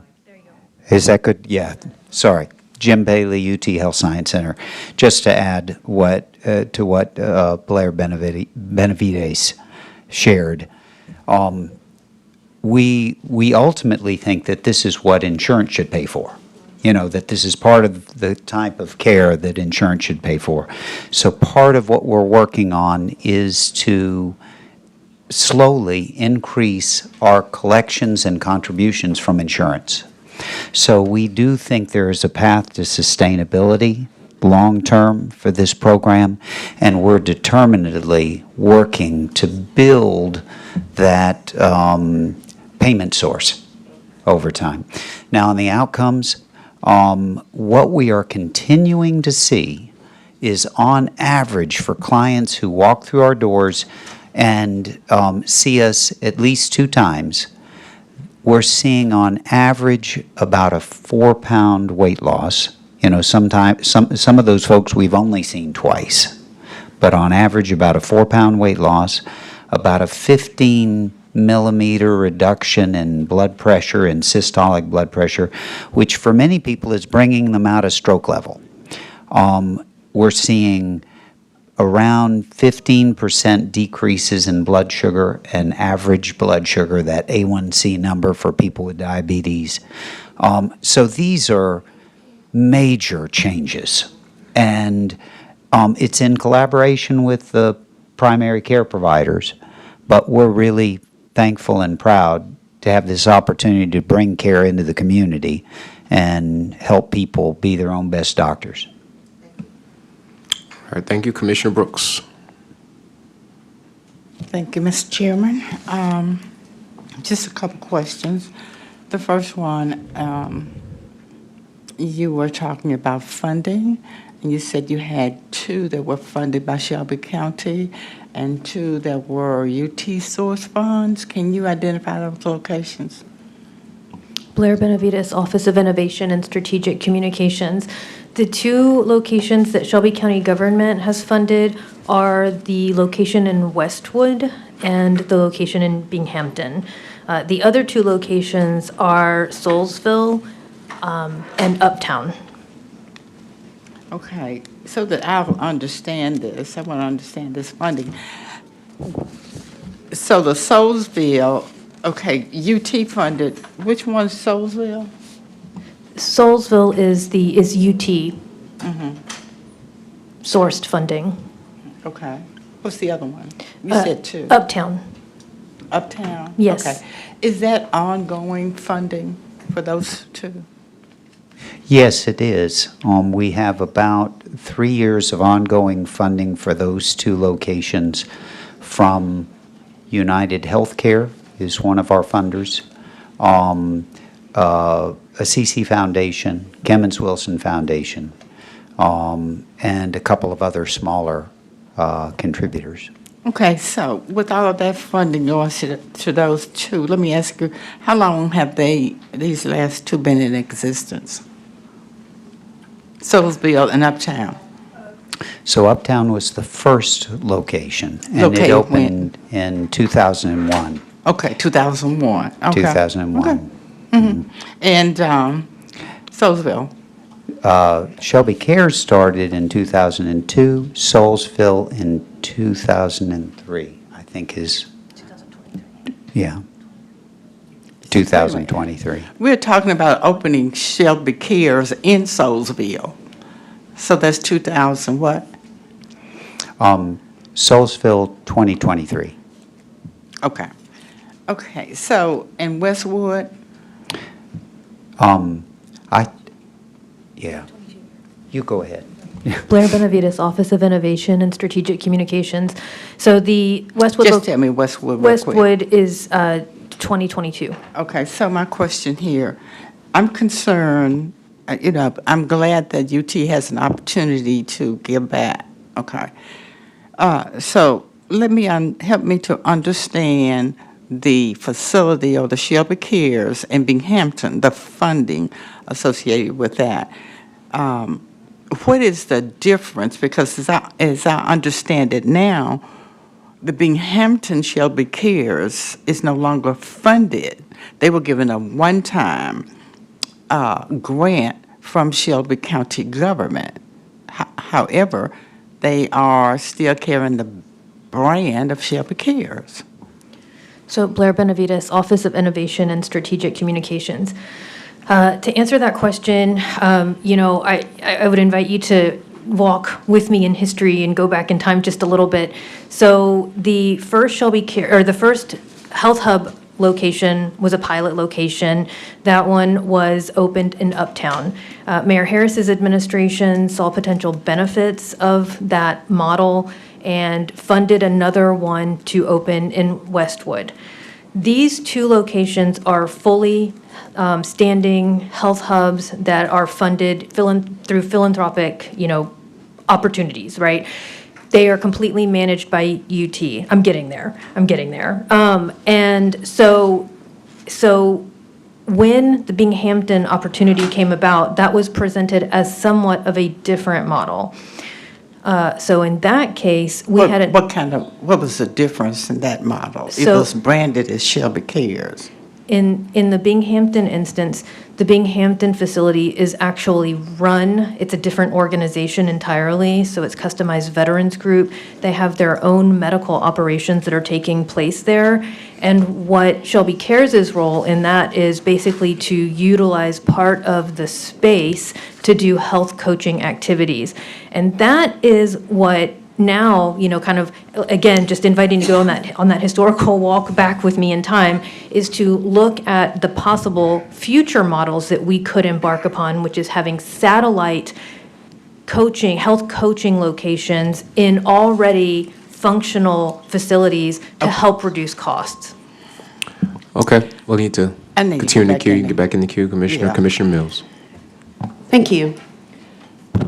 My question, the ag extension does stuff like this too.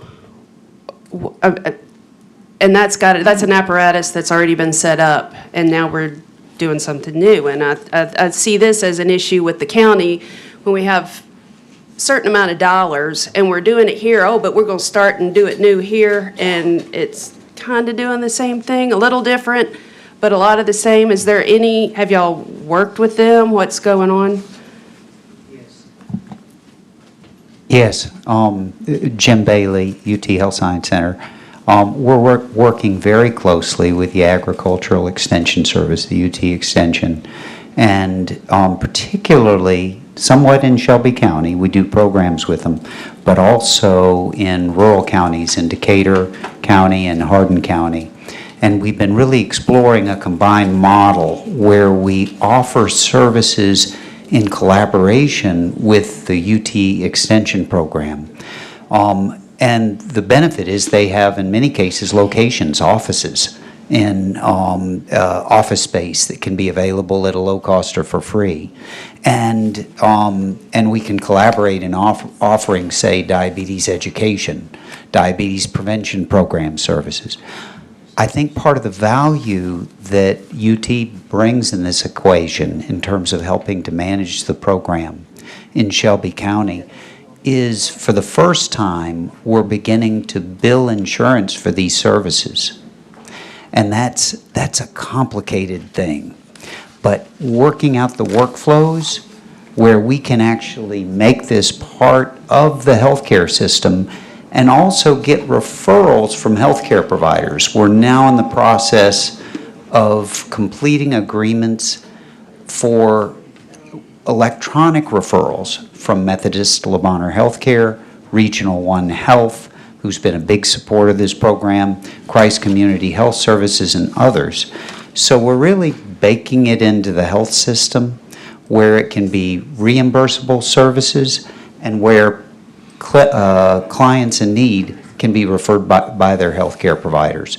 So we're very much interested in continuing to work closely with the Agricultural Extension Service to make these services more available.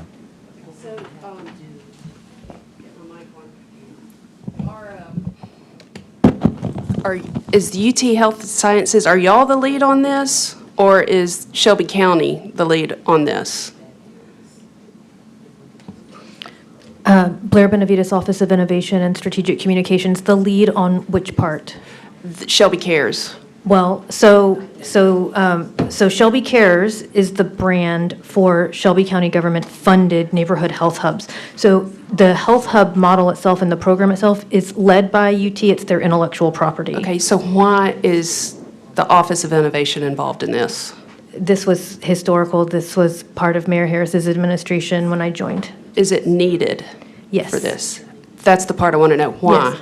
Without Shelby County government's funding of the Westwood location, without continued support for Binghamton, without expanding to the Raleigh location, these services would cease. UT doesn't have the resources to fund these so locations. it's just the funding. So why is the Office of Innovation, if it's just funding, we can fund it? Why can't we just give them the money and they handle it? That's what we're proposing. This agreement is to give UT the money so that they can handle it. Okay, so Mike. Thank you. Commissioner, let's get back in the queue here, and Commissioner Ford.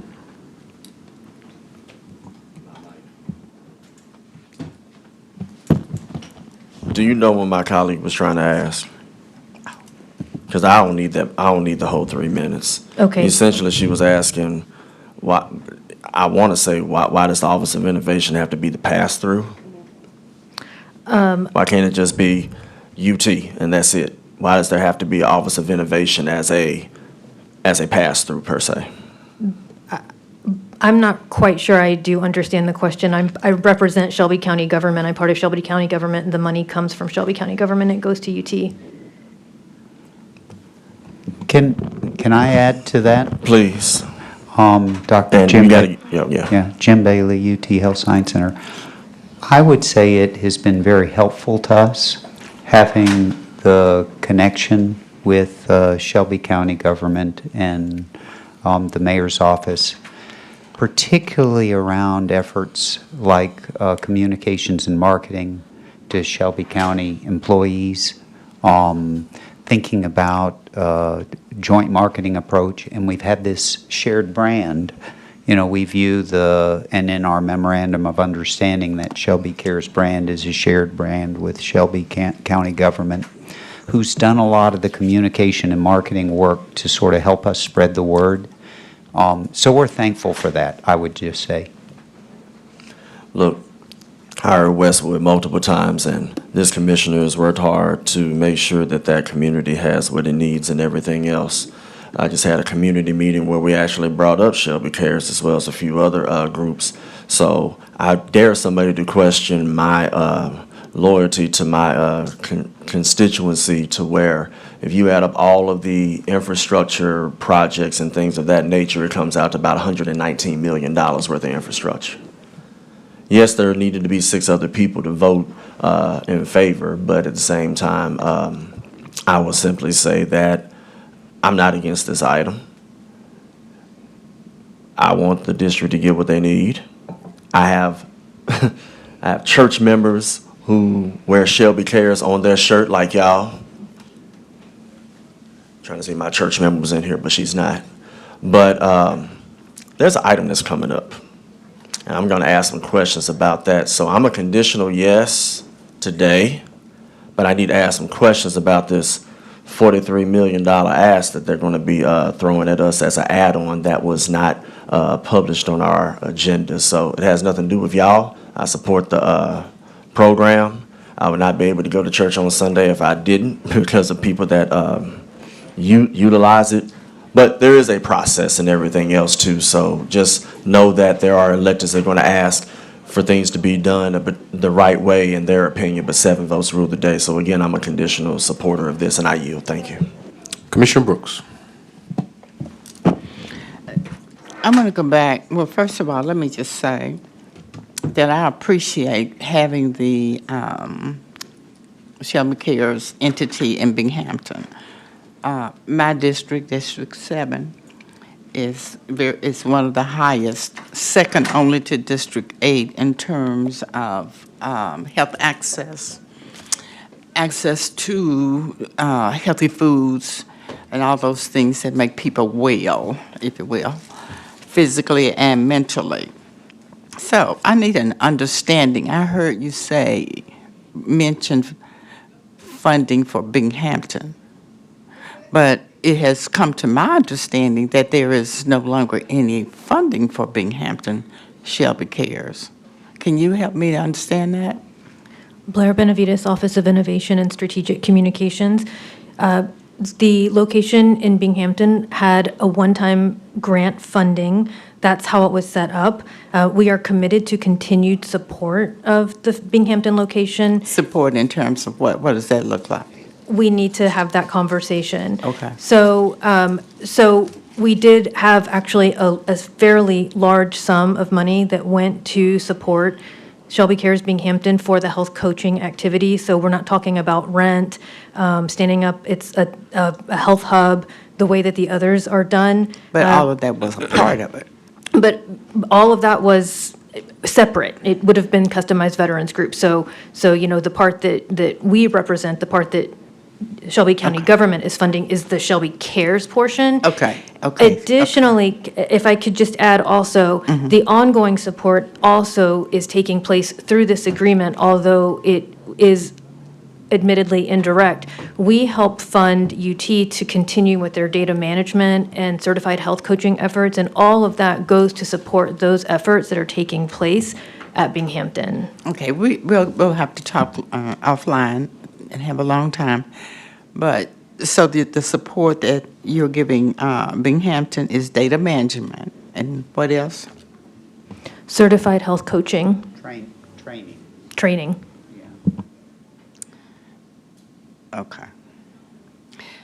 Okay, well, and I hope you'll bring Mr. What's your name? Mr. Bailey. Dr. Bailey? Yes, ma'am. Either Okay. way. Excuse me. When we have our conversation, because I'm definitely interested in getting Binghamton back on board. I'm interested in seeing if we can get some of that charity funding, if you will, philanthropic funding for Binghamton Shelby Cares. This is a great program. I didn't know about it until, I think you all don't remember, but a year ago, I think you all came, some of you did. And it's evidence-based.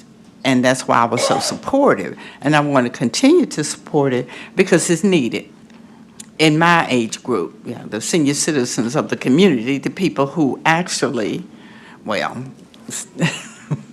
so I look forward to meeting with you and we can talk more about this. Thank you, Mr. Chairman. All right, thank you. Seeing no other commissioners in the queue, let's take this item to a vote.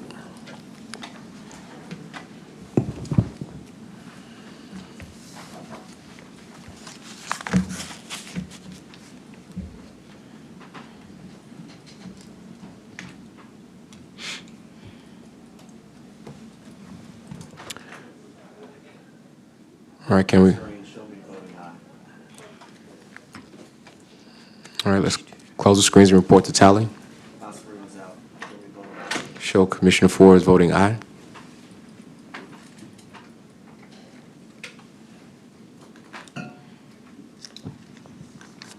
So that's the last one, I guess. Oh, he's just skipping around. Oops.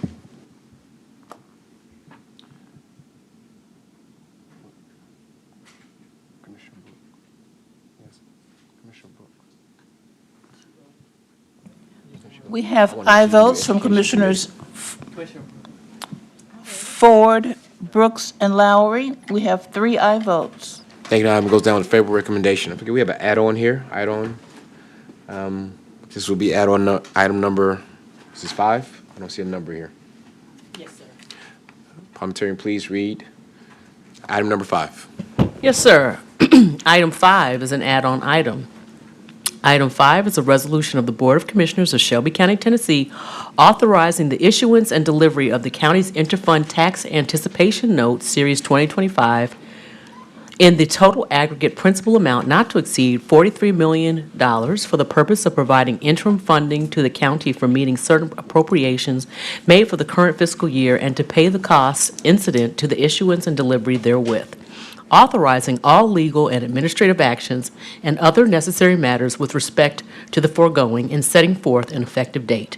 Sponsored by Chairwoman Shantae K. Avant and Commissioner Michael Whaley.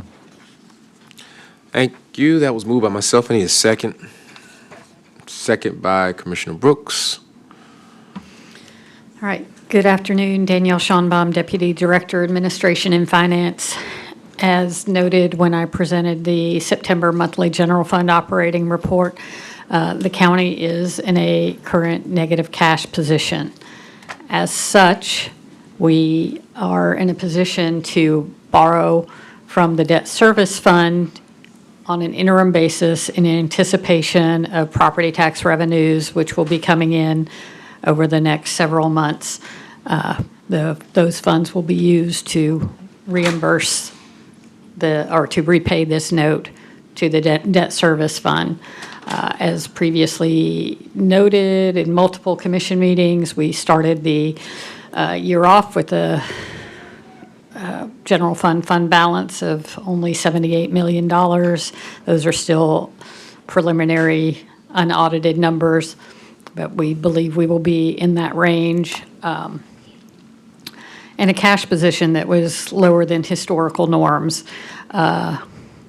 We have had less revenue this year. We have had increased expenses. We've had the task force expenses. We're also in a position of, we have a government shutdown, which means some federal funds are, grant reimbursements are slower to come in.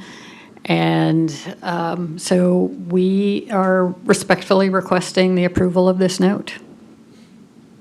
All right, thank you. Commissioner Ford. Interesting. You said a lot, but not a lot.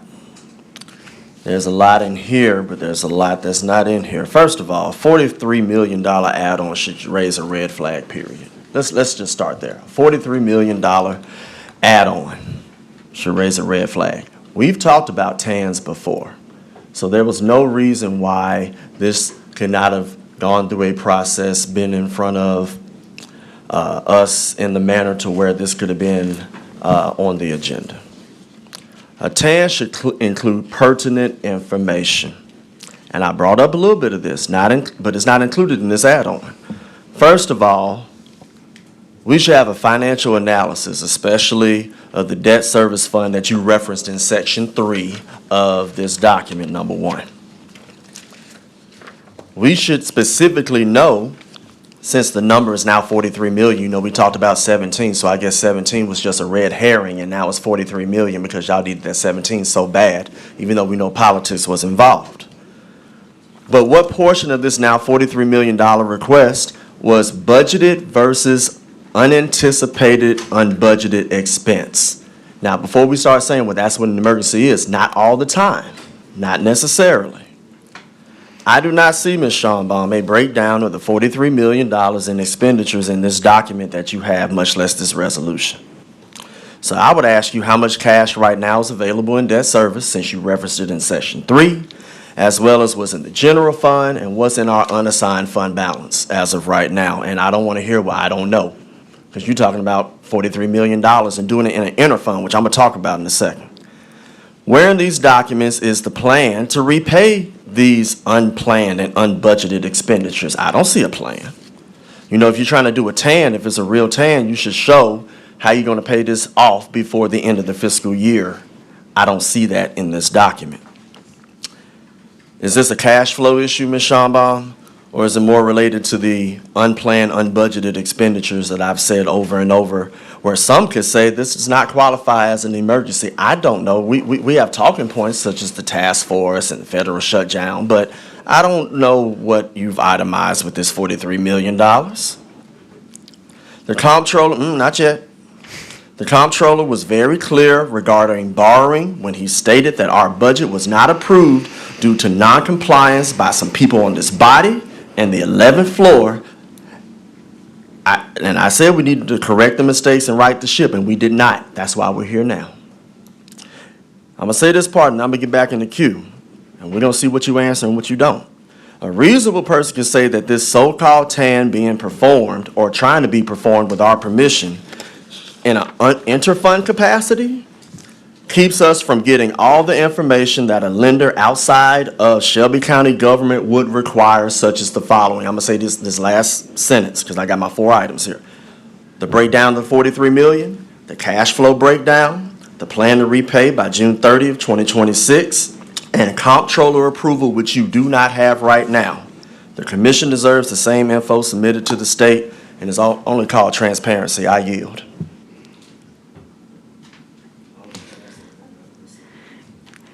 So Danielle Schonbaum, Deputy Director, Administration and Finance. So we have been in touch with the Comptroller's Office. We started the conversation with them, as you noted,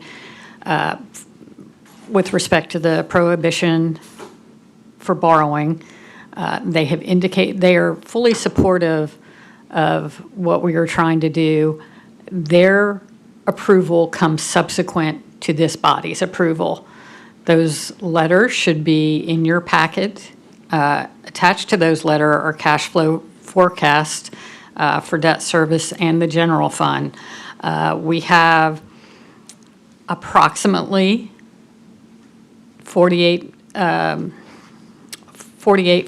million in debt service cash right now. We intend to pay this back with the property taxes that come in, so this is a cash flow issue, but there are most certainly unanticipated expenses associated with the task force. We are doing our best to estimate the cost to the county. I believe as CAO Lindsay has mentioned, there's negotiations to get some of those funds back. Like, that's a very fluid situation, so we are doing our best to estimate those items, but those items will fully present themselves in the coming months. Did I miss any of your questions? We're going to keep going to queue. Commissioner Mills. Thank you. So as far as the refunds for the Memphis Safe Task Force and such, has Ms. Lindsay given the amount? I know you said it's fluid, but so far? We have some estimated amounts. What are those? Well, that's for like possibly the cost of setting up a Saturday court or things that we've talked about. But, we estimate about $1.5 million in increased expenses over the course, per month, over the course of the fiscal year. We're, as I said, seeing, what I see shows increased cost for food service, for overtime, clothing, items such as that.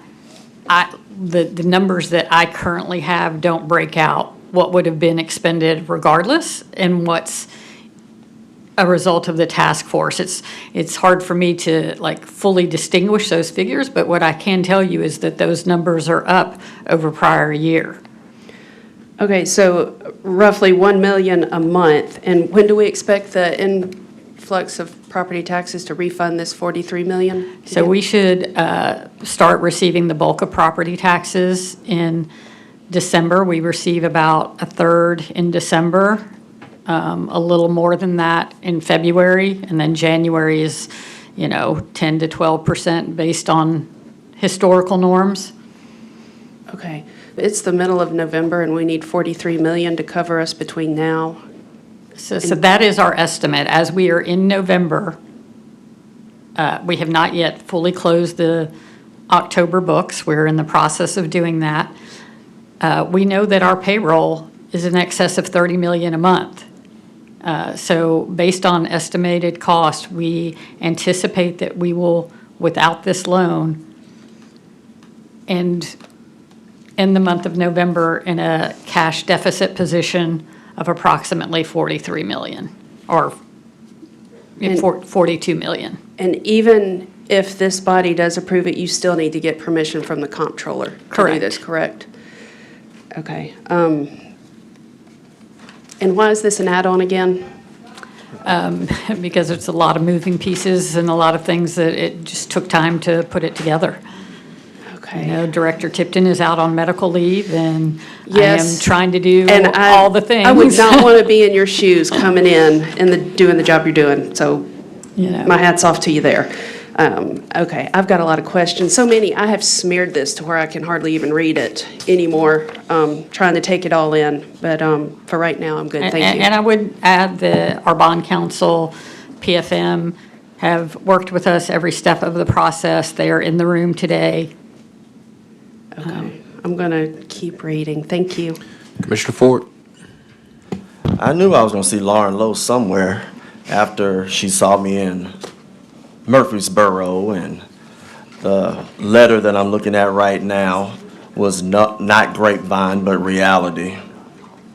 I'm reading the letter. It says, pursuant to state law outside of emergency, the county may not issue debt or financing obligation without an approved budget from our office. Our office has statutory authority to waive this limitation for emergency financial transactions. I will repeat what I said before. I do not see an itemized list that shows that these are emergency financial transactions that you're trying to do with the $43 million in contrast to unbudgeted expenditures. There is a difference.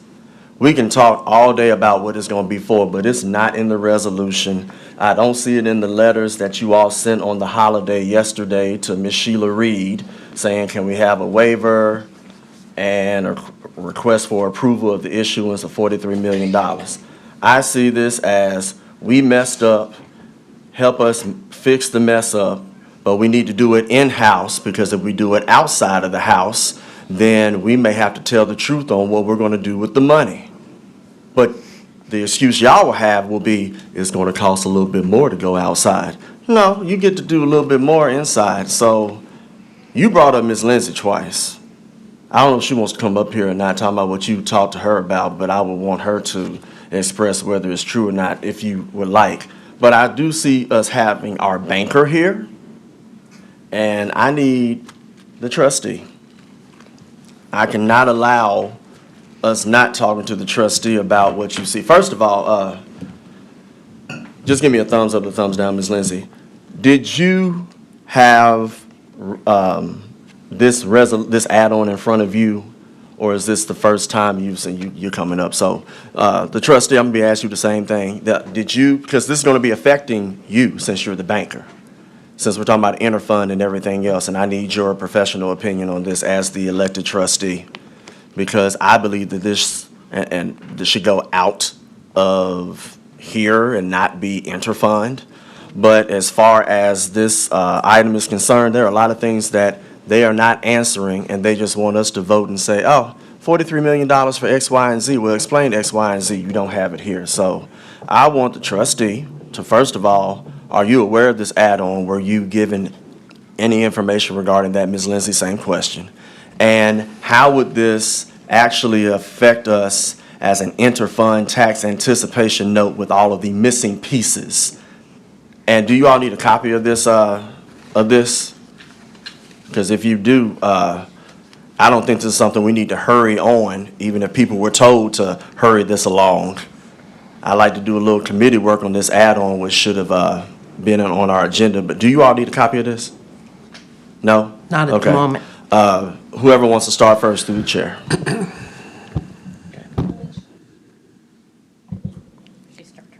Alicia Lindsay, Chief Administrative Officer, Shelby County Sheriff's Office.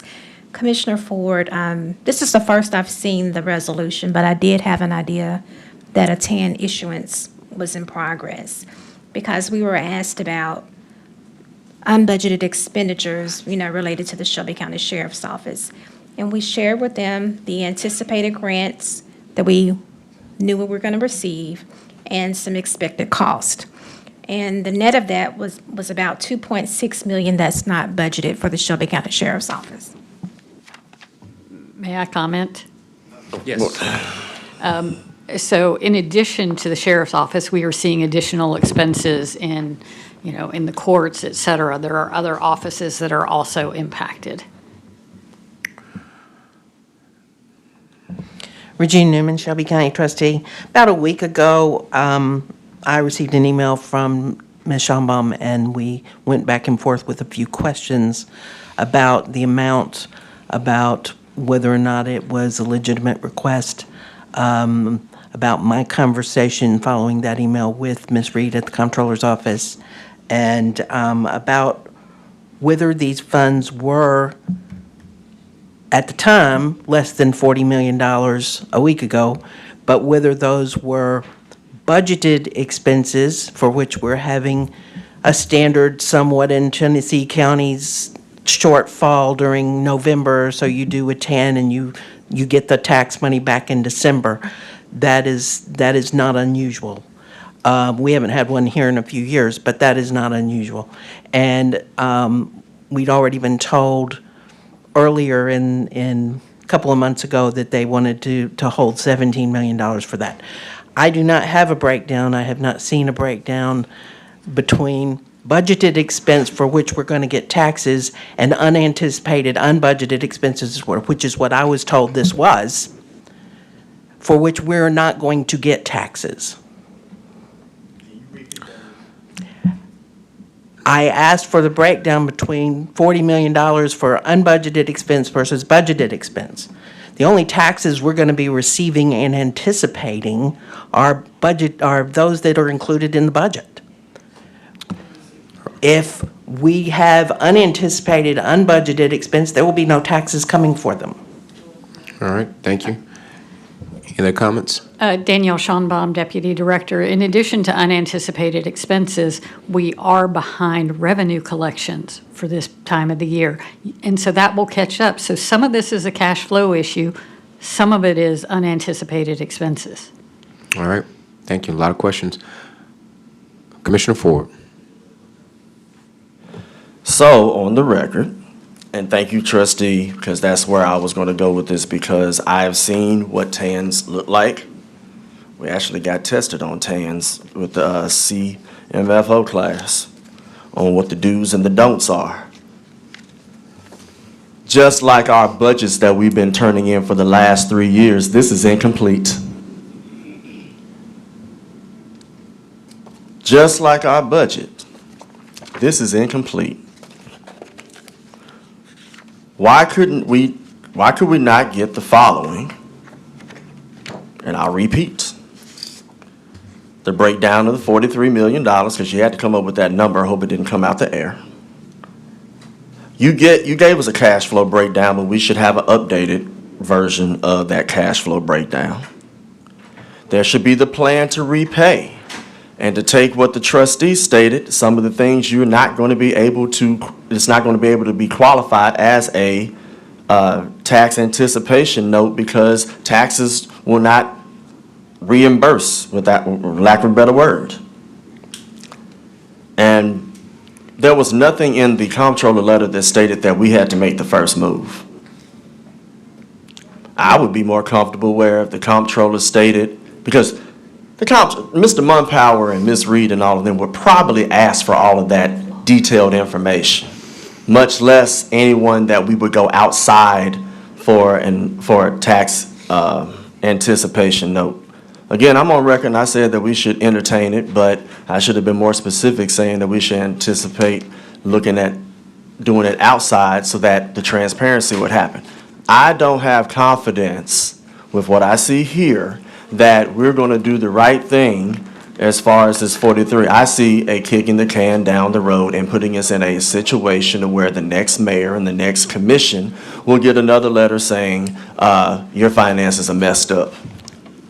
So I would be asking the trustee, and if I'm wrong, let me know, since this is going to fall in your lap, would you rather see us, if this is for real, for them to go out for the tax anticipation note because they would have to include all of those things, than the interfund example where you just stated on record that there would be a multitude of challenges because of emergency versus how did I say it? Yeah, oh Jesus, you're absolutely right. Look at our budget. We can't even get it passed in Nashville. Unbudgeted expenses from a trustee's perspective. Regina Newman, County Trustee, there are questions that I had which are still not answered, and I've read the letters just now, and from what I saw, there was no analysis attached to them, the ones that you received. It may be attached to what the state was sent, but it's not attached to what you received in terms of the debt service fund and the general fund. This is being stated as partially a cash flow issue and partially unanticipated, unbudgeted expenses. I already wrote Ms. Schonbaum and PFM suggesting that they go out for a loan because I don't consider this a tax anticipation note. Danielle Schonbaum, Deputy Director. I would suggest at this late date that this is an immediate cash issue. By the time we would likely be able to go outside, prepare all the documents, this issue would have resolved itself. Like, we would then have received property taxes. Additionally, when we go to an outside entity, there are additional expenses for attorneys, financial advisors, the bank, et cetera. So this is going to cost us more if we go outside, in addition to the timing issue. And the county's debt service fund is in an extremely strong position. We are fortunate that we have the funding available on an interim basis to make this borrowing internally. There are other cities within, not too distant from here, who are struggling to make payroll because they don't have any internal sources and are having difficulties getting external sources. So respectfully, the most expeditious way for us to handle this is an interfund borrowing. And, you know, as I have noted, the expenses that are coming because of task force and all that, like, that is a fluid situation, and we are making the best estimates that we can for the course of the year, but we are also in this position because we have over years not rebuilt the county's fund balance. That has been noted multiple times over multiple years in front of this body. There has been an unwillingness to increase our revenue such to rebuild our fund balance. We wouldn't be having this conversation if we had addressed the problem then. Thank you. Chief Lindsay, have a comment? Thank you, Chairman Lowry. Alicia Lindsay, Chief Administrative Officer, Shelby County Sheriff's Office. I just wanted to point out what I think I understand, and that is $30 million is the immediate need to cover payroll for the month of November. Then it sounds like Deputy Director Shelby said that the other is about $1 million a month, so that's approximately the $13 million. So the $30 million is budgeted. That's payroll that is budgeted. And we will have tax revenue to come in to cover that. The issue is the $13 million, in my opinion, that we don't have budgeted. And I'm sure that they can provide a plan on how they're going to reimburse the debt service fund for that. Well, the debt service fund has a fund balance. So, I mean, there will, sorry, let me step that back. General fund, if we have expenses in excess of revenues that are unbudgeted, it will be a use of fund balance. But the funding will be there to repay the debt service fund. It's just going to put us, but that is the reality of having a diminished fund balance going into the year, that if you have, that is why you have a fund balance. That's why a lot of people call it a rainy day fund. That sometimes unanticipated things happen, and we need to have a stronger general fund balance. I would make a strong note of that as we move into a budget season. Thank you. Commissioner Mills. Thank you. Quick question. Did we get the county budget corrective action plan? I saw it was an enclosure. I know that it had been submitted to, I believe, Chair Avant and Chair Whaley some time ago. I don't know if that has been provided to the full board, but that is something we can do. The 24 ACFR has the... No, this isn't ACFR, this is the corrective action plan for the budget that was submitted to the state. Oh, you're talking about the one... Let's make sure the comments are made on record. The microphone. Did we, I don't think I got that. And I was just wondering about that. The one where Audrey Tipton said, yes, we messed up. You're correct, Okay. you're correct. Okay. Comptroller, that one. That was my question on that one. Thank you. Yes, that was an existing document that we were just attaching. Okay, thank you. All right, thank you. I'm sure we'll have a lot of more questions on Monday. Commissioner Ford. Right, and I'm gonna try to get as many as I can so I won't have to speak on Monday. So, yeah, we did get it because it was basically a sentence that the comptroller stated. Ms. Tipton said, you're right. Then another sentence that the comptroller said. Ms. Tipton said, you're right. So it was basically, you messed up, you're right, comptroller. You messed up again, you're right, comptroller. That's what it basically said, that letter. Corrective, whether that happens, that's in abeyance. We'll find out. I don't disagree with you regarding the unassigned fund balance because when I was the budget chair, we had 96 million, 22%, and we were in compliance. But during that time with this new body, we have had people that think, oh, it's unassigned. I can go get it. Correct. I may have voted on these many, but there are people that sit here that voted on everything if the 11th floor wants it. You don't have a vote. You can only look at dollars and cents, just like Ms. Tipton. But I will say, because of what was just brought up by my colleague, respectfully, we knew there was a problem. And respectfully, we do not need to come with last-second add-ons and articulate, if we don't do this, the world will end. And I don't want to hear about well, we tried with the 17 minutes. We should have done it the right way. That's not an emergency characteristic, that's incompetence.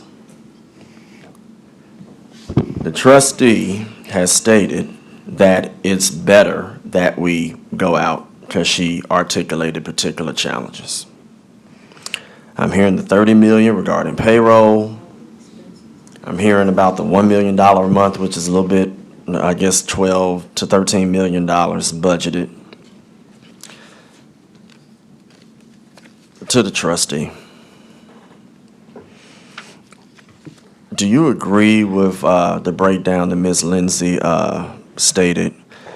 And does that change what you articulated on record as far as your concern? Or does it intensify your concern where you would say that we should still go out instead of doing this in an interfund way because tax anticipation note means this, but in some capacities, it's meaning something else in here? Regina Newman, County Trustee. That's a whole bunch of loaded questions. So I was told this would be on the agenda for the 12th. I assumed people would get a chance to vet it. That is still not occurring, with all due respect to Ms. Lindsay, who I respect very much. She doesn't know that. And we're not hearing that from finance. And I don't know it at all. So I don't know that this breakdown is the breakdown. I don't have an analysis of the debt service fund. We will take Ms. Schaumbaum's word that there is more than enough cash in the debt service fund. That's great.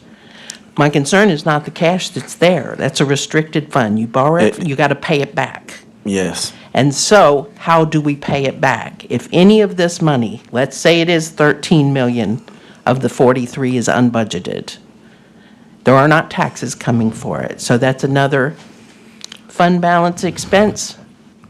And I agree with you on the fund balance. May I? We're going to wrap this up here. We're going to have couple more comments. We'll give one more minute after that to the queue, and then we're going to make a decision here. I want to make a motion to send this down without a recommendation. We'll have more discussion on this on Monday, if that's the will of this body. Ms. Schaumbaum? I would just note that that's not different than what I've just said, that these are funds to fund operations in the short term for payroll. There are unanticipated expenses that we are estimating $1 million, $1.5 million a month. Those numbers are fluid. We will know more as I have made an estimate based on the information currently available to me. We respectfully ask for your approval. All right, thank you for doing the work. Commissioner Ford, we have 1 more minute. And I'll make that motion. And there should be more people on this body. Maybe they've already been told what to do on Monday. And that's why they're not here. Y'all wouldn't even be coming in front of us if this was not a restricted account. Thank you for bringing that up. If it was not a restricted account, you all with the attorneys would try to figure out how to do this without our approval. You can say that's not true, but I can go back on many of the times y'all have come with add-ons and said whatever, and you lobbied for your 7 votes, and you filed up the budget. Not you, Ms. Schaumbaum. I'm talking about the people that sign your check. And the folks that are in the audience, you got to cover yourself because you got bosses. So I get it. Pay your bills. It reminds me of that scene from Lean On Me, where Joe Clark just had to leave that place because the people cared about the short term. He put the dollar bill on the guy's head and said, pay your bills, and what happened to that school? It turned into crap. And they had to ask him to come back and fix it. Well, I only got 200 some odd days left. The people that messed it up, y'all have really messed it up to where we could have had the best fund balance in the county and everything else, but we have made a whole lot of mistakes. So I'm going to make the motion for this to go down without a recommendation, but I have 5 requests for us to have on Monday. So I'm going to say the 5 requests. I'm going to make the motion. Number 1, you break down that $43 million. And I don't want to hear 2 lines either. Break down that $43 million. And I would love for us not to have it at 2:59 p.m. either. Number 2, the updated cash flow breakdown on where we're at. Even if you say as of October 31st, to help you out. Number 3, A plan to repay by June 30th, 2026 in detail. Number 4, how much is in the debt service, general fund, and unassigned fund balance, including the debt service fund balance?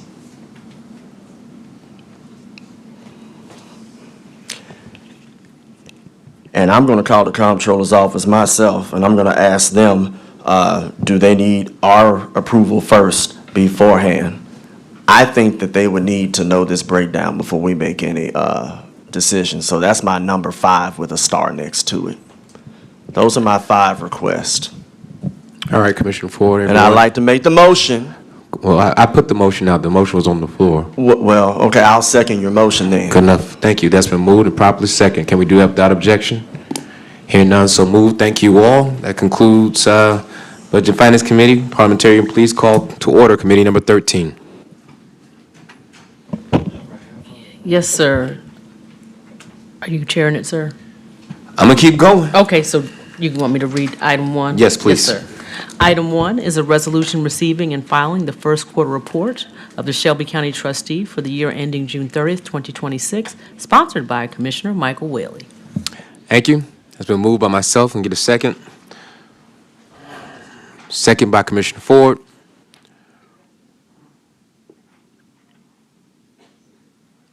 Madam Trustee. Regina Newman, Shelby County Trustee. We respectfully ask that you send this down without a recommendation, as there was an error in the report I brought today, and I will get it fixed. All right, thank you. That's been moved. Can we get a second? I'll second. Can we do it without objection? Hearing none, so move. Item goes down without a recommendation. Parliamentarian, please call item number 2.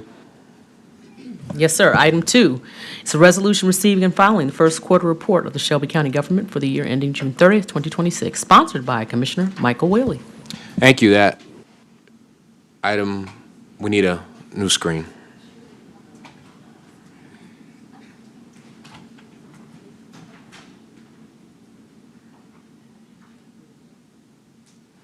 All right, that was been moved by myself, second by Commissioner Ford. Who's presenting on this item?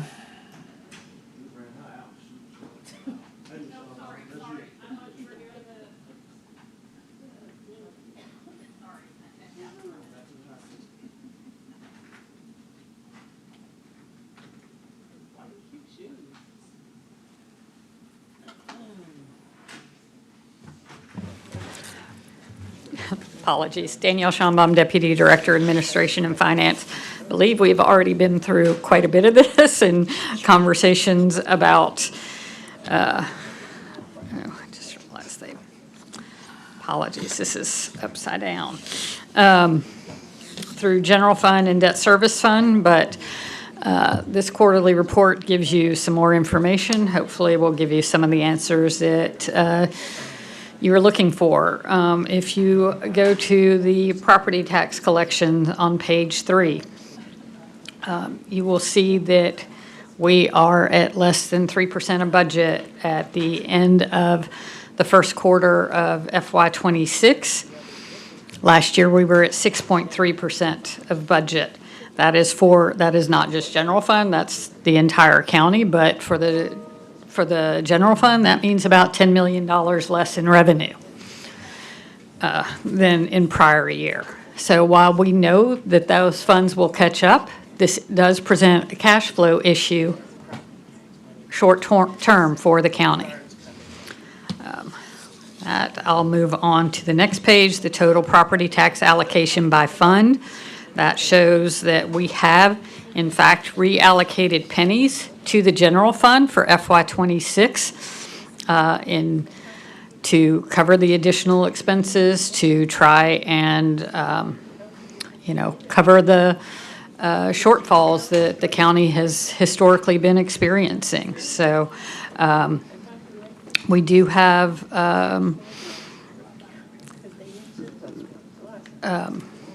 the tax rate doesn't have as percentages, but $1.20 of the new tax rate is approximately 44, 45%. of the current tax rate. So we should see those funds coming in, which will provide us the revenue to repay that borrowing we're looking to have for the debt, from the debt service fund. The next page is the general fund operating statement that I have already presented in the monthly report, so I don't know that there's a need to revisit it unless you ask me to. The following page is a general fund expenditure budget status report as of September 30th, breaking out those expenses by division.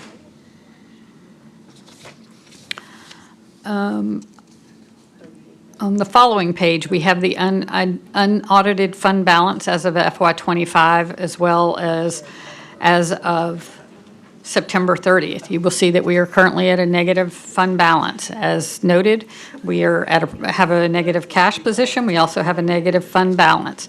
That we are always at our lowest point in the fall, but due to a lower than normal fund balance at the end of FY25, we're in a more precarious position currently.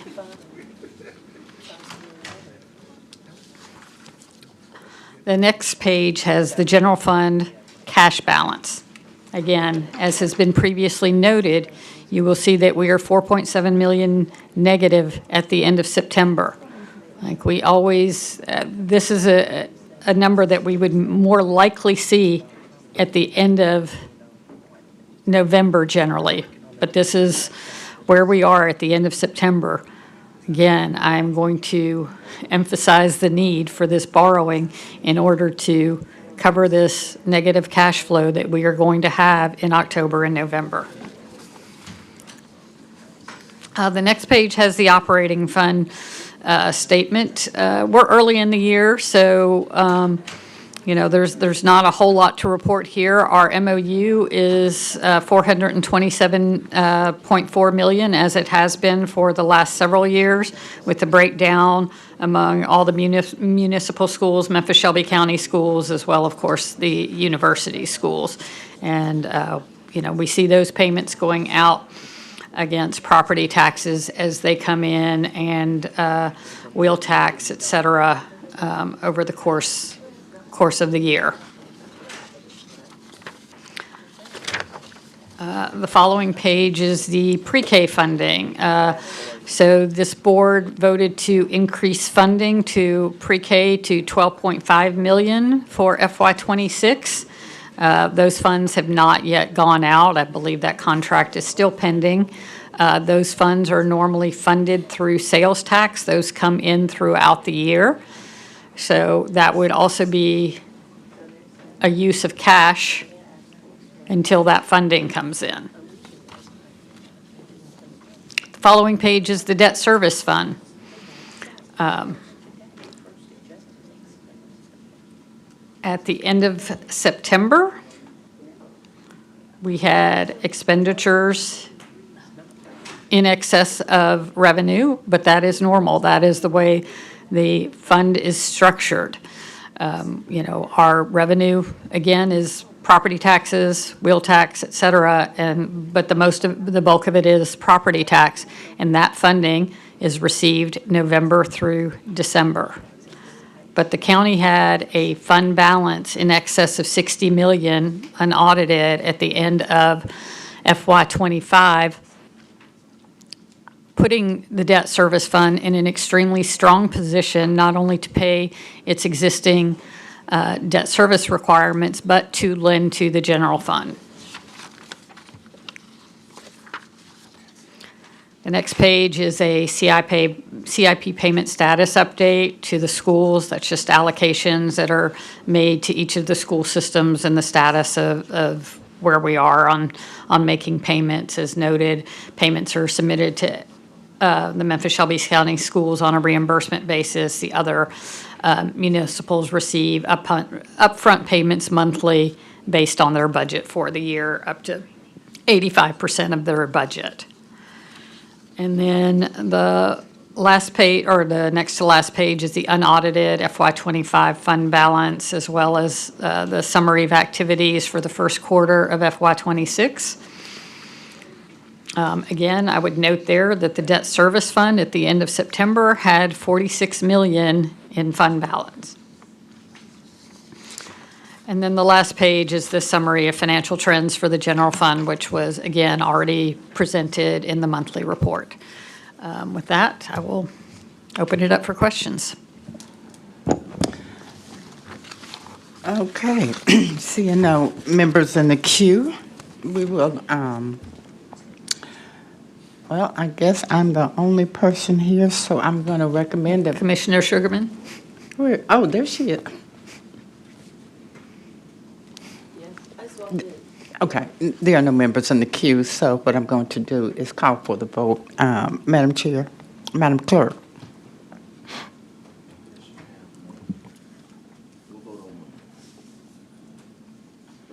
Every member desiring to vote, cast your vote. Okay, my screen is frozen, so I vote yes. Okay, Sugarman, Ford, Brooks,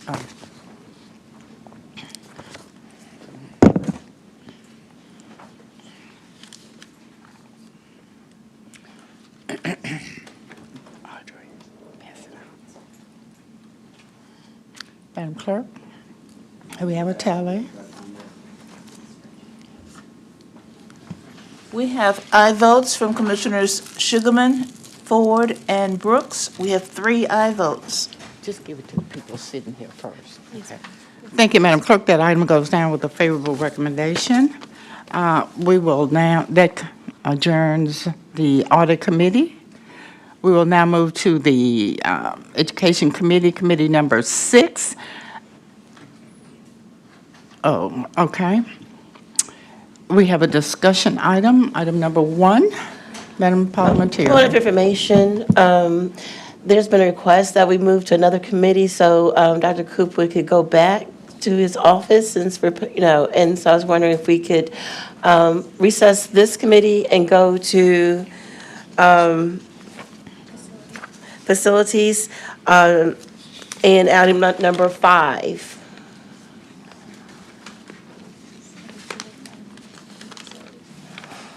Is that, Dr. Cooper, would you? It's you committee need- number 15. Okay, Dr. Cooper, would you need to leave?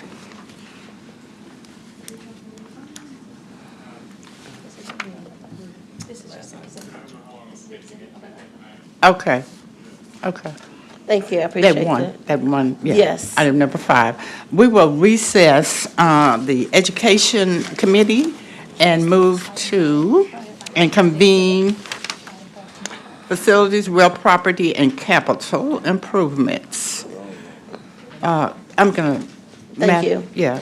Okay, so I'd like to bring forth committee number 15, item number 5, the last item on the agenda. Can you please read that into the record? Yes, ma'am.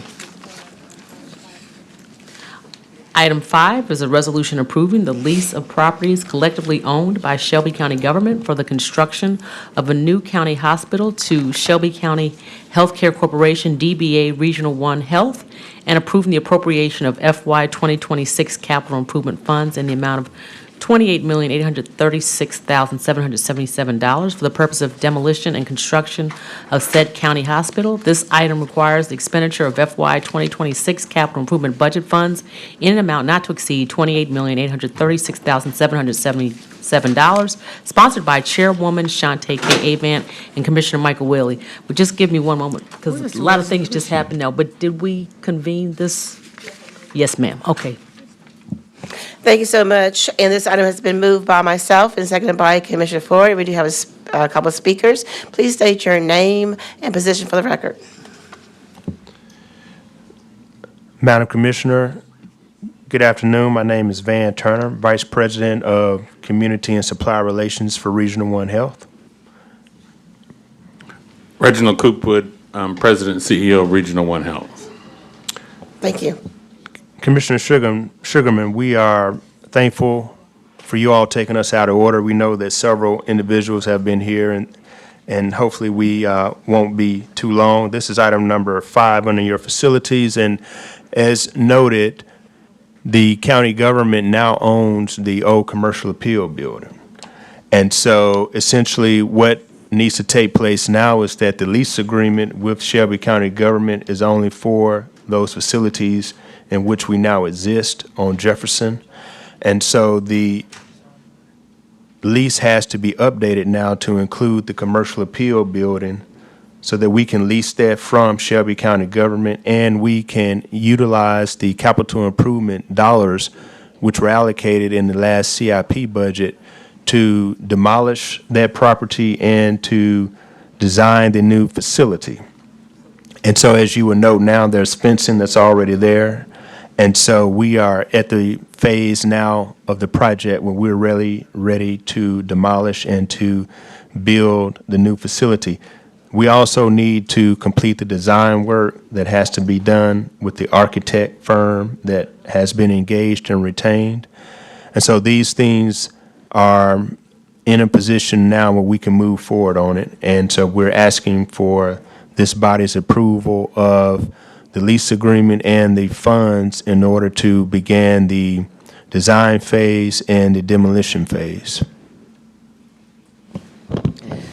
Thank you. Are there any commissioners who'd like to speak on this? Okay. I believe that there is a missing document, so I think there should be an amendment to add Exhibit A, which is a copy of the lease agreement. Okay. So moved. May I get a second? It's been moved by myself and second by Commissioner Brooks. Can I do that without objection? And the document doesn't currently state that, but this will be, is it referenced as Exhibit A in the body of the resolution? I'll check that, Madam Parliamentarian, and if it doesn't, I know that, yes, ma'am, it's referenced as Exhibit A. Perfect. Thank you. Yes, ma'am.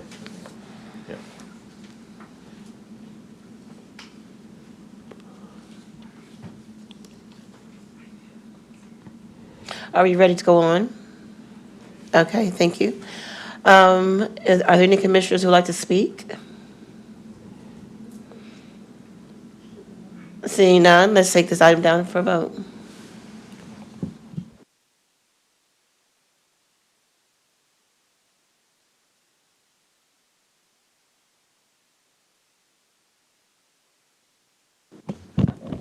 Again, my screen is not moving, so put me down as a yes. Can we have a tally? Did you want to vote?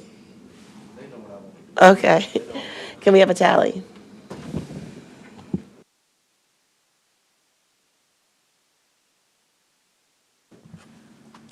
We have aye votes from Commissioners Sugarman and Brooks. We have 2 aye votes. Thank you. This item goes down to the favor recommendation, and this concludes committee number 15. Thank you so much. Thank you, Commissioner. Actually, we're going to recess. Recess. Yes, ma'am. Thank you. We will now reconvene education. And we do have a presentation. Yes, ma'am. Thank you, Madam ma'am. Parliamentarian. Item 1 is discussion item to last approximately 20 minutes. First Aid Memphis 2024 through 2025 Q3 and Q4 pre-K report. Dr. Candace Thomas presenting. Good afternoon, thank you. We are presenting quarter 3 and quarter 4 of the last school year, and Ms. Thomas, do we have the slides, or should I just walk people through it on paper?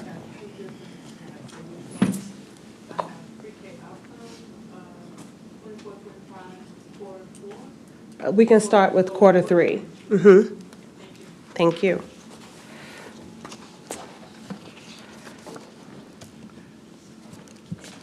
Okay, thank you. Good afternoon again, Candace Thomas, Executive Director of First 8 Memphis, 1350 Concourse Avenue. This is our quarter 3 report. I know this body knows First State Memphis well as the pre-K program. So I will ask Ms. Thomas to move us to page 6. Thank you. So again, this is for pre-K for quarter 3 of last year. So that's that's January through March. And as we do, the next slide shows our actual and projected budgets. And so this, again, remember, this was for the last school year. And last school year, you allocated $9.5 million to pre-K. If we go on to the next slide, it just demonstrates that the fiscal year 26 budget, right now, you increased our budget. Thank you for your commitment to $11.5 million for this school year. And as indicated by the previous presentation, our contract still has not been signed, nor has the money been allocated. Going to page 9, as we have showed you in the past, 92% of the funds that you and the city allocate and invest in pre-K go to salaries for teachers and other personnel. And so in quarter 3, we paid out $3.6 million. And if you remember our per pupil allocation, so it's how much money we spend per student, it was at $9,063 last year. And you remember that we've been trying to increase that amount because the national average for a high-quality program is $12,500. Going to the next slide, 100% of our students at that time met the income eligibility guidelines of 300% of the federal poverty level. So we met the income guidelines that has been set forth. And you'll see on page 11 that by January of last year, we actually added 3 new partners to the pre-K program. That was Broad Minds Academy, Sukasa, and Memphis STEM Academy. The next slide is what you see in the past. It shows you that we have pre-K classrooms that you invest in across each county commission district. And if you remember, we have been presenting on a family, just to give you a personal touch, though I know you've heard many testimonies over the last year from pre-K. And so this was the Williams Zeno family, and with mom Lanikia, Liam, son, and niece and nephew. And we just wanted to remind you that there are many families involved in the pre-K effort. Page 14 is enrollment. You remember that that is one of the measures that you want to see every quarter and every year. So in quarter 3, we were at 94% capacity, one of our highest enrollments over the last over 6 years that we've been doing this with you. And you're going to see in quarter 4, the next slide deck, even improved enrollment there. And attendance, we were at 84%, so not as strong as other quarters. But in January, we often see attendance go down. It's very cold in Memphis. But also last year, there was an RSV outbreak amongst young children. So we had a lot of people missing school last year because of RSV. Page 16 is around instructional coaching, which you remember that's a part of your funding to really make sure that we are working with and supporting high-quality teachers. And you'll see here that all of those teachers did receive instructional support in that third quarter. This slide just reminds us that as a part of this effort, you also fund wraparound services. And so the major request for wraparound services during that quarter was around kindergarten transition, positive child-parent relationships, and family well-being. The next few slides just remind us, again, this slide reminds us about the Williams Zeno family, and what was exciting about the quarter 3 for the family was that they were able to secure a home with because of additional resources and community support. So we congratulate them. And on slide 19, we just wanted to give you a slide a little bit about early literacy. There's obviously a lot of discussion about early literacy in Memphis, Shelby County, and across the state. And to remind us that in pre-K classrooms and early learning. It is building the building blocks and the foundation for early literacy, which we're ultimately going to see when they are in third grade. The next slide just reminds us of our journey of pre-K for all. You all made a historic decision last spring to expand pre-K for 3- and 4-year-olds, as well as regardless of income. And if you remember, this is year 1 of a 5-year implementation plan. So this slide just outlines what we hope to see over the next 5 years. Obviously, it depends on leadership and funding, but this is our plan as of now. You all remember that Memphis and Shelby County gets allocated Head Start dollars from the federal government, and so that Head Start award for every year is approximately $37 million.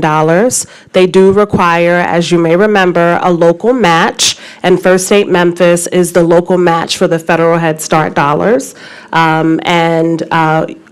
Going forward, we hope to be presenting you with data on not only the First State classrooms that you're funding, but also Head Start data in the community, because we are working to ensure that the early childhood system includes children across funding streams. Head Start does have several layers of accountability, student level outcomes, which is similar to the accountability that we share here. Obviously, financial oversight, compliance reporting, and enrollment prioritization. And we are tracking all of that with the Head Start grantee, Porter Leith. So we will, right now, our classrooms are still enrolling, as is Head Start. So if there are families that you know of that need to be enrolled in the programs, you can use this QR code, or you can contact our team, and we can make sure that you help those families get access. We are going to skip to slide 25. This next one, thank you, Ms. Thomas, just to remind you of your allocation last year. So you awarded $9.5 million to pre-K. You also awarded $500,000 to early Head Start. That's a federal match. And then you awarded $500,000 to child care shared services support, which is Next Memphis, also at Porter Leith. And so the next few slides just gives you also a high-level overview of those program outcomes. Going to page 28, it just shows you the role of Porter Leith in early Head Start funds. So this is another federal program that requires a local match. That program administrator here is Porter Leith, and Porter Leith has early Head Start classrooms. There are also early Head Start classrooms in community, in the community, not just at Porter Leith. And Early Head Start is for infants and toddlers, so starting at 6 weeks to 3 years old. And so with that program, they also provide home visiting and wraparound services for families. And so you see here just the way it works. I'm happy to meet with any of you if you want to help understand the breakdown of all the federal funds, the local funds. I know it's complicated in early childhood. So thank you, Ms. Thomas. So with Porter Leith, the Early Head Start program budget you see here is $8 million. And again, you offer your local match of 20%. And so how they use those funds in quarter 3 of last year, on the next page, you see that 75% of the total funds had been spent at that time. They do invest about $16,000 per child. That's per baby. Again, this is infants and toddlers. And that they use your funding to also support salaries for the Early Head Start effort. There is Early Head Start all around Shelby County. The next slide just shows you on a high level of where Early Head Start placements are in the community. And just like with pre-K, Early Head Start tracks enrollment, and you'll see here that 88% of their enrollment was filled in quarter 3. And again, like pre-K, we track track wraparound services and instructional support, and they are doing their job. 100% of families are receiving wraparound services, and 100% of the educators are receiving instructional support. This slide just shows you some outcomes of the Early Head Start program. So you see here gross motor skills, fine motor skills, cognition, and so the young children in that program are doing well in Early Head Start, and again, this lays the building blocks for future education. The next few slides are related to Next Memphis, that's childcare services. And if we go to page 38, you will see that that is a budget of approximately 1.8 million, and the county commission awarded last year $500,000 to Next Memphis. Again, on page 39, we show that your funding is used to really support administrators and instructional coach salaries. So that is greatly appreciated and a core part of the Next Memphis program. Next Memphis is throughout the county, so you see here the different tiers and where the different providers are throughout Shelby County. In Q3 of last year, there were 47 partners working with Next Memphis, and that's 80% of Tier 1 and Tier 2. I can go into details about that if any of you are interested. But remember, the core aspect of this model on the next slide is to really show that when we strengthen the business, the backbone of the childcare business, that strengthens instruction and services for young children, and ultimately it's an investment in ensuring that the young children are doing well. So your investment goes far. And then just a few more slides related to Next Memphis. Again, this is a business model to improve the business of childcare, which will improve the business of educating young people. And so 100% of the Next Memphis partners reported full fee collection. That is a very big deal, making sure that business owners are getting fees that they charge families for childcare. 85% of the young people were enrolled. So these are childcare providers. They may be having children at 6 weeks. They may have children up to 12 years old and after school. So 85% enrollment capacity. And they saw in their business model about $1,000 at annual savings through this partnership. And just like pre-K and Early Head Start, Next Memphis partners get instructional coaches. 100% of them did receive it in Q3 of last year. And then 80% of their students did receive direct ongoing assessment support. 85% of families did engage in the family partnership agreement, which helps Next Memphis and all of us understand what the needs are in the community. There were immediate needs around health and housing and transportation. And 86% of families also noted that, again, there were needs around housing, employment, and parent support. And the good news about Next Memphis is that 92% of the children in the program met developmental outcomes. So that's really good news for future success in third grade reading and high school attainment. So that was Q3. Thank you.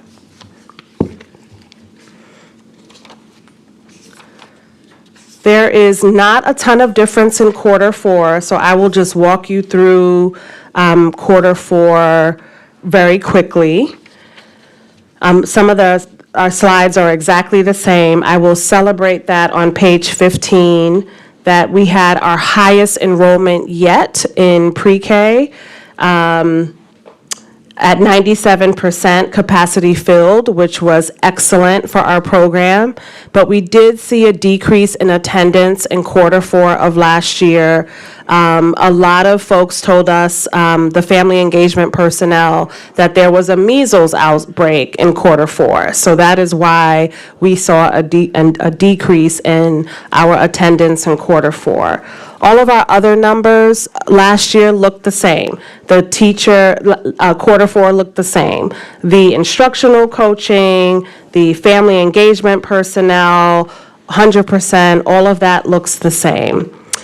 Starting on page 21, this body asked us to provide some updates on how what's happening at the federal level impacts early childhood. Our team has worked on a couple of updates for you related to that. As you know, things change at the federal level every single minute, but we know that there are some big implications to what is happening at the federal level and what is happening locally here, especially around Medicaid decrease and cuts, as well as SNAP. As you know, SNAP was on hold for a few weeks, and as the government reopens, there's ongoing conversations about SNAP benefits and who will receive them when. And so our team is tracking all of that for you, and we can provide more details about the impact locally. We know that there will be an impact. There will be increased food insecurity.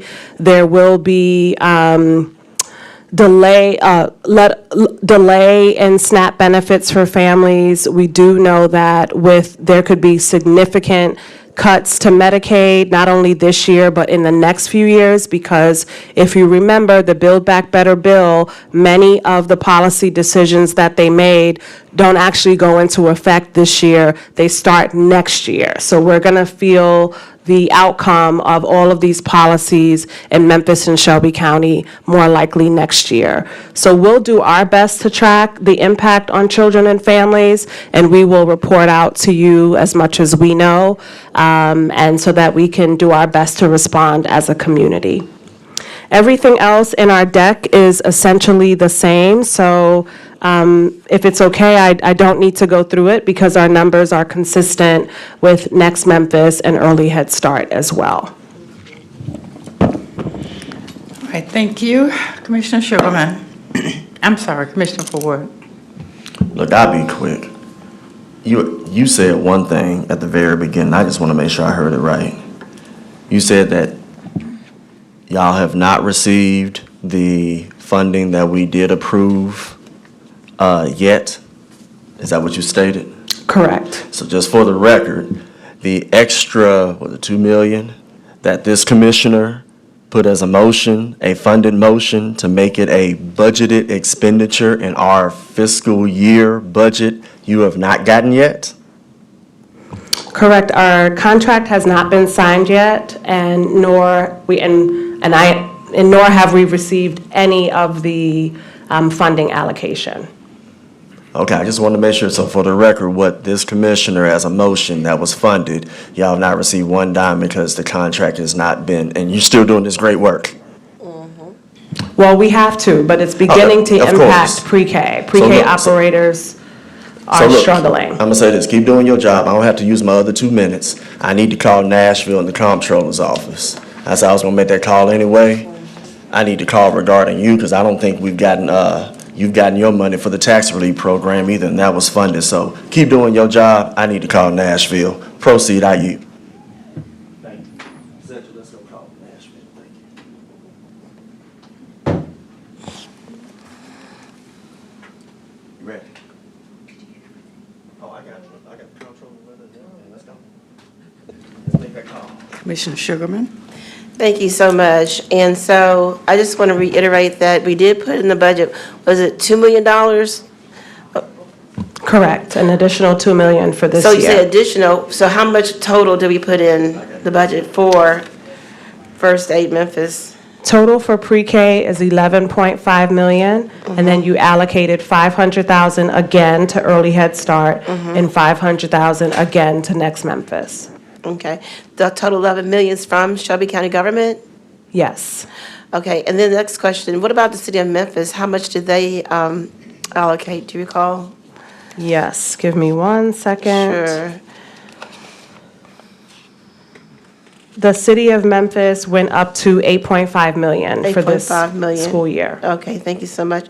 And then the other thing is, I have a concern, because you stated that In the quarter three, the attendance was 85%. I was wondering in fiscal four, has that gone up? Then the next question, are these centers requiring immunization shots?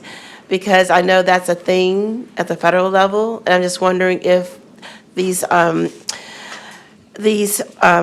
operators are also requiring it, or they're just saying, well, if you want to. What's the policy is my question. I'll have to get back to you if First Aid has a policy on immunization. Okay. I understand that every pre-K operator has a different policy because because of federal mandates or because of the State Department of Education does require that at least for a school district, that young children have their immunizations. But that is changing with the current Department of Human Services. We do know that statistically in kindergarten, a lot of children are absent, especially in the beginning of the year, because of the immunization, because people are not getting their children immunized in the beginning of the year, and that is required to attend kindergarten. So we do see some attendance challenges in kindergarten because of that, but we don't see that in pre-K regarding immunization because of that 5-year-old cutoff. Okay. And then also about attendance in quarter three versus quarter four, did you see an improvement? Yeah, we actually saw a decrease in attendance in quarter four. And from what we understand from wraparound service providers, is that there was a measles outbreak in quarter four, which decreased school attendance. Obviously, we don't want babies going to school with measles. Okay, thank you. And then I noticed you broke down the operators in District 12.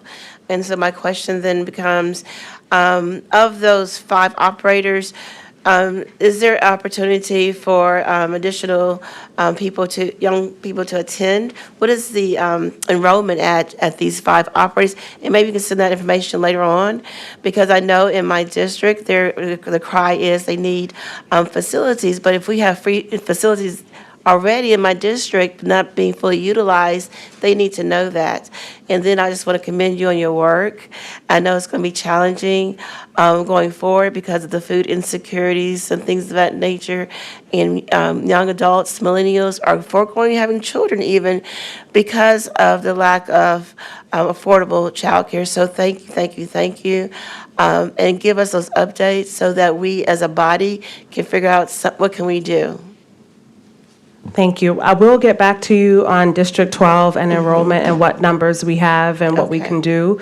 And thank you for that. This is a tough environment for all of us, and especially for early education. And $11 million, okay, one more question. Out of the $11 million, so you have not received any of that money, or? Correct, we haven't received anything. Oh my gosh. Okay, thank you. Thank you. Thank you. Seeing no other members in the queue, thank you very much. And let me just add one little thing. And, there are a lot of entities, organizations, and other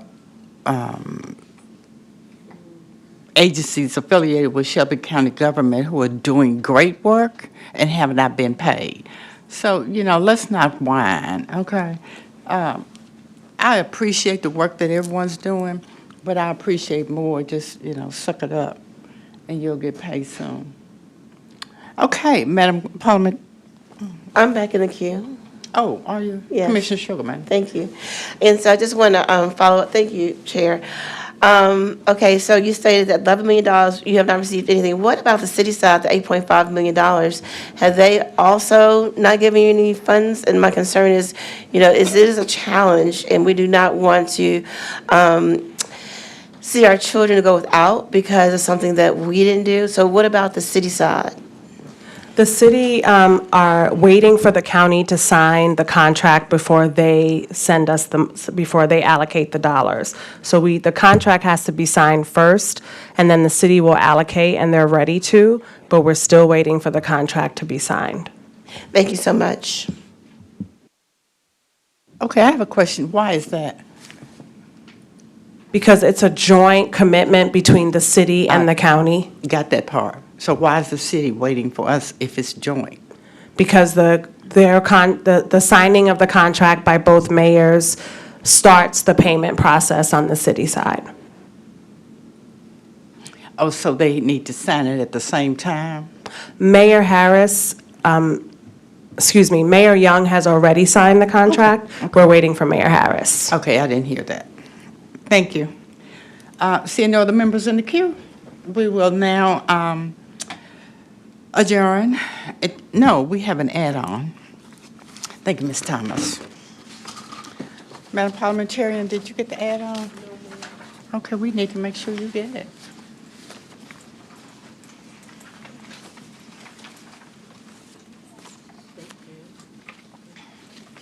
All right. Item 2 is an add-on item. Item 2 is a resolution to align the Shelby County Municipal School Board district elections with the Shelby County Board of Commissioners election cycle beginning in May 2026, sponsored by Commissioner Henry E. Brooks.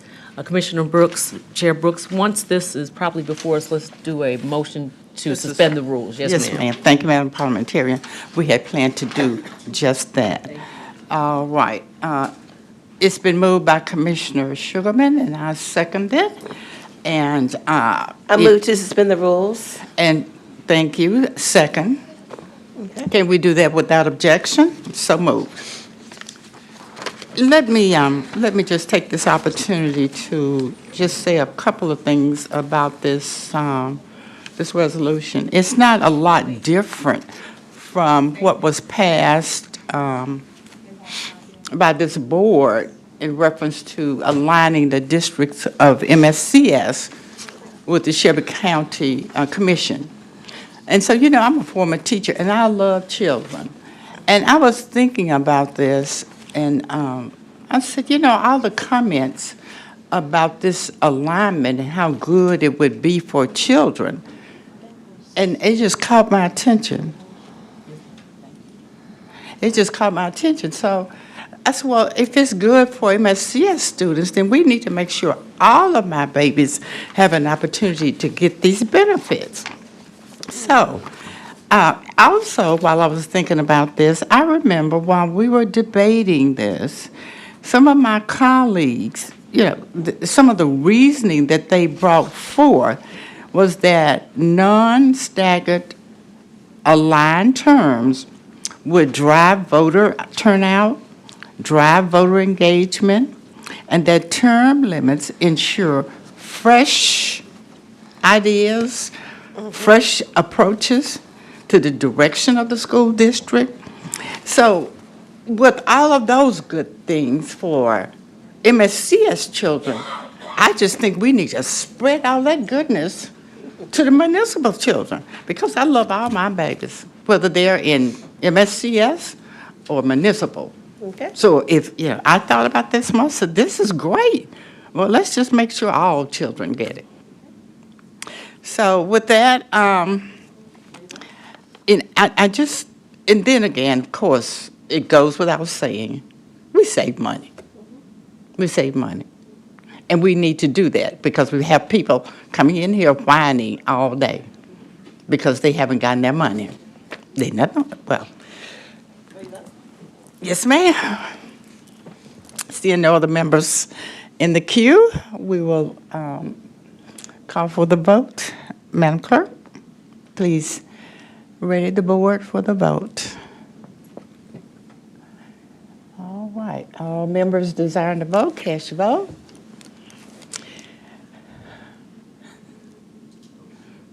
Okay, every member had the opportunity to vote. Madam Clerk, give us the vote, the tally.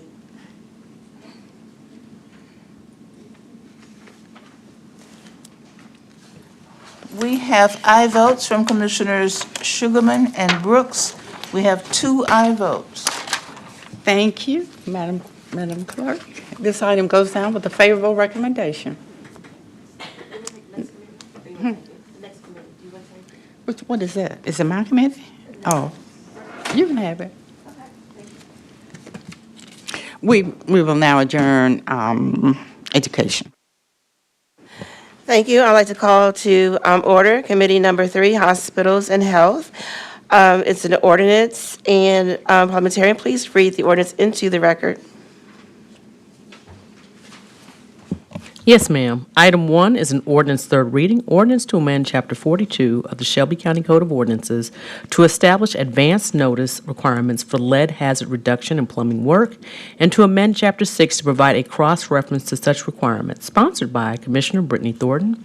This item was referred back to committee in October 27, 2025 committee meeting. Thank you. I do not see any, okay, it's been moved by myself and seconded by? Okay, thank you, Commissioner Brooks, for seconding that. Okay, seeing no commissioners in the queue, let's take this item down for a vote.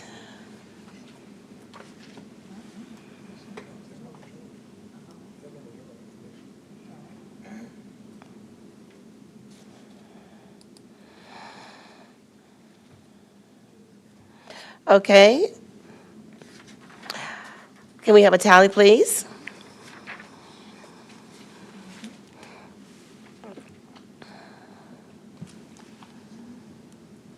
We have aye votes from Commissioners Sugarman and Brooks. We have 2 aye votes. Thank you. This goes down with a favorable recommendation. Parliamentarian, please read the next item into the record.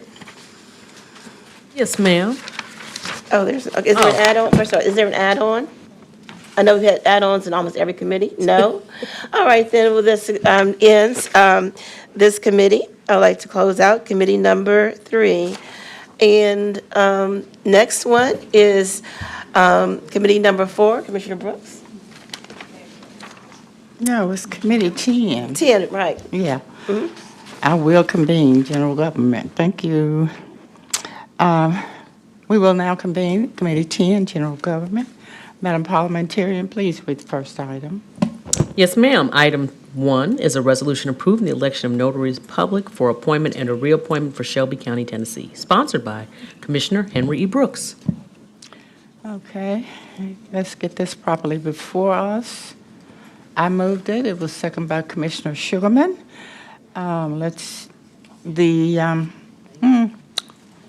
Attorney's Office report no conflicts. So now what we'll do is just, seeing no members in the queue, let's take this to a vote.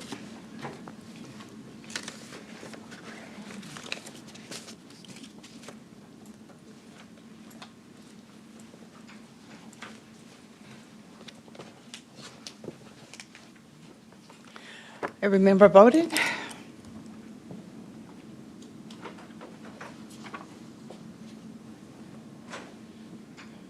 Okay, thank you. Madam Clerk, please, that's a tally.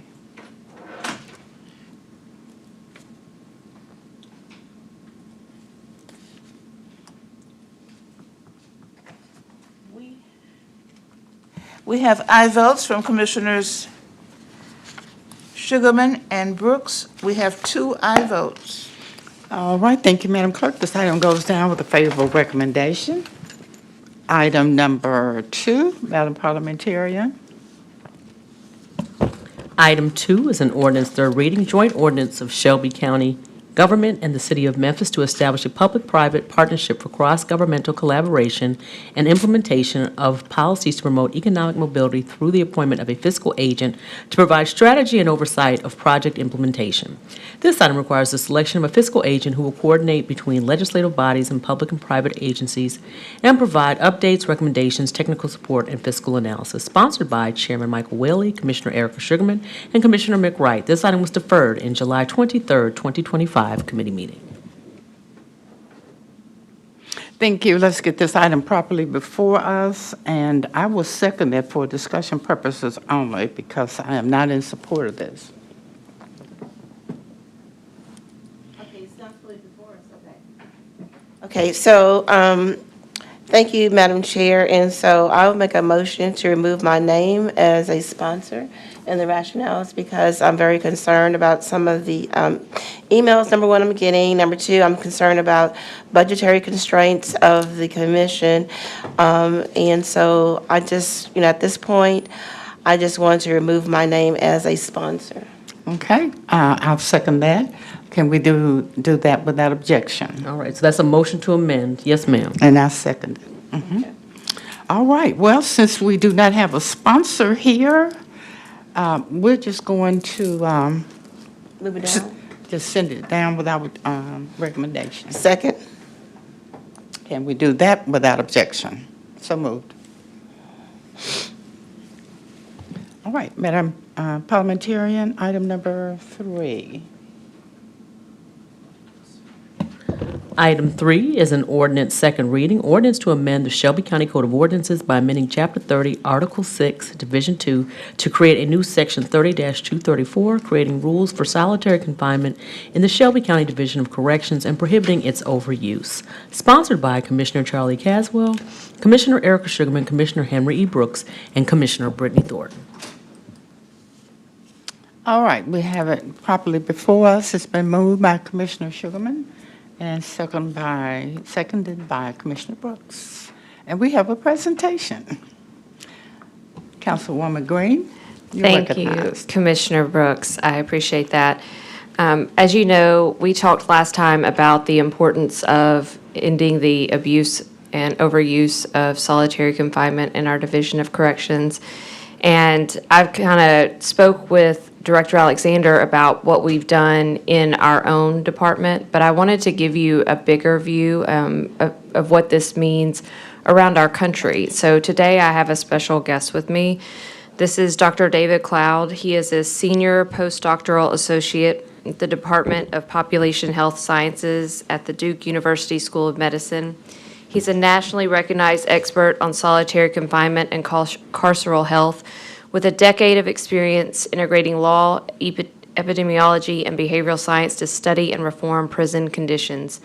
Guided by a public health framework, Dr. Cloud's research has shown how solitary confinement endangers the health, safety, and dignity of incarcerated people, linking isolation, idleness, and deprivation to increased risk of self-harm, suicide, overdose, and homicide after release. He has also published the first study connecting extreme heat in solitary units to self-injury and the suicidality in the Deep South. Dr. Cloud has led statewide and system-level reform efforts across the country, including work that contributed to the closure of Camp J at Angola Prison and the development of the Scandinavian-inspired models in North Dakota and Oregon that reduced violence and improved well-being for incarcerated people and staff. He currently serves on the steering committee of the Unlock the Box campaign and is leading a case study on Nevada's legislation implementing the United Nations Mandela Rules, which is what we are implementing here with our ordinance. So with that, I will turn it over to Dr. Cloud.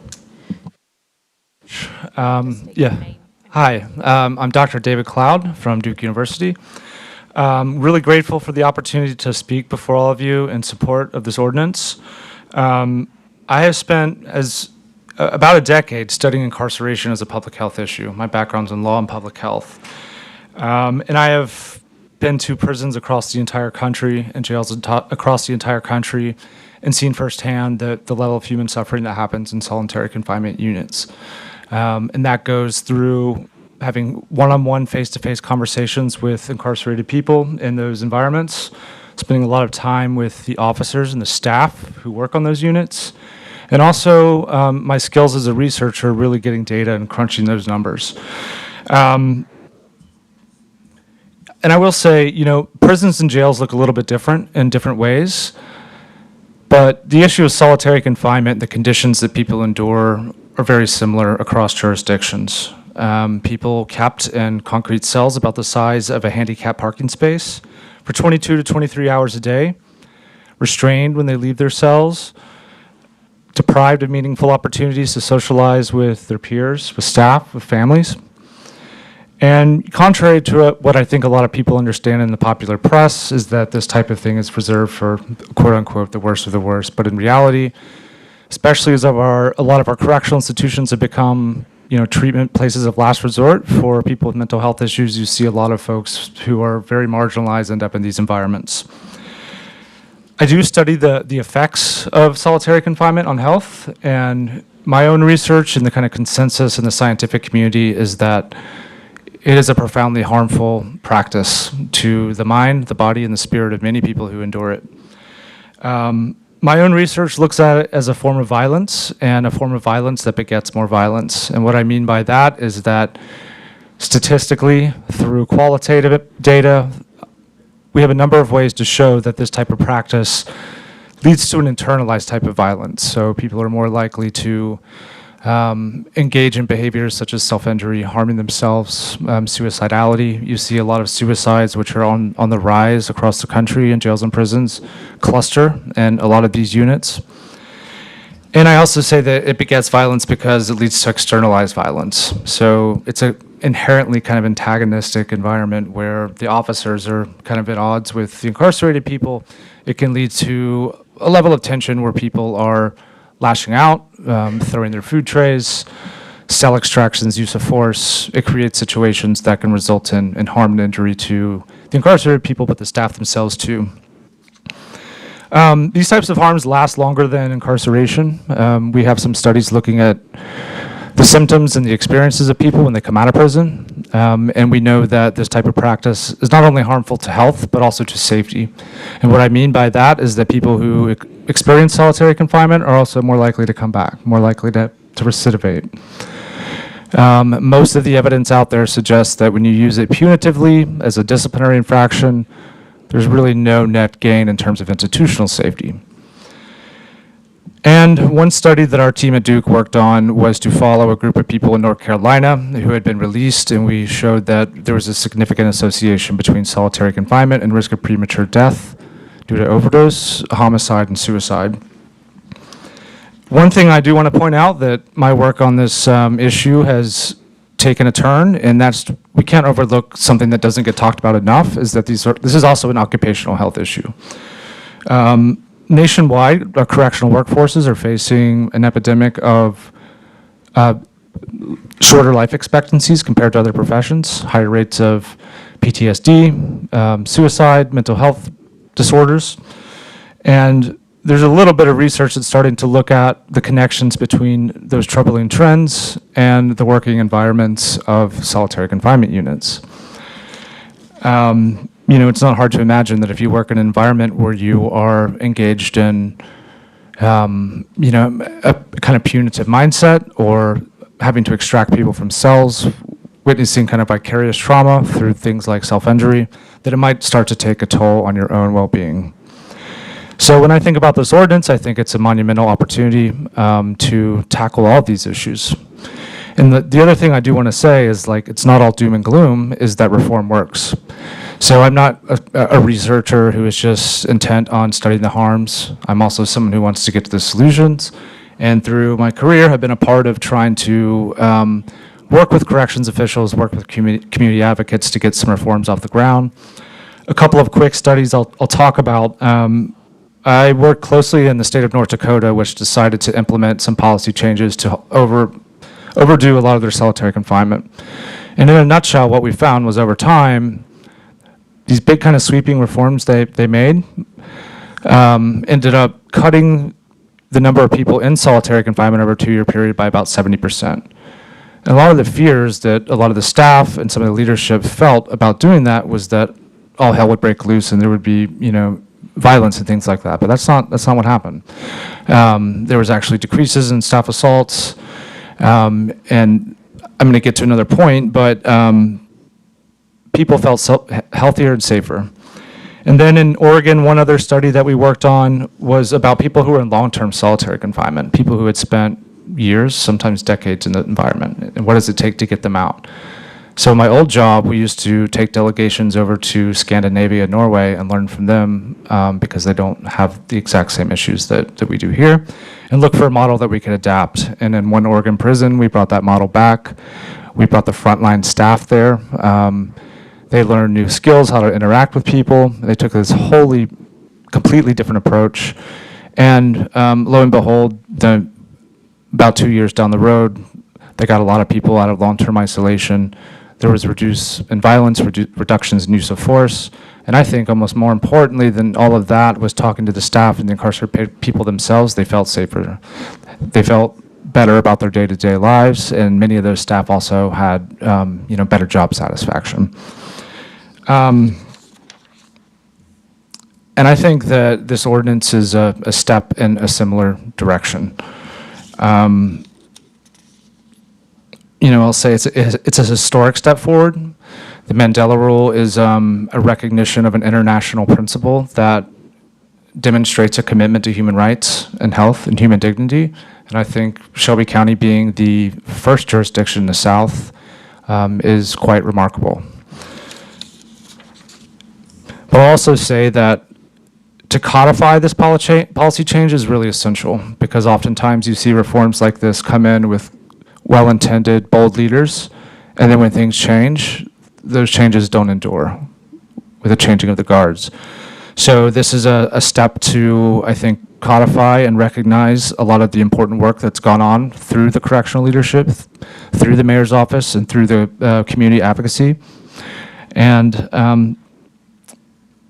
and from what I've learned so far, I think Shelby County is taking the right step and doing a kind of ground-up approach to this, meaning that they are engaging the people on the ground. It's not a top-down mandate on itself. They're talking to the people who work in these units. They're talking to the people and looking for real solutions. So I'm encouraged by all of it. As someone who's worked on a lot of reforms in a lot of other states, I think it's, bringing this into ordinance would be exactly the right step. Thank you. Thank you. I want to say that I appreciate your work and all your studies and so forth. But, to me, solitary confinement or prohibiting that is just a no-brainer.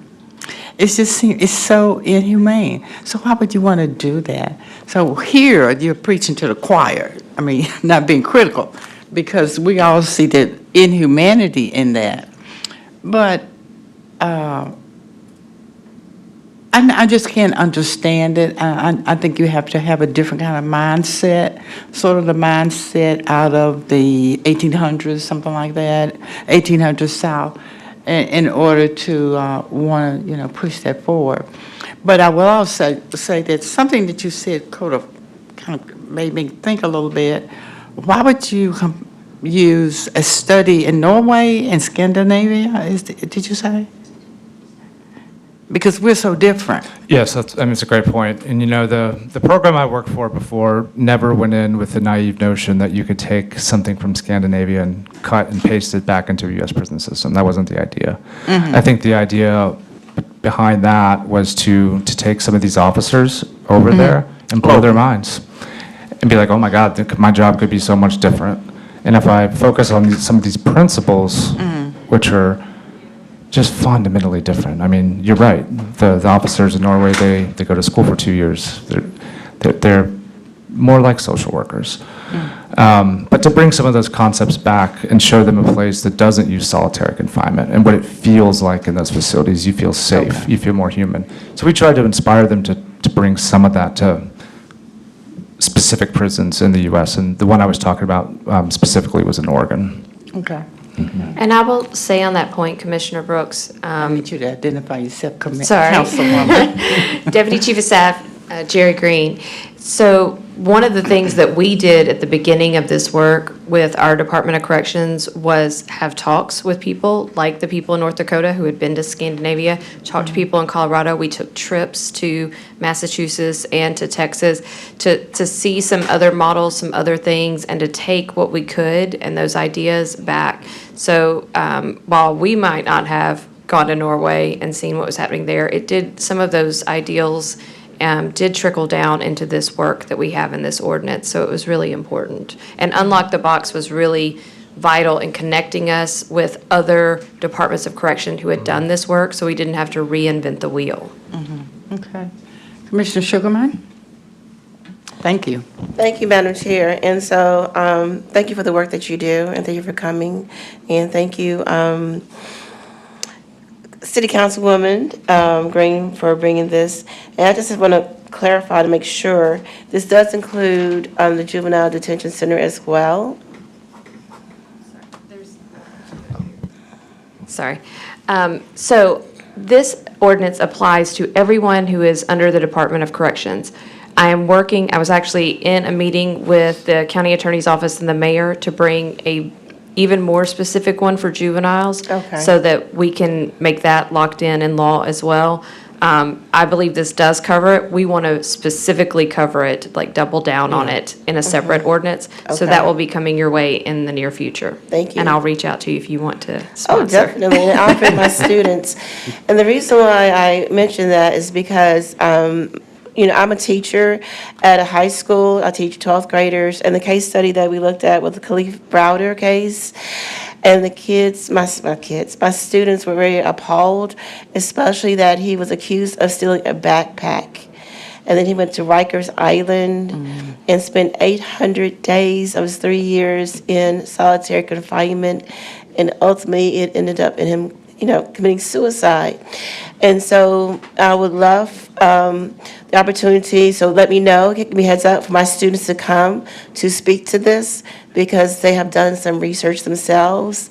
And so it's because it impacts them as young people, I always like to give them a platform to speak and voice their concerns. But they're horrified. They say he lost his life over a backpack that he never stole.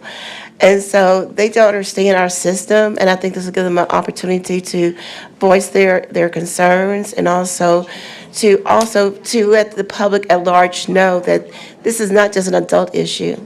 And many times our children make false confessions, and I try to reiterate that with parents who sometimes think they're speaking in the best interest of their child or who try to post bond or bail and can't afford it. And so this reaches over, not only socioeconomically, but also with parents who are trying to do the right thing and who fail their kids not intentionally. So just give me a heads up so I can include my students. I'd appreciate that. Thank you.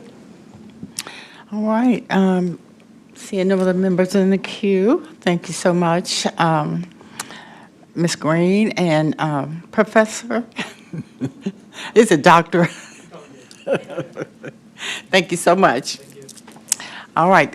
Seeing no other members in the queue, we will move to the vote. Madam Clerk, please ready the board.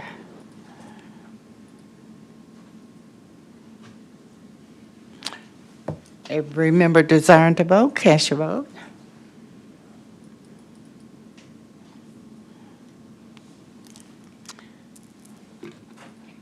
Okay.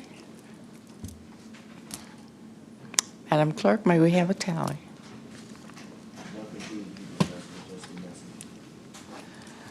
We have aye votes from Commissioners Sugarman and Brooks. Commissioner Ford has abstained. We have 2 ayes and 1 abstained. All right, ma'am, this item goes down with a favorable recommendation. Item number 4. Madam Parliamentarian. Item 4 is an ordinance second reading, ordinance approving and setting the salary of the mayor of Shelby County for the 2026-2030 term of office, sponsored by Commissioner Dr. Edmund Ford, Jr. This item has been moved by Commissioner Ford. Where's Sugarman? It's properly before us. Commissioner Ford.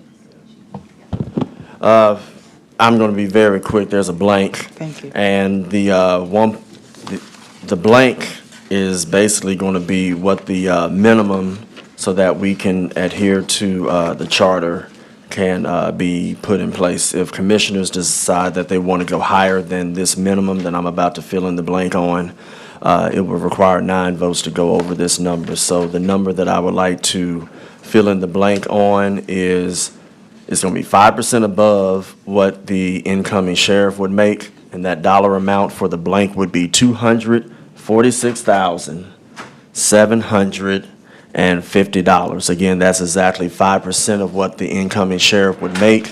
That would adhere to our charter, and that's my motion to fill in the blank for $246,750.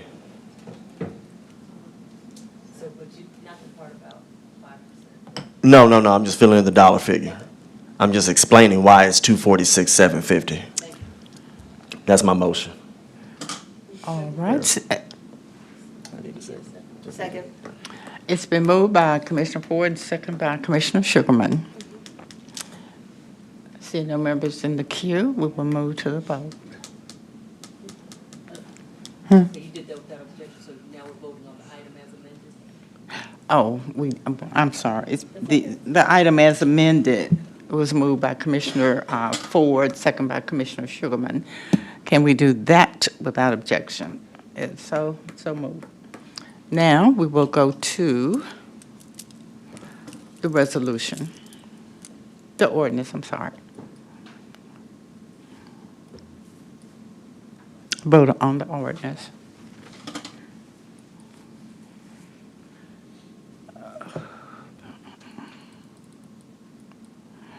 Every member voted. Madam Clerk, may we have a tally?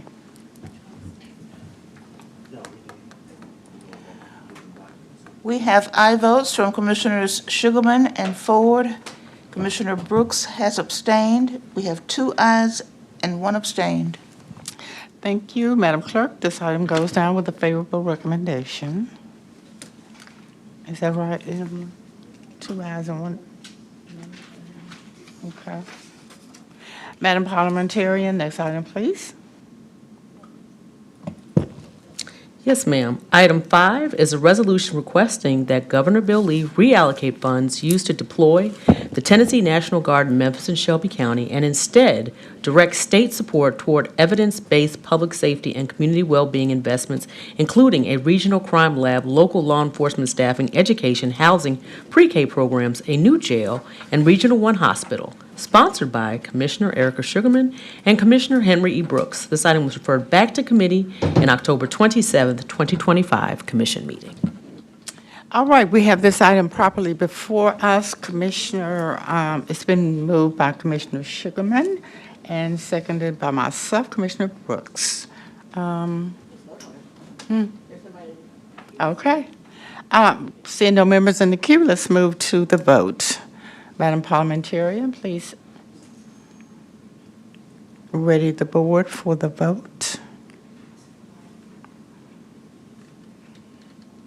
Just 1 second, please. Yes, ma'am.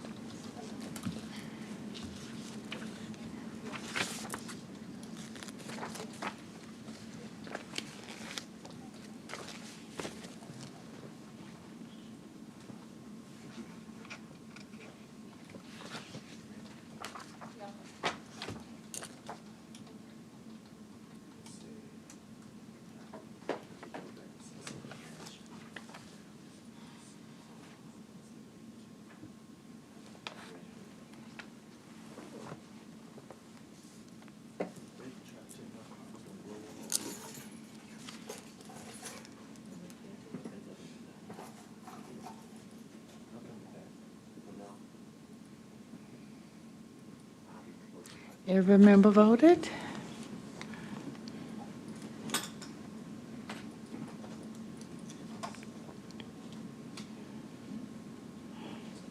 Madam Clerk, may we have the tally?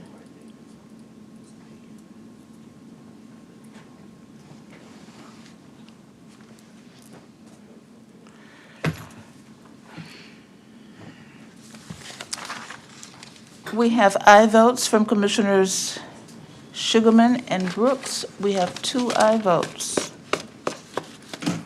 Thank you. This item goes down with a favorable recommendation. And that concludes Another to add Committee on. 10. We do have an add-on. Oh. You have to tell me because I don't know what's marked. Nothing's marked. You should put numbers on these so we'll know what we're dealing with. May I make a little brief statement, Commissioner? Yes, ma'am, please. Okay. I just wanted to note, a couple people have asked or mentioned that the chairwoman has been missing, and I just wanted to advise everyone that she has been today in Commissioner Morrison's absence. She has been at the Shelby County delegation presenting, I believe, our legislative agenda on behalf of the county commissioner.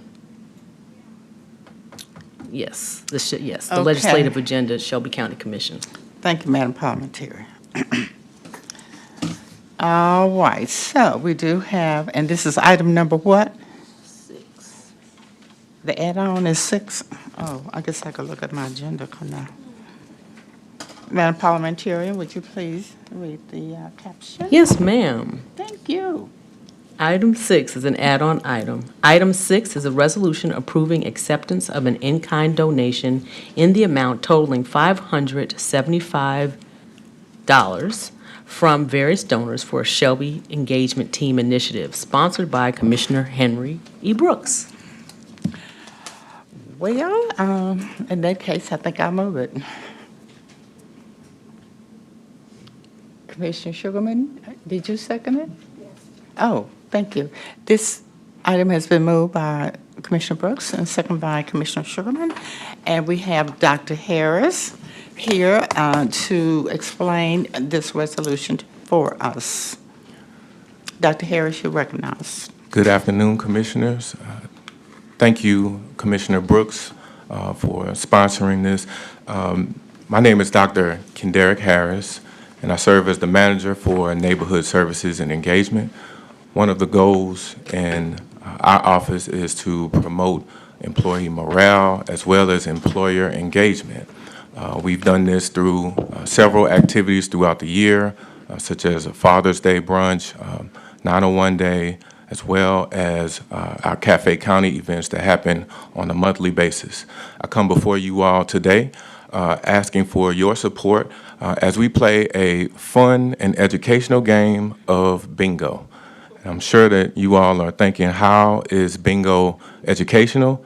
And then you might be thinking, like myself, how is bingo fun?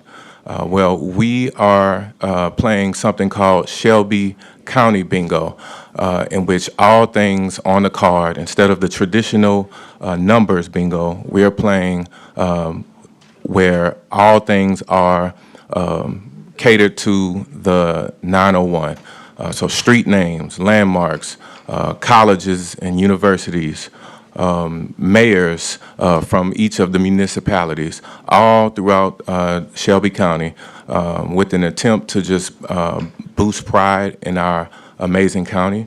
We reached out to several businesses, organizations asking for donations, and that's why we're here today. The more people, we want more people to win, and so that is why we asked for these donations. And so with that, I thank you for listening to me today.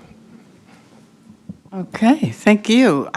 Commissioner Sugarman, you recognize. Thank you, Chair. And so this is cute. It is. But my question then becomes, okay, so if you're going to play this, okay, what is the process? Do you have to be an employee, or how does that work?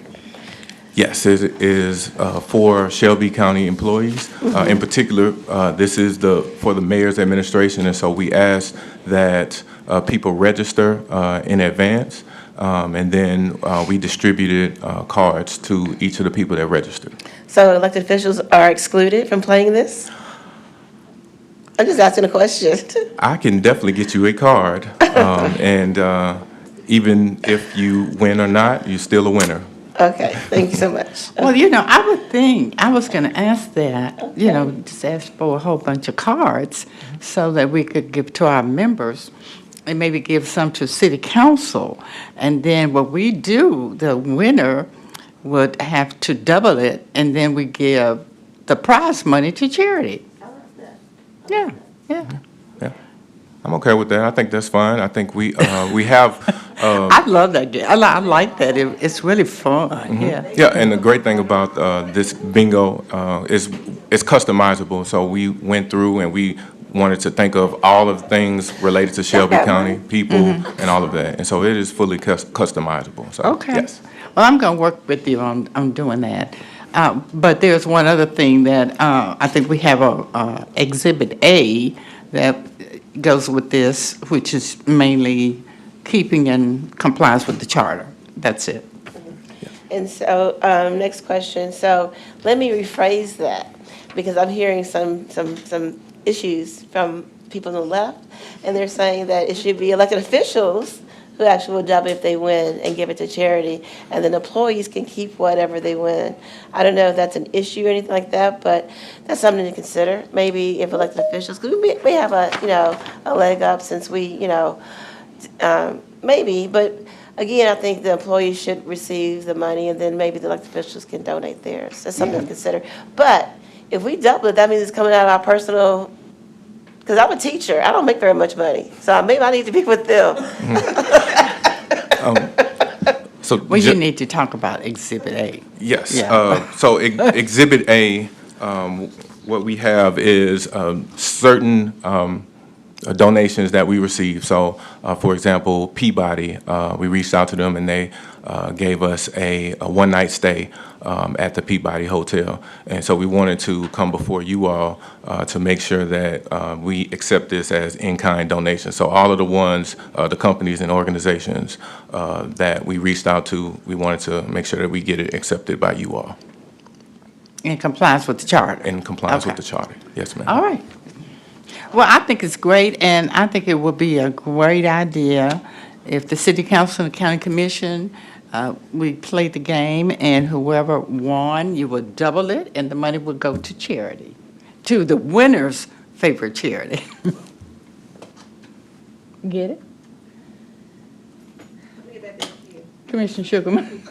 Okay, so again, there may be some employees who cannot afford to double it and give it to charity, so maybe, No, I'm not talking about it. I said elected officials, county Okay. commission and city council. okay, so if we win, then we would double it. Yeah, we would. Okay. No, the winner, yeah, Right. and it would go to the winner's favorite charity. Yeah. So the county commission And would then my win. comment was, I'm a teacher. I'm retired, and I'm 76.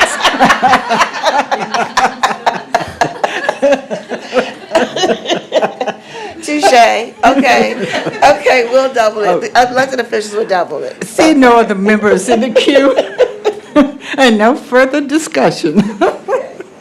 We will move to the vote.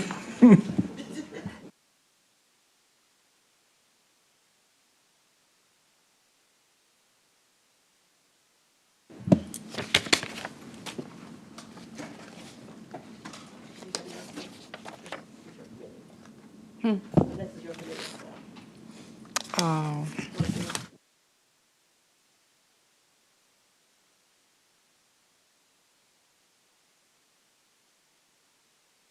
You. Did every member vote? Dr. Harris, you shouldn't leave till you get your vote. Don't turn your back on this group. Every member voted?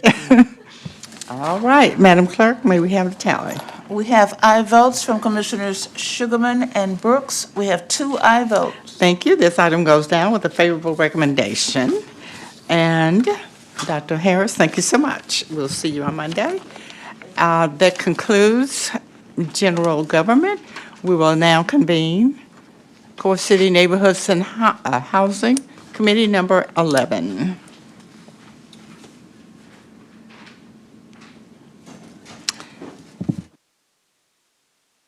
We'll need to get this properly before us.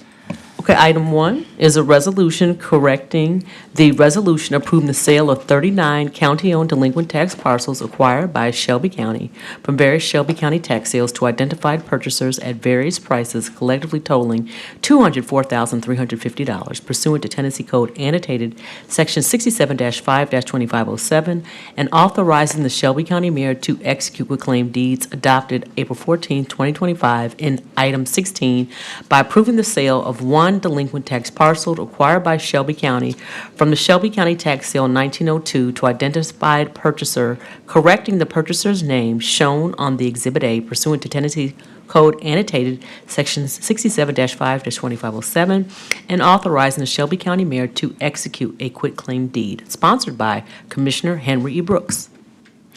Thank you. Let's see, we need to get this properly before us. It's been moved by Commissioner Sugarman and seconded by Commissioner Brooks.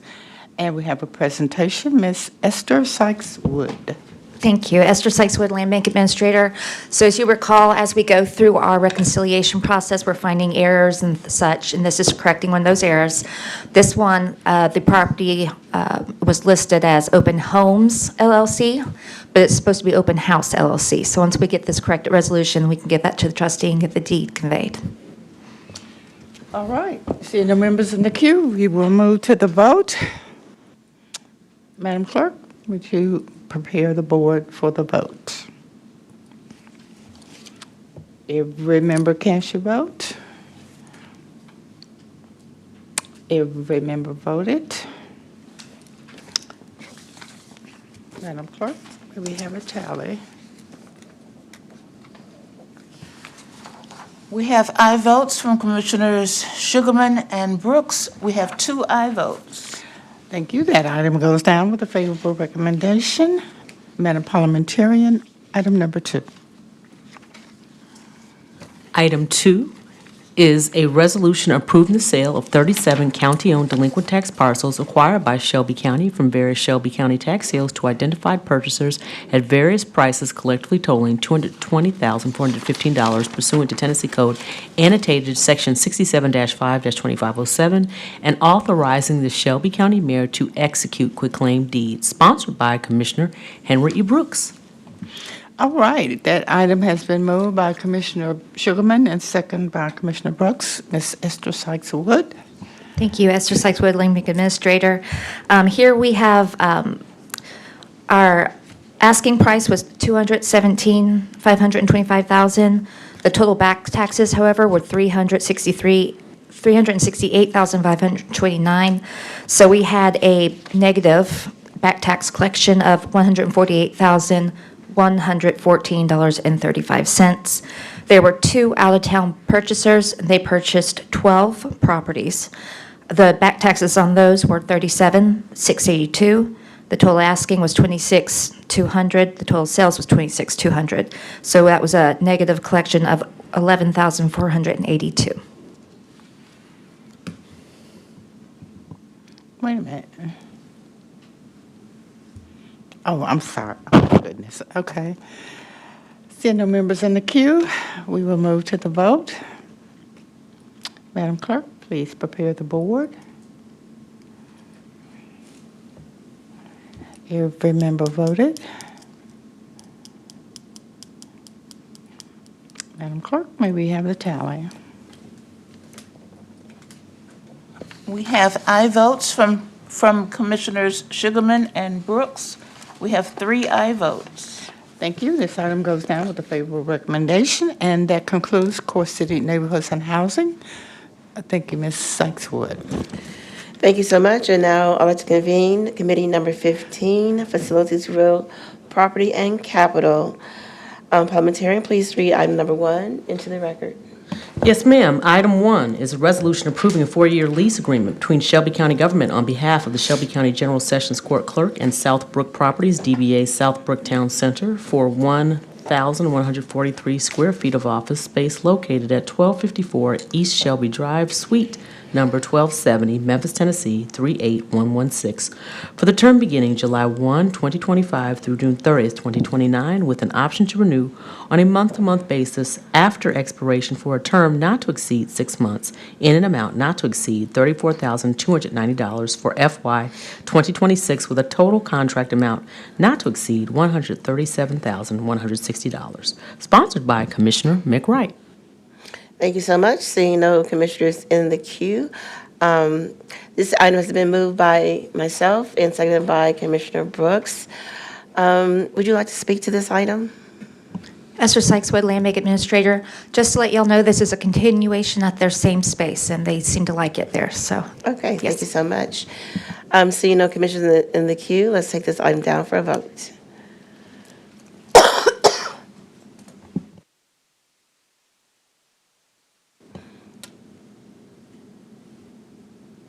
Okay, we have a tally. We have aye votes from Commissioners Sugarman and Brooks. We have 2 aye votes. Thank you very much. This item goes down with a favorable recommendation. Parliamentarian, please read item number 2 into the record. Item 2 is a resolution to approve the grant of one 20-foot wide private permanent drainage easement and 2 temporary construction easements to BC Millington Partners, a Tennessee general partnership across the southeast corner of a 875.23 acre tract of flood control land owned by Shelby County, Tennessee, for the use and benefit of the Chickasaw Basin Authority for monetary compensation from BC Millington Partners in the total amount of $2,800, sponsored by Commissioner McWright. Thank you. This item has been moved by myself and seconded by Commissioner Brooks. We have a speaker. Please state your name and position for the record. Good afternoon, Commissioners. My name is Bill Goss. I'm Manager of Right-of-Way Services in the Roads, Bridges, and Engineering Department. In a nutshell, these easements are needed by this grantee so that they can provide drainage from their 2 existing stormwater detention ponds on a nearby shopping center that they own in Millington. So that it can drain the stormwater into the Fork Creek that is across the southeast corner of the Shelby County CBA property. Thank you so much. Seeing no commissioners in the queue, let's take this item down for a vote.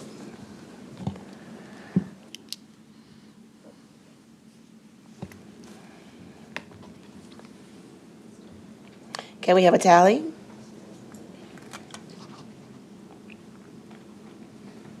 We have aye votes from Commissioners Sugarman and Brooks. We have 2 aye votes. Thank you. This goes down with a favorable recommendation. Thank you. Thank you. Parliamentarian, can you read item number 3 into the record?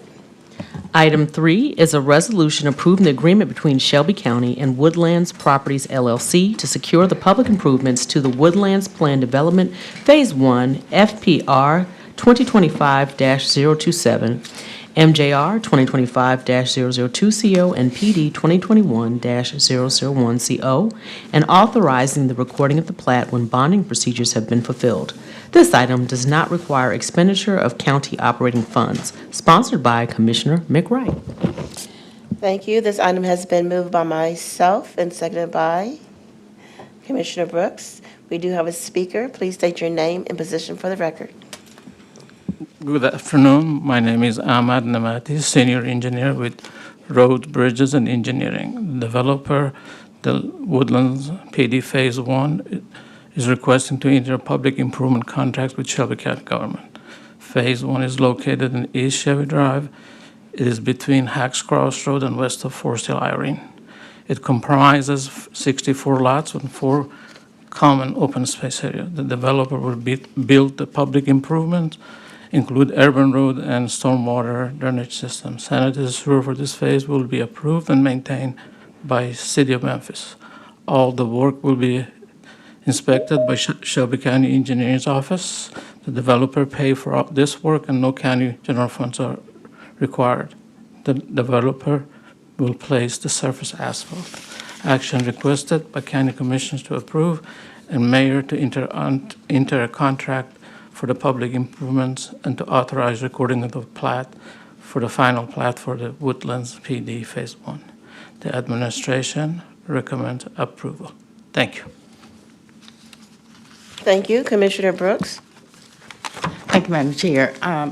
So I realize it says this will not require expenditure of county operating funds. Will there be a requirement of expenditure of any county money?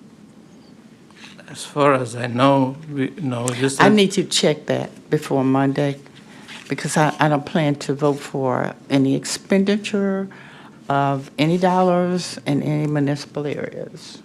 Okay, well, I mean, the only thing will be down the road would be, maintaining the road, but not. But let's just double check. Okay. Because I know it says operating funds, but we have some other funds, so let's just double check, if you don't mind. I appreciate it. No problem. Thanks, Madam Chair. Okay, and so I have a few questions since this is in my district. What does the developer plan to do with this area? This is the 2-phase, and is going to be built homes And then the other phase is about 55 more lots. That's what they're going to build. And then they're going to have a connection via Shelby Drive to their, Okay. to the And development. so they're building houses? Are they building apartment buildings? What exactly are they building on the second phase? It's a residential lot. Okay, residential, okay. I do support residential, okay. I have to make sure that they're not building gas stations or putting gas No, stations. it's all residential. It's Okay. 64 residential, and then second phase will also be residential. Okay, I do support this. Thank you so much. Yes, ma'am. Seeing no other commissioners in the queue, let's take this item down for a vote.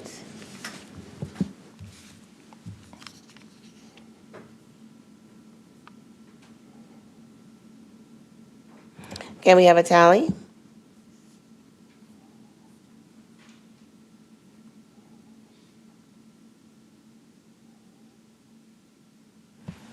We have an aye vote from Commissioner Sugarman.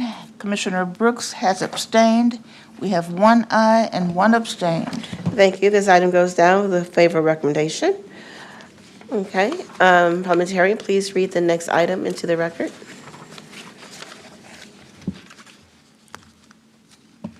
Item 4 is a resolution approving the agreement between Shelby County and Habitat for Humanity to secure the public improvements to Lake Las Cruces Planned Development Area A, Phase 2, PD 00-313CC, and authorizing the recording of the plat when bonding procedures have been fulfilled.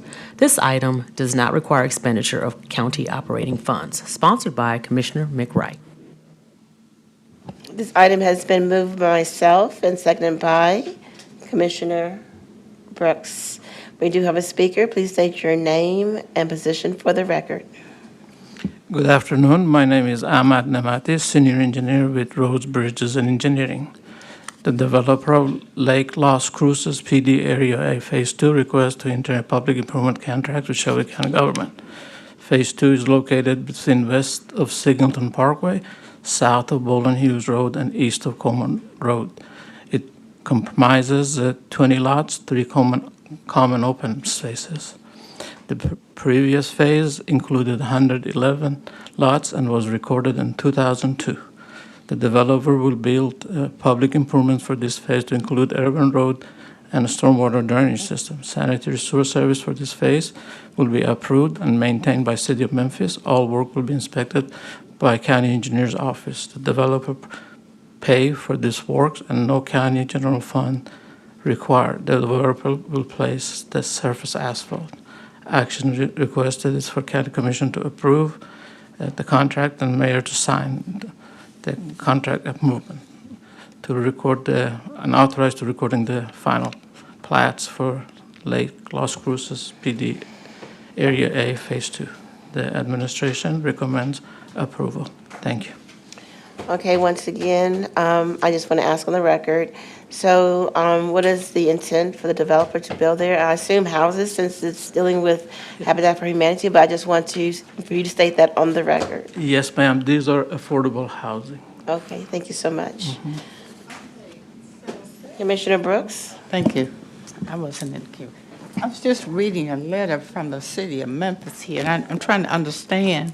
It says, okay, considering the city's new sewer policy effective August 18, 2007, precluding the extension of sanitary sewer infrastructure outside of the city's corporate boundaries.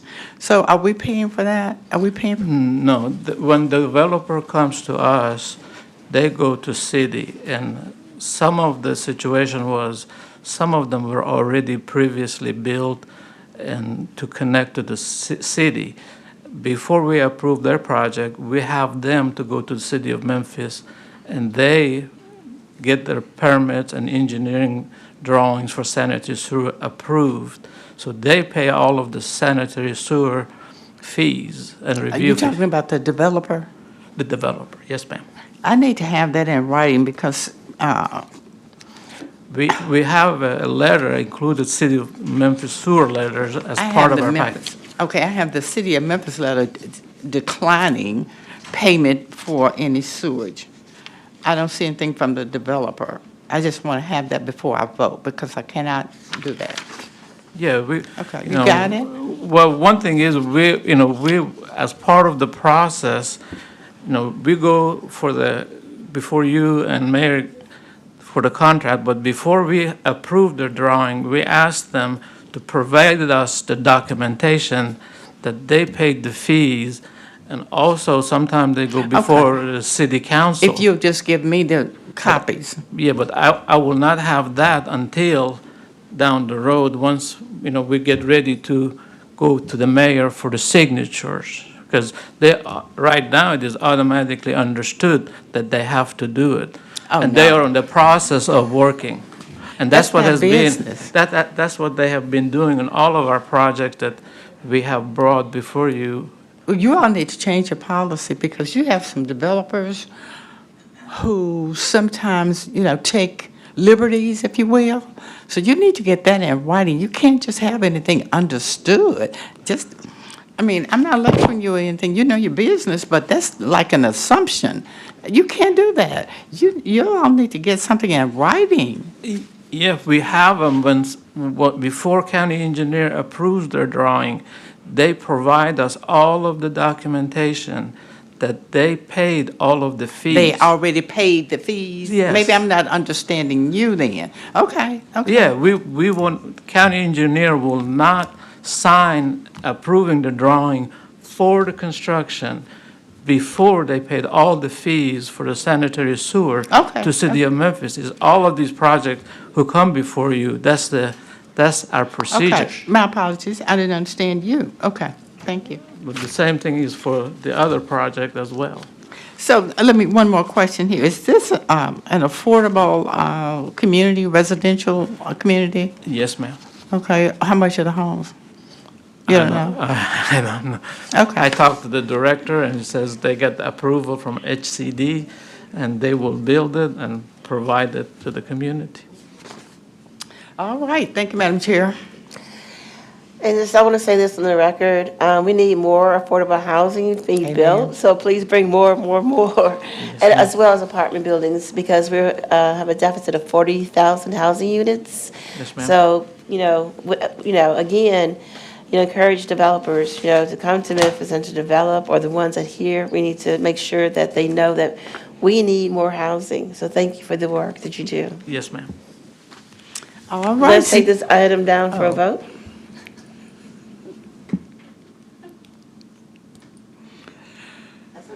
I'm just running all over you. Okay, can we have a tally? We have aye votes from Commissioners Sugarman and Brooks. We have 2 aye votes. Thank you so much. This goes down with a favorable recommendation. And just for the record, are there any add-ons for this committee? Thank you so much. No more add-ons. This concludes this committee, and this also concludes the session. All right, and what we'll do, the Black Caucus meeting to order in 2 minutes. Yeah, Audrey, do you have everything? Okay, it's just 2 of us, so we're gonna rock and roll. Let's rock and roll. You need to see me? I do, but you want me, I'll just call you. You gotta go. Okay. Okay.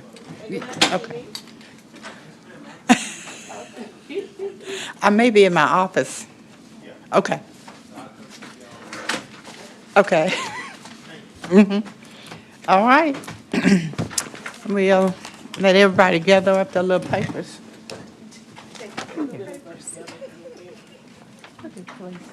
What did he say? He's gone. Now, what did he say about, he had something to say about my resolution. Oh, he didn't know. He was trying to figure out where he was at. Because he said everything he sent down on representation, he was ready to go. Oh, he didn't have to come. Oh.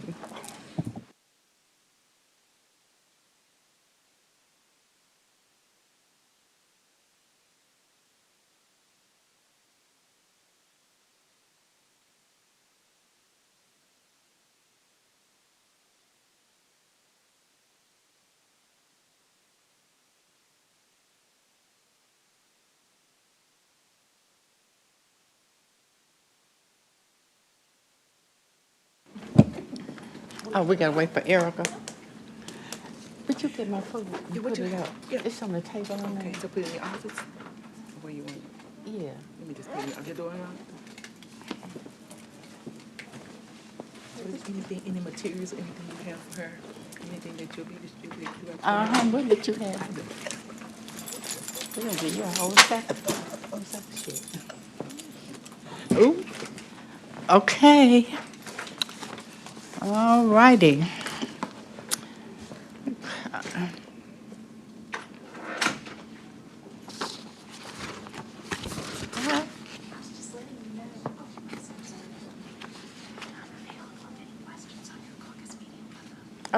Okay, thank you. We're waiting for Erica.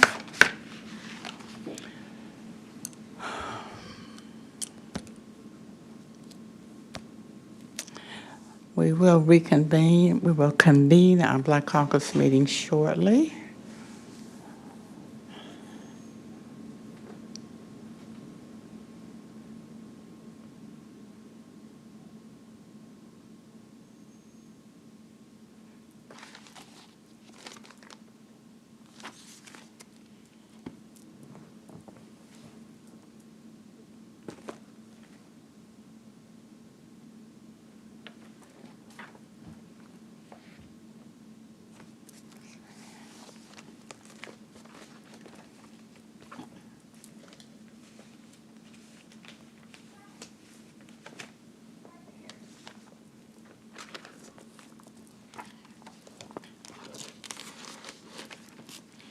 Okay, now she needs to come on.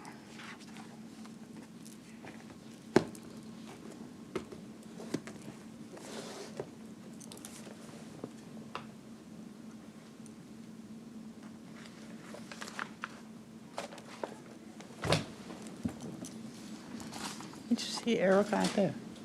Erica. Erica? Mm-hmm. Where's Erica? Yeah, tell her. Commissioner Sugarman. Tell her we're waiting for her.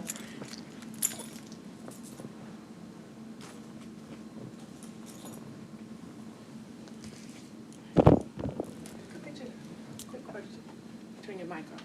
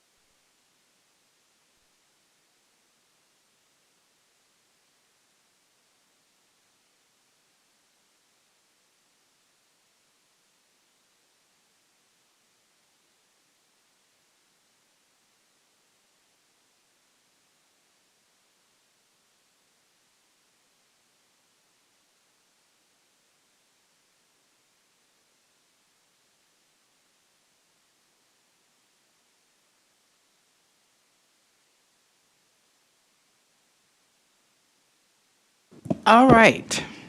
Commissioner Sugarman, we will now convene our regularly scheduled meeting of the Shelby County Board of Commissioners Legislative Black Caucus. I'm your chair, Commissioner Henry E. Brooks, and let the record reflect that the members present, Commissioner Erica Sugarman and Commissioner Brooks. The meeting is called to order. Commissioner Sugarman, would you take a minute and look over the minutes from October 22nd? and we'll be happy to talk about it if you need to.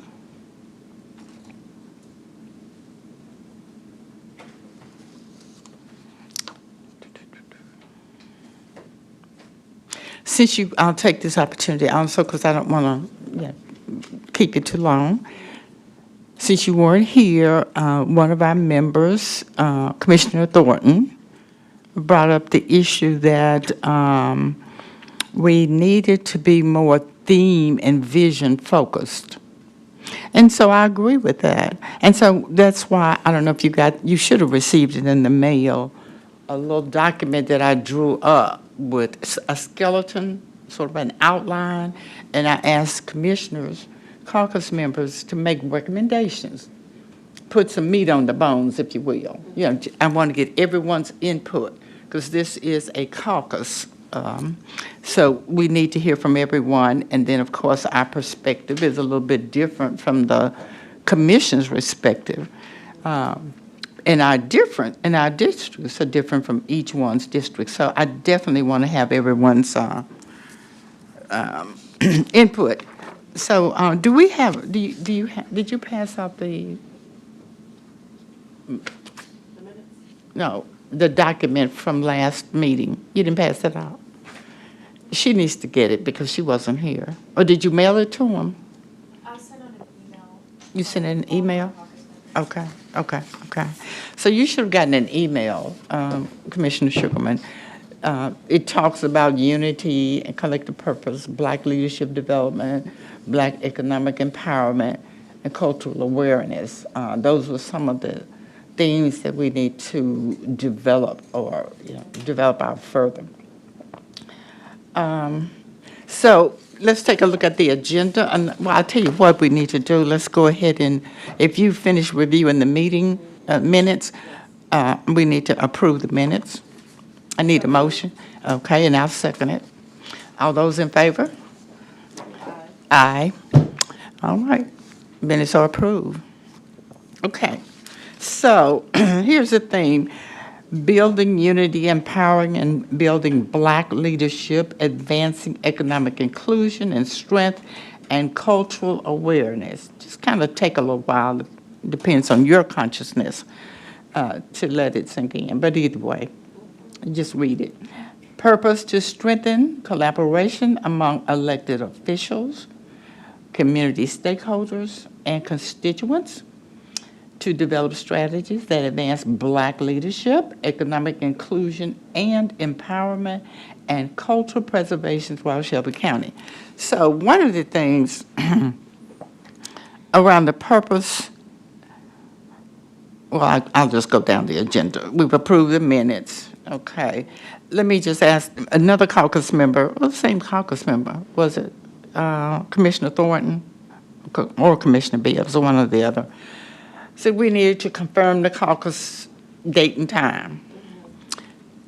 I think we did that when we first started meeting, and this was the best time because we realized that members are not going to come back. When we're all here for committee, that's the best time. People are not going to come in early on commission day, and I know you can't. You're at school. So what is your recommendation? Do you recommend that? What do you recommend? That we continue. Okay, you want to put that to, make a motion? I move that we continue the meetings to be after the committee meeting on Wednesdays. Okay, after committee? All right, I'll second that. See no further discussion, we'll take a vote. Aye. Aye. All right, that item was approved. So we will continue to meet after meetings. Standing committee meetings. All right, so the next item, since we do not have any review of caucus members' recommendations, Audrey, we need to put that on the next committee meeting. This is one of the things I wanted to do, and I almost took a step, but I said, let me just wait. I want to have a joint meeting with city council members for the purpose of creating a joint agenda to serve historically, economically underserved, and disadvantaged communities. And I think, in addition to that, I'm not going to hold you because you sound sick. I think that'll be a good bonding. It would be, it's something we need to do because